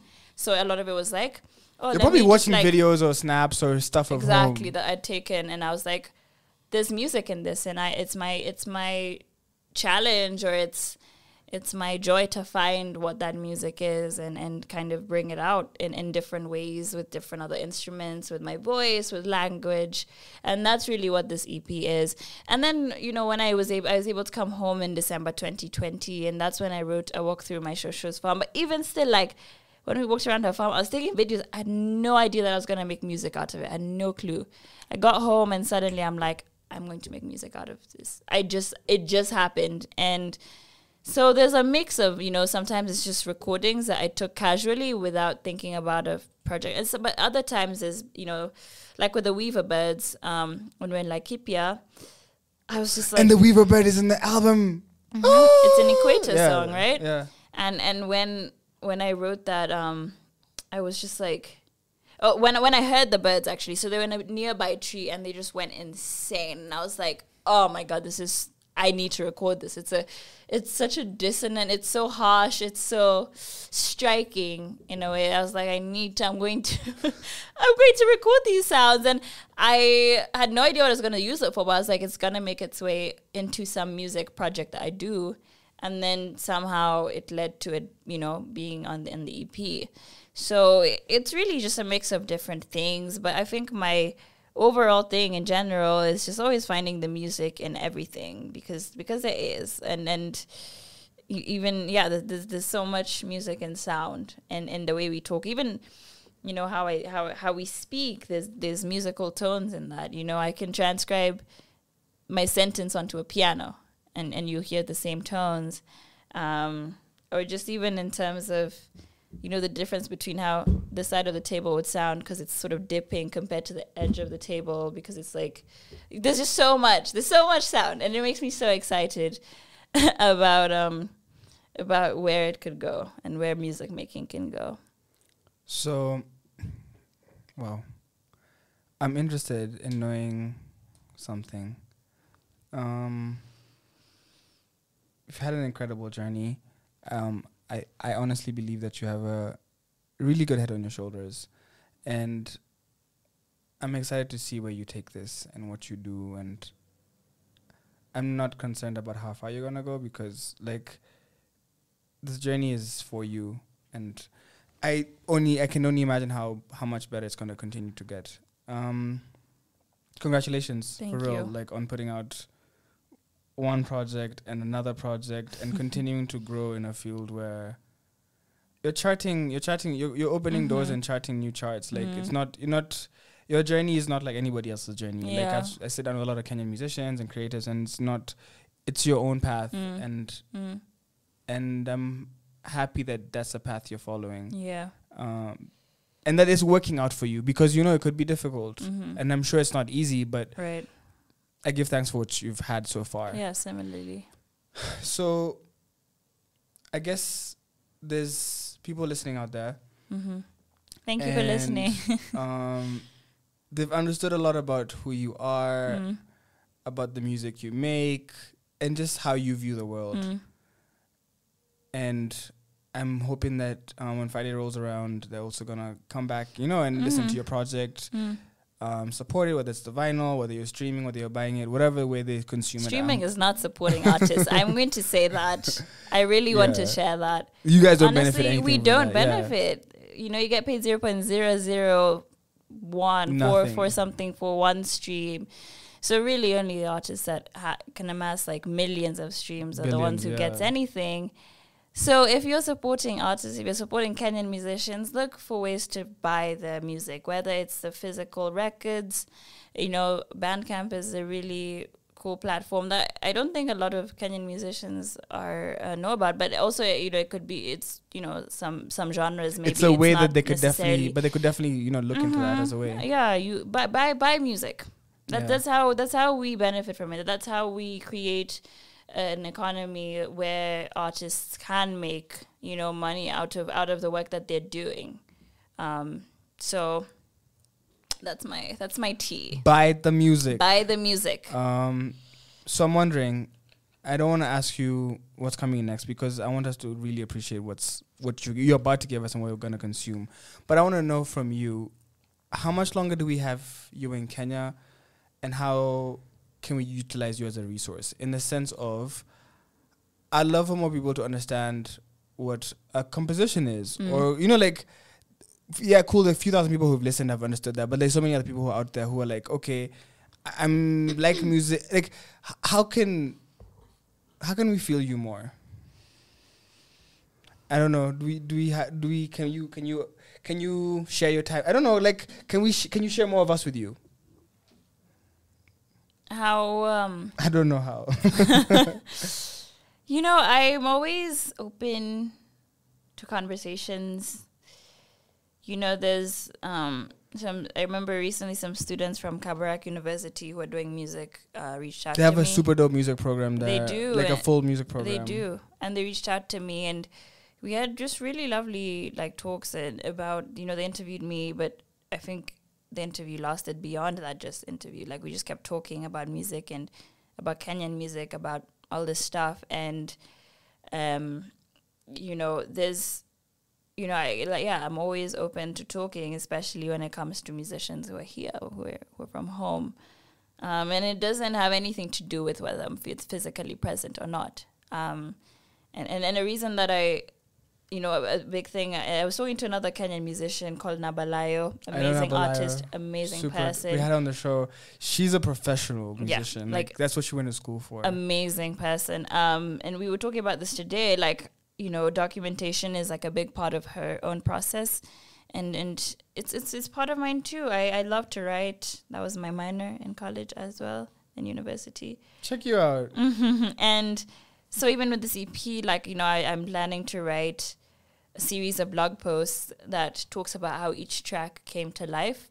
So the first one on Galu is already up, where you can just read how it started and how it ended. And that's just a big thing, just documentation. So that's another way that I want to share my process and my music in a way, and give people, a bit of how some of these things came to be. But honestly, you feel me through my music. That's how I communicate. That's how I feel. that I want people to have some part of, you know, my experience and see themselves in it. So, yeah. And again, like I said, like, you know, being a composer doesn't mean that I have to be present for my work to be alive. I think that's the coolest part. And that's, so yeah, like to your question, it doesn't matter if I'm going back or when I'm going back. Honestly, I think that I'm you know, I'm always as present as I can be, in the ways that are possible within the spaces that I'm in and stuff like this. For me, I'd recommend people, if you're trying to find her, reach out to her through her website, nkariuki.com. She has a newsletter. Sign up. Sign up for my newsletter. I really love writing that newsletter. And sometimes people who get the newsletter get news first before it's out in the world. Okay. Hint, hint. So music video. Subscribe hint, to my newsletter. But it's been an amazing interview. Thank you. I'm not gonna ask you any more questions because I really have learned a lot, and I have like a lot to go home and process. Like I would ask you like this questions I would normally ask. There's a question I would be tempted to ask you or would want to ask you, but I want to not ask you that question, but instead say something. The question would be like, what do you think about Kenyan music? Where do you think Kenyan music is going? Blah, blah, blah. But I want to end the show tonight kind of emphasizing on the point that I think I want to really emphasize on. The music that Nyokabi Kariuki is making is Kenyan music. It's Kenyan music in so many ways. It's Kenyan music in the sense that she's a Kenyan artist. She's a Kenyan composer. It's Kenyan in the sense of this is memories of her experiences in Kenya with voice recordings or audio recordings of like audio from her in Kenya in this place that she calls home, in addition to having calling other places home. And it's okay to like have Kenya as your home and have other places as your home. That doesn't mean you're not making Kenyan music. So for me, like, we have a box where we've decided that Kenyan music is going to sound like Otile Brown, Yashinsky, Sauti Soul, and that's what it should sound like. So when we hear something different, we're like, is that Kenyan? Or we do this weird shit where we don't appreciate diversity. And the biggest reason for me having you on the show today was like, I want people to hear, one, the story of someone who's chosen a path in music that's not the norm, but also to hear like, okay, they're not playing this in the club, but this is something you can.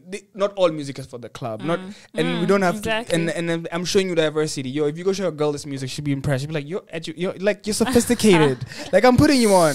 But like the point is like, there's different styles of Kenyan music. Yeah, absolutely. And it's not, and we haven't even heard a tint of it. Like we're just getting into it. So like when you take sounds and you take,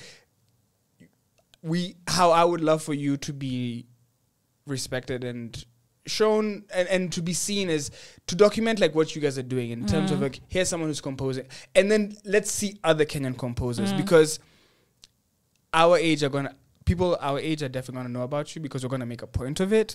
But like, can we have more use? Absolutely. Can we show the and history? not more use, but more others. Yeah. I don't want people to not be like you, but yeah. Yeah, but I want it. And there's so many, and like I mentioned, I mean, even the few electronic artists that I mentioned right now, there's so many just making such dope music. There's so many artists in all genres that are just out there and not necessarily heard or seen, and we need to support that. We need to create spaces. Radio is a space. It's online radio is a really beautiful space to do this. But also, live events. Not only clubs is not that, or like clubs, like that's not the only way that you can experience music. You could have, I was talking to a friend about like this some clubs I think in Berlin where each floor is a different vibe. And so like if you go to the top floor, there's beds, and the music is not music that you're supposed to sleep to, but you experience it in a slower way and stuff like this. And then there's another floor where it's, maybe more bassy or, that's slower dance, but like, there's so many different kinds of music, and so many Kenyans, East Africans that are making all these kind of wide range of genres, and for me it's to encourage people to listen and see how that experience feels, because music makes you feel so many different things. If there's one thing that film scoring you really learn from, is just the wide range, the wide spectrum of emotion that music can make an individual feel.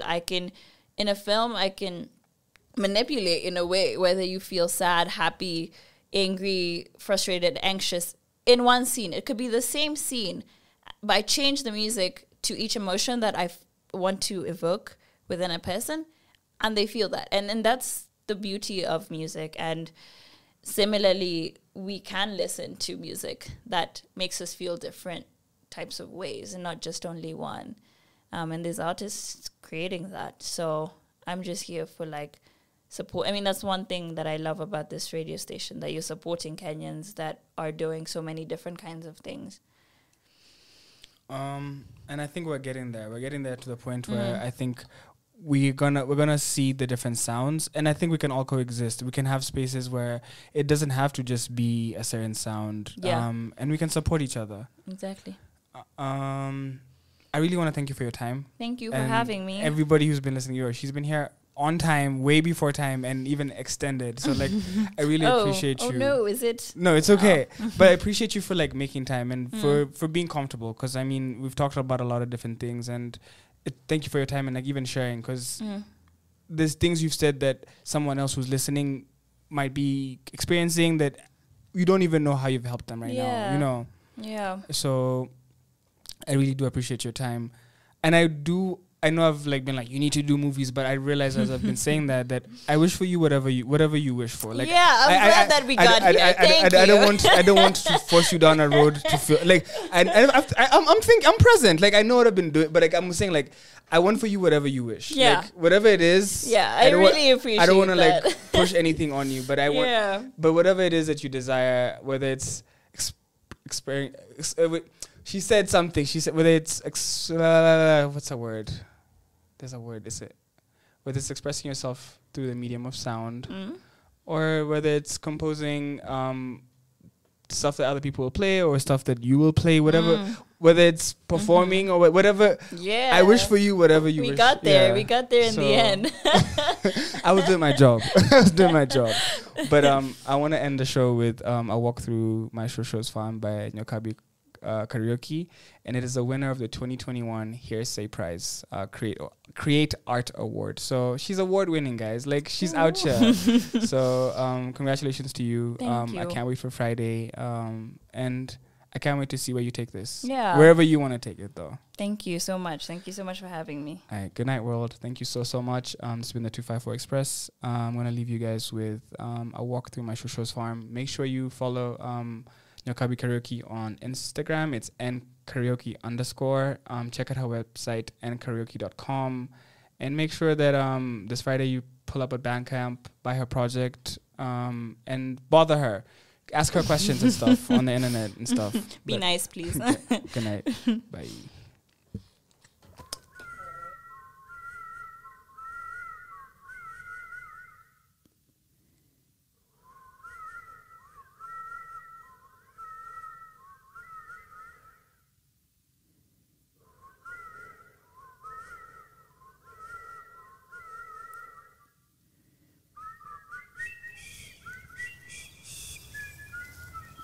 Wananifundisha pole pole, lakini mimi pia najifunza.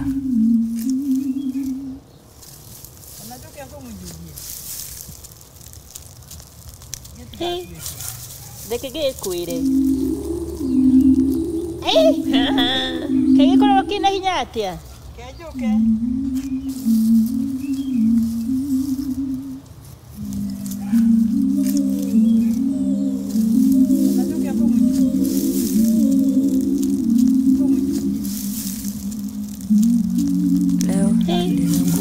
Dekege kuire. Kege kono wakina hinya atia. Kejuke. Tiona gale uru. Turameri edume.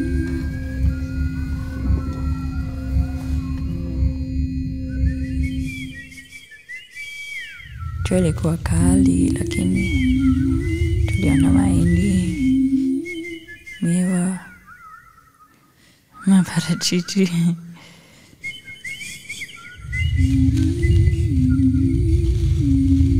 Lakini mimi pia najifunza pole pole.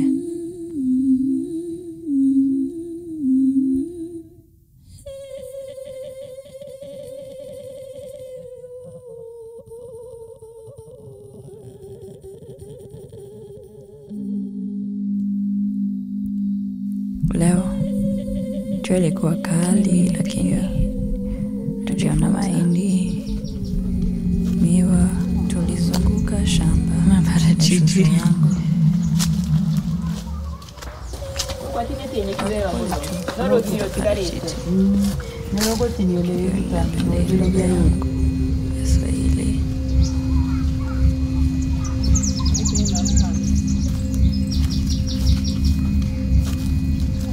Leo tulizunguka shamba ya shosho, lakini mimi pia jua ilikuwa kali, lakini ndio ninapenda lugha yangu ya Swahili, lugha yangu ya Swahili. Wananifundisha pole pole. Jua ilikuwa kali, lakini najifunza tuliona mahindi, najifunza miwa. Jua ilikuwa kali, parachichi. Tuliona mahindi, parachichi, miwa. Is it pushing? Let's do it.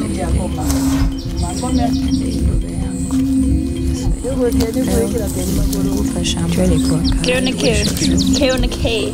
Tuliona mahindi, miwa, pole pole, maparachichi, pole pole. Let's do it. Pole pole,